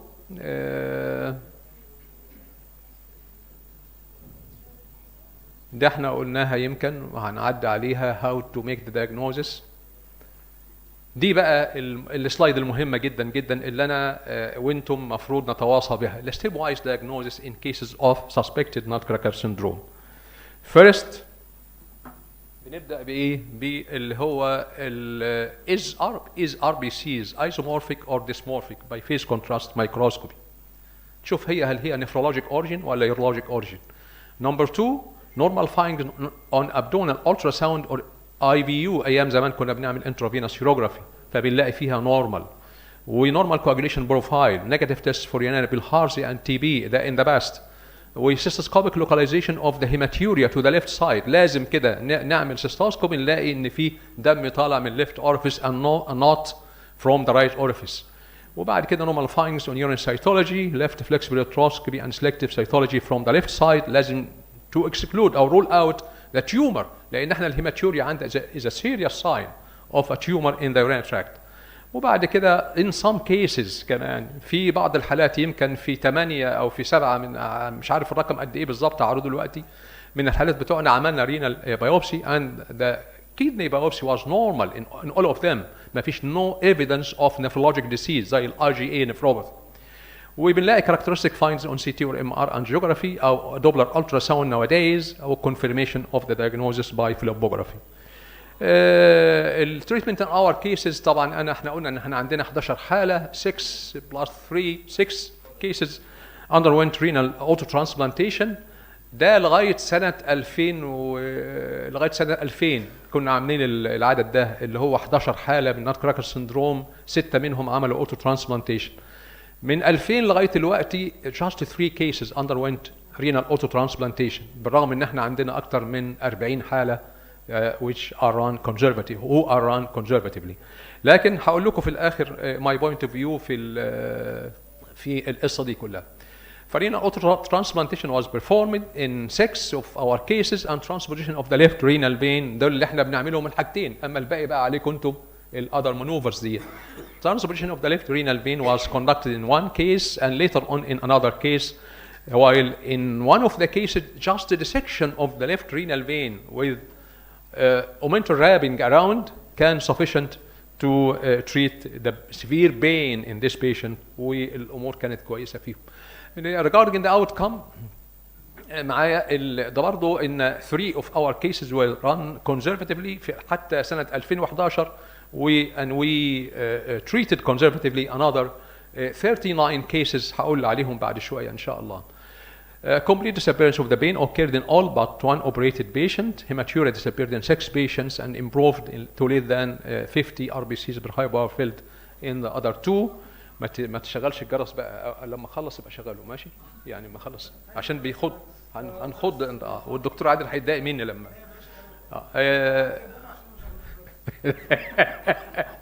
kidney function has been maintained in all patients. ونعرض لكم شويه صور بس بعد شويه. دي انا المقاله اللي هعملها ان شاء الله ده next article هتبقى nutcracker syndrome fact or fiction. واللي عايز احنا عندنا حوالي يعني كذا و50 حاله. انا ادعوكم جميعا اللي هو على مستوى الجامعات المصريه اللي عنده اسم العيان وعنده الاشعاعات بتاعته واللي عنده الاوت كام بتاعته ممكن يكلمني وننشر مقاله مجمعه عنها عن nutcracker syndrome يعني. دي ال 39 cases were treated just by يعني conservation and follow up. 29 females and 10 males والage اهو والهيماتوريا in 29 plus pain والpain in just in 10 cases. و دي كيس برزنتيشن هعدي عليها بسرعه اهو. نجيب بس الحاجات المهمه عشان ما نضيعش وقتكم. نورمال اي في يو، نورمال الترا ساوند، free cystoscopy, blood efflux from the left side, free left flexible ureteroscopy, negative cytology, and this is the characteristic finding. This is the left renal vein compressed between the sphenomesenteric artery and the aorta behind. وبرضه هنا الانجل between both، وهنا برضه ده انجل نفس الكلام بالرائع. وكنا احنا مستخدمين هنا كنترول من الدونرز معايا with the angle in the control. It is wider than the angle in our patients. And the diagnostic is to measure the venous pressure here and the venous pressure here in the IVC. ماشي. The gradient of pressure which should be at least 2 mm of mercury difference between both. طبعا اللي يكون اعلى هو اللي ناحيه الكدني، والاوطى اللي هو الاي في سي. سيبنا من دي نعديها، دي بتاعتنا احنا. دي one of the cases with renal autotransplantation. This is the left renal vein congested وtributaries كانت congested فيه. وده dissection of the bed lower down. بنشتغل طبعا على الليفت سايد، هنجيب الكليه من فوق من الليفت سايد ننزلها تحت في الإلياك ريجون. ده dissection of the common iliac artery common iliac vein. وبعد كده بعد dissection بنبقى removal of the kidney and perfusion on bench slices of ice around، ونعمل perfusion في الارتري ويطلع من الفين لغايه ما تبقى الكليه blanched without any blood inside. وبعد كده بنعمل لها اللي هو auto transplantation.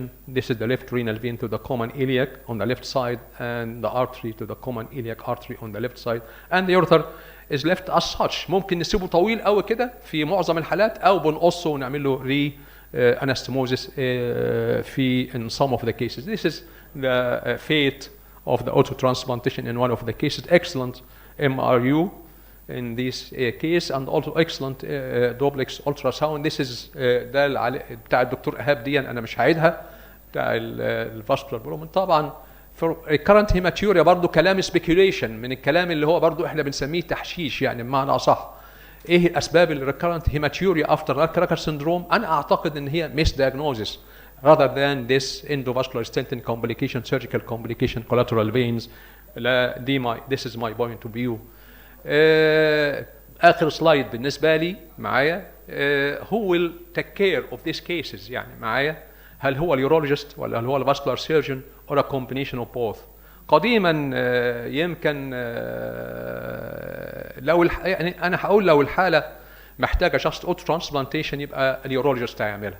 لو محتاجه هي رينال ليفت رينال فين ترانسبوزيشن والراجل ده بتاع اليورولوجي experienced enough in vascular surgery يعملها برضه. other than this is vascular and urologic multidisciplinary team يعني. قديما قالوا لا خلاص انا خلصت. قديما قالوا يمكن بيت من الشعر كده لان انا بحب الشعر ويمكن بكتب الشعر. قال واحد قال على الناس بعد ما كانوا يعني اصابع اليد في العد 5 ولكنها في مقبض السيف 1. ده عشان ده المالتي ديسيبلينري تيم for the main purpose of treating nutcracker syndrome. Thank you very much. وده الريفرنس بتاعه. شكرا دكتور بدير. and now I am calling Professor Dr. Said Hadoud, Azhar University Damietta. He will talk about nutcracker syndrome, open or endo. Where does gonadal vein transposition fit? Said, we will pass the pathophysiology and the definitions and we're going on to the result immediately, please. Assalamu alaikum.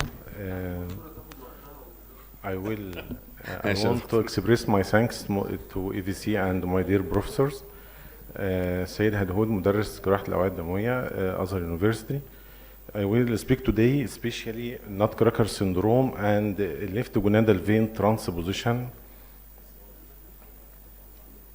At first, nutcracker syndrome, as we know, is a vascular condition that occurs when the left renal vein gets squeezed like a nut.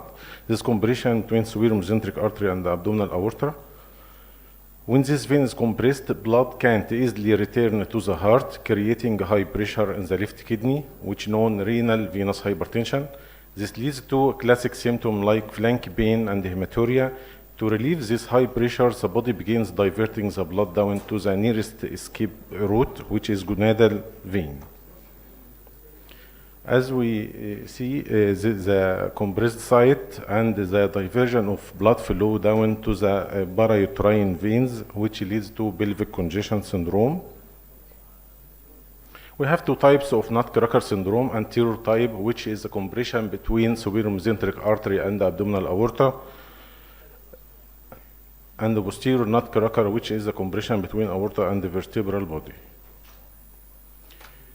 As we see, a normal angle and the diseased angle, controversy between the degrees below 25% is diagnostic for nutcracker syndrome.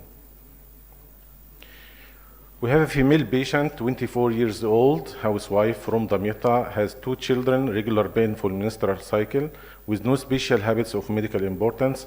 Our main complaint in this patient is left flank pain, which is dull aching pain localized to the left flank, increased with prolonged standing, sitting, or physical exertion.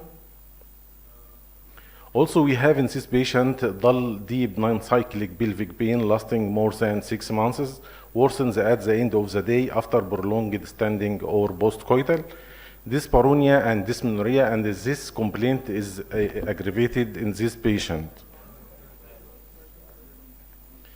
Patient has a characteristic symptom is a scenic build. Lower body mass index is significant risk factor because there is a less retroperitoneal fat to provide a cushion between the superior mesenteric and the aorta. The specific landmark in these patients is a scenic build. A routine investigation, Doppler ultrasound was done. We have to assess and بنطلب من الراديولوجيست تو يبص لنا على حاجه مهمه جدا، لان هو ممكن يعمل روتين انفستيجيشن وبرده ما يدينيش اللي انا عاوزه. لازم نركز معاه على الليفت رينال فين دايمتر ريشيو عند الهايلر diameter, left renal vein at hilar diameter, and the compressed point, which is 4.7 in this patient. A big velocity ratio, big velocity at hilar point, and the compressed point, which is 5. At the compressed point, exceeding more than 100 centimeter per second.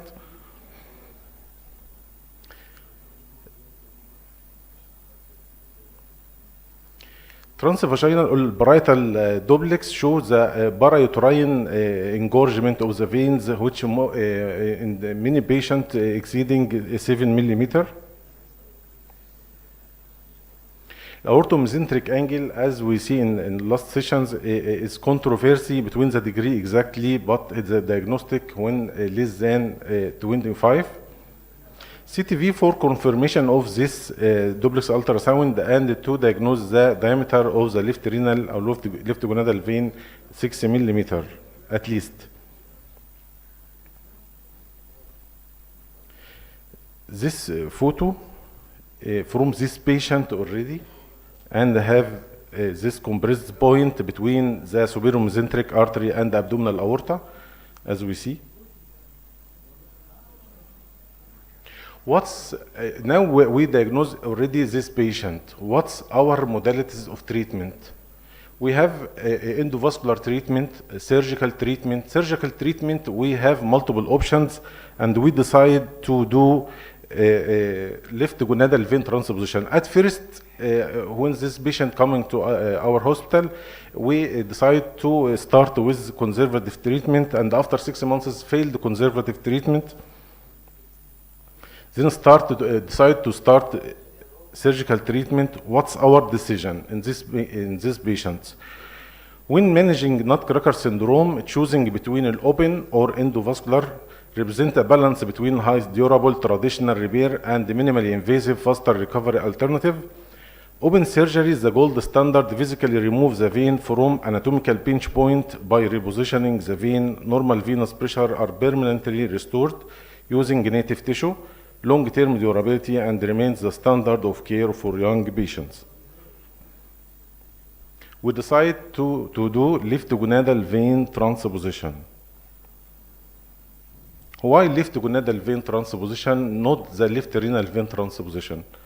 While the classic surgical treatment for nutcracker syndrome is the left renal vein transposition, left gonadal transposition is an elegant surgical technique and serves as highly effective alternative or collaborative technique, especially when pelvic congestion or extensive varicosity are present.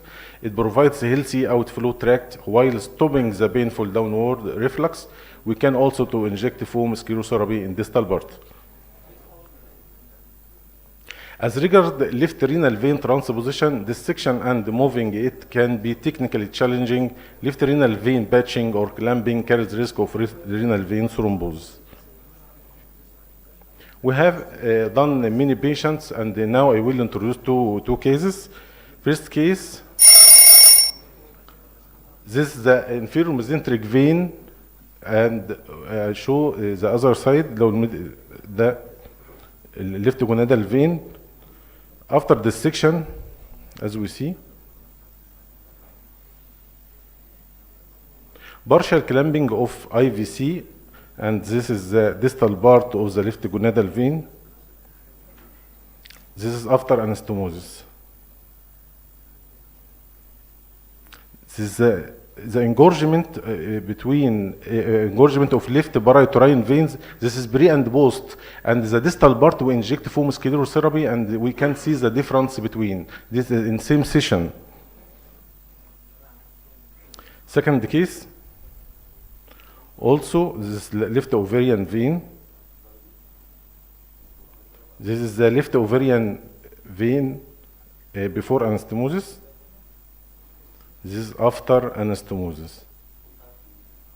This is our team in our hospital under supervision of our dear Professor Dr. Mutwalli. Outcome and success rates. The clinical outcomes of left gonadal vein are generally strong symptom relief, high rates of partial to complete resolution of flank pain, pelvic heaviness, and dyspareunia.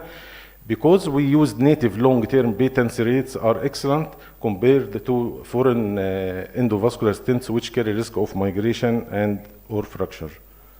Morbidity, bleeding, surgical site infection, paralytic ileus, minor risk of temporal lymphatic leaks or prolonged drain placement. Recovery time 3 to 5 days maximum. Endovascular stenting advantage. Stenting leaves the anatomy as it with immediate venous decompression. It has slightly lower with medium to short time symptom relief scores compared to open surgery. It is often reserved for older adults. Patients can tolerate major operation or have failed previous open surgery. Recovery time a few hours to 1 day after operation.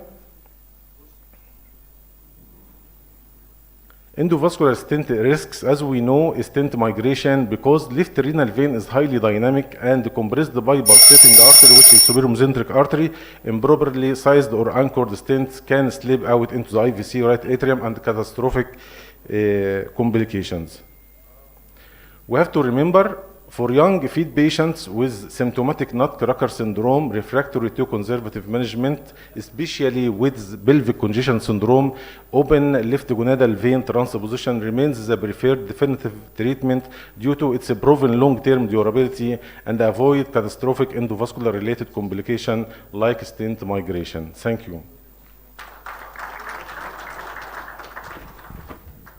For the last speaker in this session, Dr. Mustafa Shal, consultant of vascular surgery, Diabetes Institute, National Institute of Diabetes. He will talk about the unanswered question in renal fibromuscular dysplasia. Assalamu alaikum wa rahmatullahi wa barakatuh. Many thanks for all of my colleagues and professors, and many thanks for the organizing committee for this honorable meeting. Our discussion today about the renal artery fibromuscular dysplasia, the unanswered questions. Renal fibromuscular dysplasia is a non-atherosclerotic, non-inflammatory disease of the renal artery that cause abnormal narrowing, dilatation, or both, and leading to renal artery stenosis and renovascular hypertension. And its true incidence is unknown because most of the patients are asymptomatic, but the estimated prevalence is about 0.4% of the general population, 1.1 in autopsy studies, and 3 to 8% among the young or middle-aged women with hypertension. About the exact cause, it's a multifactorial arteriopathy. About the genetic susceptibility, and about the hormonal factor, and also about the environmental factors like the cigarette smoking and the mechanical stress and arterial wall abnormalities that affect the medium-sized muscular arteries. The process may involve different arterial layers as it may present as a multifocal fibromuscular dysplasia, which is the commonest, causing the string beads appearance, or a focal fibromuscular dysplasia, and both reduce the renal perfusion and may stimulate activation of the renal angiotensin aldosterone system and development of renovascular hypertension, and may predispose to the arterial dissection, aneurysm, infarction, or even progressive renal ischemia. About the renal fibromuscular dysplasia, the European and international registry that was done over a fully screened subgroup indicated the multivessel disease is about 57%, and the other parts about 2 vascular beds affection, or 3 vascular beds affection, or 4. It's much more lower than the multivessel, and the affected territories most more commonly in the renal arteries, in about 91% of the affected arteries. The complication of the renal fibromuscular dysplasia is not theoretical, as the aneurysm and dissection are more frequent. About the United States registry, which were done over 921 patients with complete data, we found that 41% about developing aneurysm or dissection, 21% developing aneurysm only, and 25% develop dissection only. And the most frequent aneurysm territories were the renal and intracranial arteries, and the most frequent dissection affect the renal and coronary arteries. So, where the controversial side, we have 5 unanswered questions about this clinical condition. Why women? The female predominance, about the genetic affection or hormonal affection. Is it progressive? What is the success? Treat the silent lesion, and can the drug modify this disease? So about the controversy number 1, why does the fibromuscular dysplasia predominantly affecting the woman? We found that 82% of the women in the European registry affected, and 93% of the women in the United States affected by aneurysm dissection, and the male to female ratio about the detection of this disease was from 18 versus 4% of the affected patients. So what remained unanswered? If the estrogen is a protective or pathogenic, estrogen is not proved to be protective or pathogenic of the fibromuscular dysplasia, but the hormones have an influence over the development. Why do men appear more likely to have a focal disease and dissection? Because the men may have less common but more aggressive affection, but the current data exaggerate this difference, because the milder form of the fibromuscular dysplasia is probably undiagnosed. And how do the common susceptibility loci affecting the arterial wall biology? The common susceptibility affect genes involving the vascular smooth muscle cells and the calcium regulation, cell adhesion, and the extracellular matrix remodeling, and this alter the arterial wall structure. No validated genetic test exists for routine patient and family screening until now. About the controversy number 2, if the renal fibromuscular dysplasia is progressive or mostly stable, we found that the traditional view at the adult renal lesion often appear stable on interval imaging, but the registry reality found that the multivessel involvement and occult aneurysm and dissection are frequent when looked for.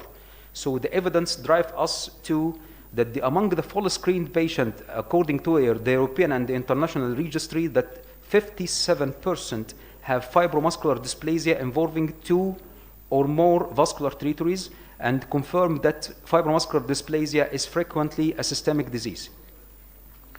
And 41% of the aneurysm or dissection in were found in the United States registry analysis, and in 2019 consensus recommend that at least 1 brain to pelvis imaging assessment should be done for this patient. About the controversy number 3, what should count as a treatment success? we found that the treatment success should be judged mainly by clinical benefit, not by angiographic appearance. The complete success means the hypertension cure, the blood pressure is less than 140/90 millimeter mercury, and the partial success that the hypertension is improved with sustained reduction in the blood pressure and the achievement of target blood pressure with fewer medication. The technical success, that restoration of the arterial flow with measuring the translesional pressure gradient with no major procedural complication, and the renal success, the stable GFR, preservation of the kidney size, and no renal infarction. About controversy number 4, should the asymptomatic renal lesion be treated? The asymptomatic means that the patient going for conservative management, and prophylactic revascularization is not recommended here. About the incidentally discovered lesions, that the patient with normal blood pressure and stable renal function should not undergo prophylactic angioplasty. The multifocal lesions doesn't indicate hemodynamic severity, and the intervention is based on clinical and functional significance only, not imaging alone. The last controversy, can the pharmacological therapy modify the underlying arteriopathy? What current medication does well? Control the renovascular hypertension using renin-angiotensin system blockage. Antiplatelet therapy is considered reasonable in absence of other contraindication, and the low-dose aspirin may be considered after individualized assessment of the thrombotic and bleeding risk. And the risk factor control remain important, especially smoking cessation and blood pressure control. And until now, no proven disease-modifying drug was found. The unanswered question that should drive in the next studies about the biology, which cellular pathway initiate the renal artery remodeling, about the production, which imaging can be useful for this assessment, about the surveillance, about the repeated brain to pelvis imaging, about the intervention, which asymptomatic or borderline lesion should be treated, and also about the outcome. So the take-home messages: number 1, the renal disease is a doorway, not the full disease. Brain to pelvis thinking is essential. The pathophysiology remain the major evidence gap, and the controversies are clinically deceived, and the surveillance and intervention and endpoint have to be discussed more and more. Thank you. Thanks, Dr. Mustafa. We're actually beyond the time schedule. We will allow only one question for each speaker for 5 minutes. Okay, first speaker, Dr. Mutwalli, please. Dr. Atif.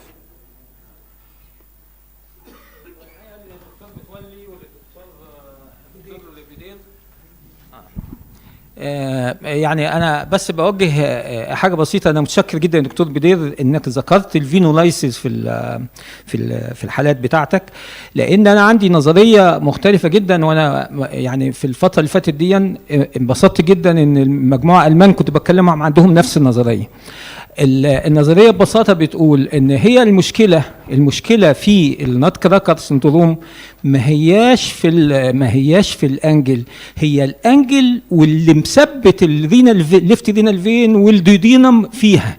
هو ببساطه ايه اللي مثبتها؟ ليجامنت اوف تريدز وريتروبروتينيال فايبروس. في الحالات دي انا التريتمنت، انا عندي 8 حالات في هيماتوريا ونات كراكر، واعملهم. انا مش بعمل بس فينولايسيس بقى زي ما حضرتك ذكرت، لكن انا بعمل فينولايسيس، بقطع الليجمنت اوف تريدز وباكسترند الادهيزولايسيس لحد الديديم الفوتوسبات اوف ذا ديدم، فبسلك كل الادهيجن في الفكره دي. كل الدنيا دي بتنزل سنتي او سنتي ونص تحل المشكله. الحاجه الثانيه، انا ضد قوي النظريه اللي بتقول العيان لما يجي لنا عنده نات كراكر سندروم اقول له زيد في الوزن عشان الفات في الحته ديت يزق. بالعكس، ده في حته ثابته، كل ما تزيد الفات هتزود الكومبريشن مش هتقلل الكومبريشن. لا وحتى السمان او غير سمان يا دكتور بدير، انت حضرتك الحته دي متثبته. انت لو زودت الفات في حته ثابته هتروح فين؟ ما انت ماسكها، كل ما تزيد فهتزود الكومبريشن اكتر. اوكي، ثانكس فور يور كومنت. اني كويشن فور دكتور متولي بليز again. Okay, the second speaker, Dr. Hisham Sharaf Eddin. Any question for Dr. Hisham Sharaf Eddin? Okay, Dr. Tariq, please.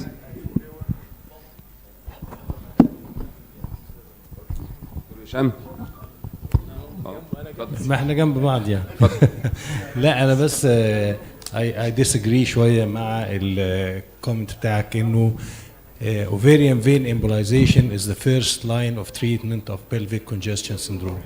الحقيقه the first line of treatment is conservative medical treatment. مش بس الفينو اكتيف دراجز الدايزمينز والحاجات دي، لكن كمان في هرمون ثيرابي كتيره دكاتره الجاينيكولوجي بيستعملوها that are very effective في الريليف بتاع الحاجات دي. الامبولايزيشن والانترفنشن، لان مع الاسف دلوقتي الواحد بيشوف اي واحده عندها شويه بيلفيك سيمتومز، اول حاجه على طول الترا ساوند الاوفيريان فين 8 مللي امبولايزيشن immediately. والحقيقه انتشرت بشكل مخيف يعني في البراكتس، وانا بشوف بقى حالات كتيره بعد كده unrelieved والعيانه continues to complain. فاي ثينك انه الفيرست لاين اوف تريتمنت ستيل should be conservative medical treatment, veno-active drugs, hormonal therapy. في حاجات تانية بس يعني يمكن اجريسيف شويه زي الميثوتريكسيت والحاجات دي، كل الحاجات دي ليها proven efficacy. embolization والفوم والحاجات دي should be reserved في ال very resistant cases اللي مش responding. هو الحقيقه انا كومبليتلي اجري مع الدكتور طارق. ما انا بدات المحاضره بان هي اوفر استيميتد سندروم البلفيك كونجيشن سندروم في الدايجنوزس. واحنا دايما في عباره بتقول ان احنا بنعالج مريض مش بنعالج اشعه. يعني مش مهم ان الدايمتر بتاع الاوفيريان فين، المهم ان انا اشخصه. وبقول ان الاندوفاسكولار تريتمنت the first line treatment after failure of medical treatment and exclusion of other causes، لان هي لها differential diagnosis كبيره جدا معظمها جينيكولوجيكال.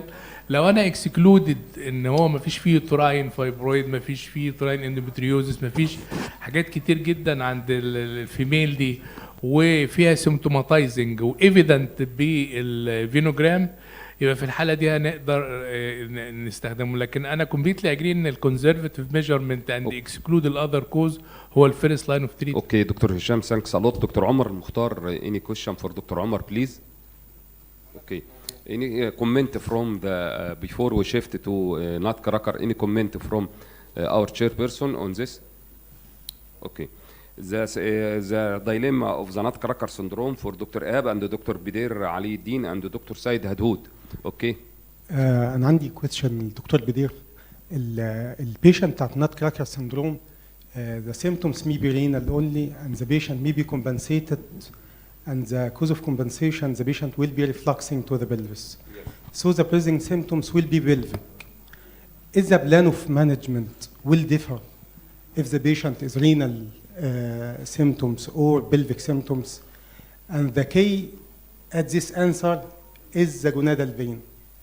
And this question we have experience 5 years, started 5 years ago at Fayum University in collaboration with Dr. Amr Abdurrahim, and we started to manage these patients simply using the gonadal vein through the gridiron incision, through the Gibson incision at the left side, using the left gonadal vein to be implanted by a very simple procedure to the external iliac vein. Yes.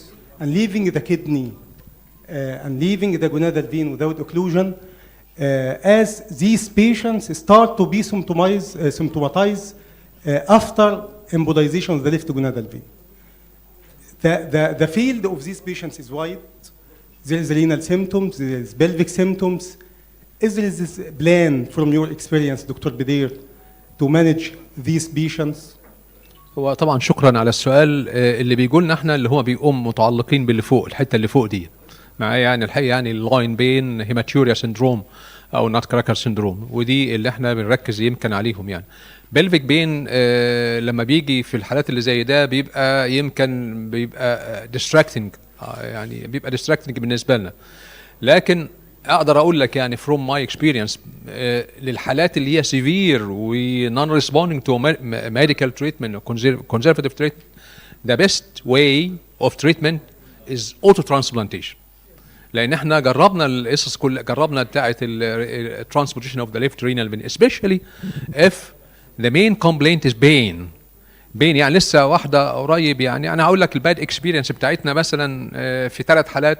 واحده لقينا عندها، عشان كده انا بقول لك فاكت اور فيكشن، لازم تبقى مقاله فلسفيه تنشر في الليتريتشر، ونقول الحالات اللي احنا عملنا لهم كونزرفيشن كانوا ماشيين كويس سو فار، واللي عملنا لهم عمليات تتحسنوا بنسبه قد ايه، فلازم نعمل. فان شورت الاجابه على حضرتك، لا احنا ما بنهتمش قوي بالبلفيك سيمبتومز. وانا في اعتقادي وفقا للسبيكوليشن زي ما قلت لك كلام التحشيش يعني الكلام ده، ان هي congestion of the secondary veins the tributaries اللي هو الجونادال vein is not the main problem. The main problem is the congestion of the renal capsule او يعني compression of the renal capsule بتدي البين، والفاريكوزيتيز السمول فاريكوزيتيز within the kidney هي اللي بتدي الهيماتوريا. وبالتالي لازم تعالج الحصه دي كلها. هتعملها ازاي؟ احنا بنعملها ازاي؟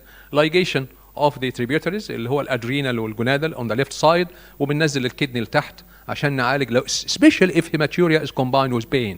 في لو احنا بقى العيان مايل سيمبتومز دي بنمشيه كونزرفاتيف، ما فيش اي مشكله خالص. وعلى فكره 39 عيانين ماشيين كونزرفاتيف and so far they are so good، وبعضهم او معظمهم disappeared hematuria، وبعضهم بقت من ماكرو الى مايكروسكوبيك هيماتوريا معايا. عشان كده ما نستعجلش، لان الفتح بتاعنا بيبقى فتح عشان اجيب الكليه من فوق لتحت، ده فتح جنرس، ومعظمهم بنات ومعظمهم لسه ما اتجوزوش معايا.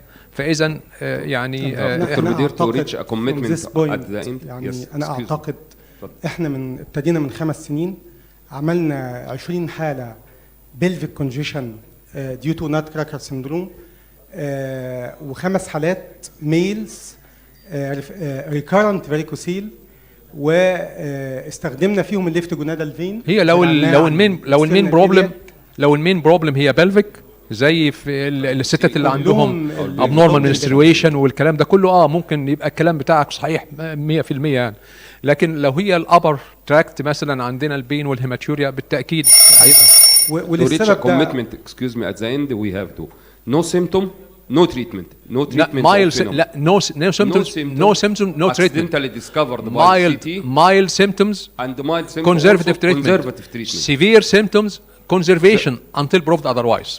يعني conservation تدي لو طالما ان هي مش affecting حاجتين، هم حاجتين اللي بيقابلونا severe hematuria causing anemia مفيش دي مش موجوده خلاص خليها على جنب.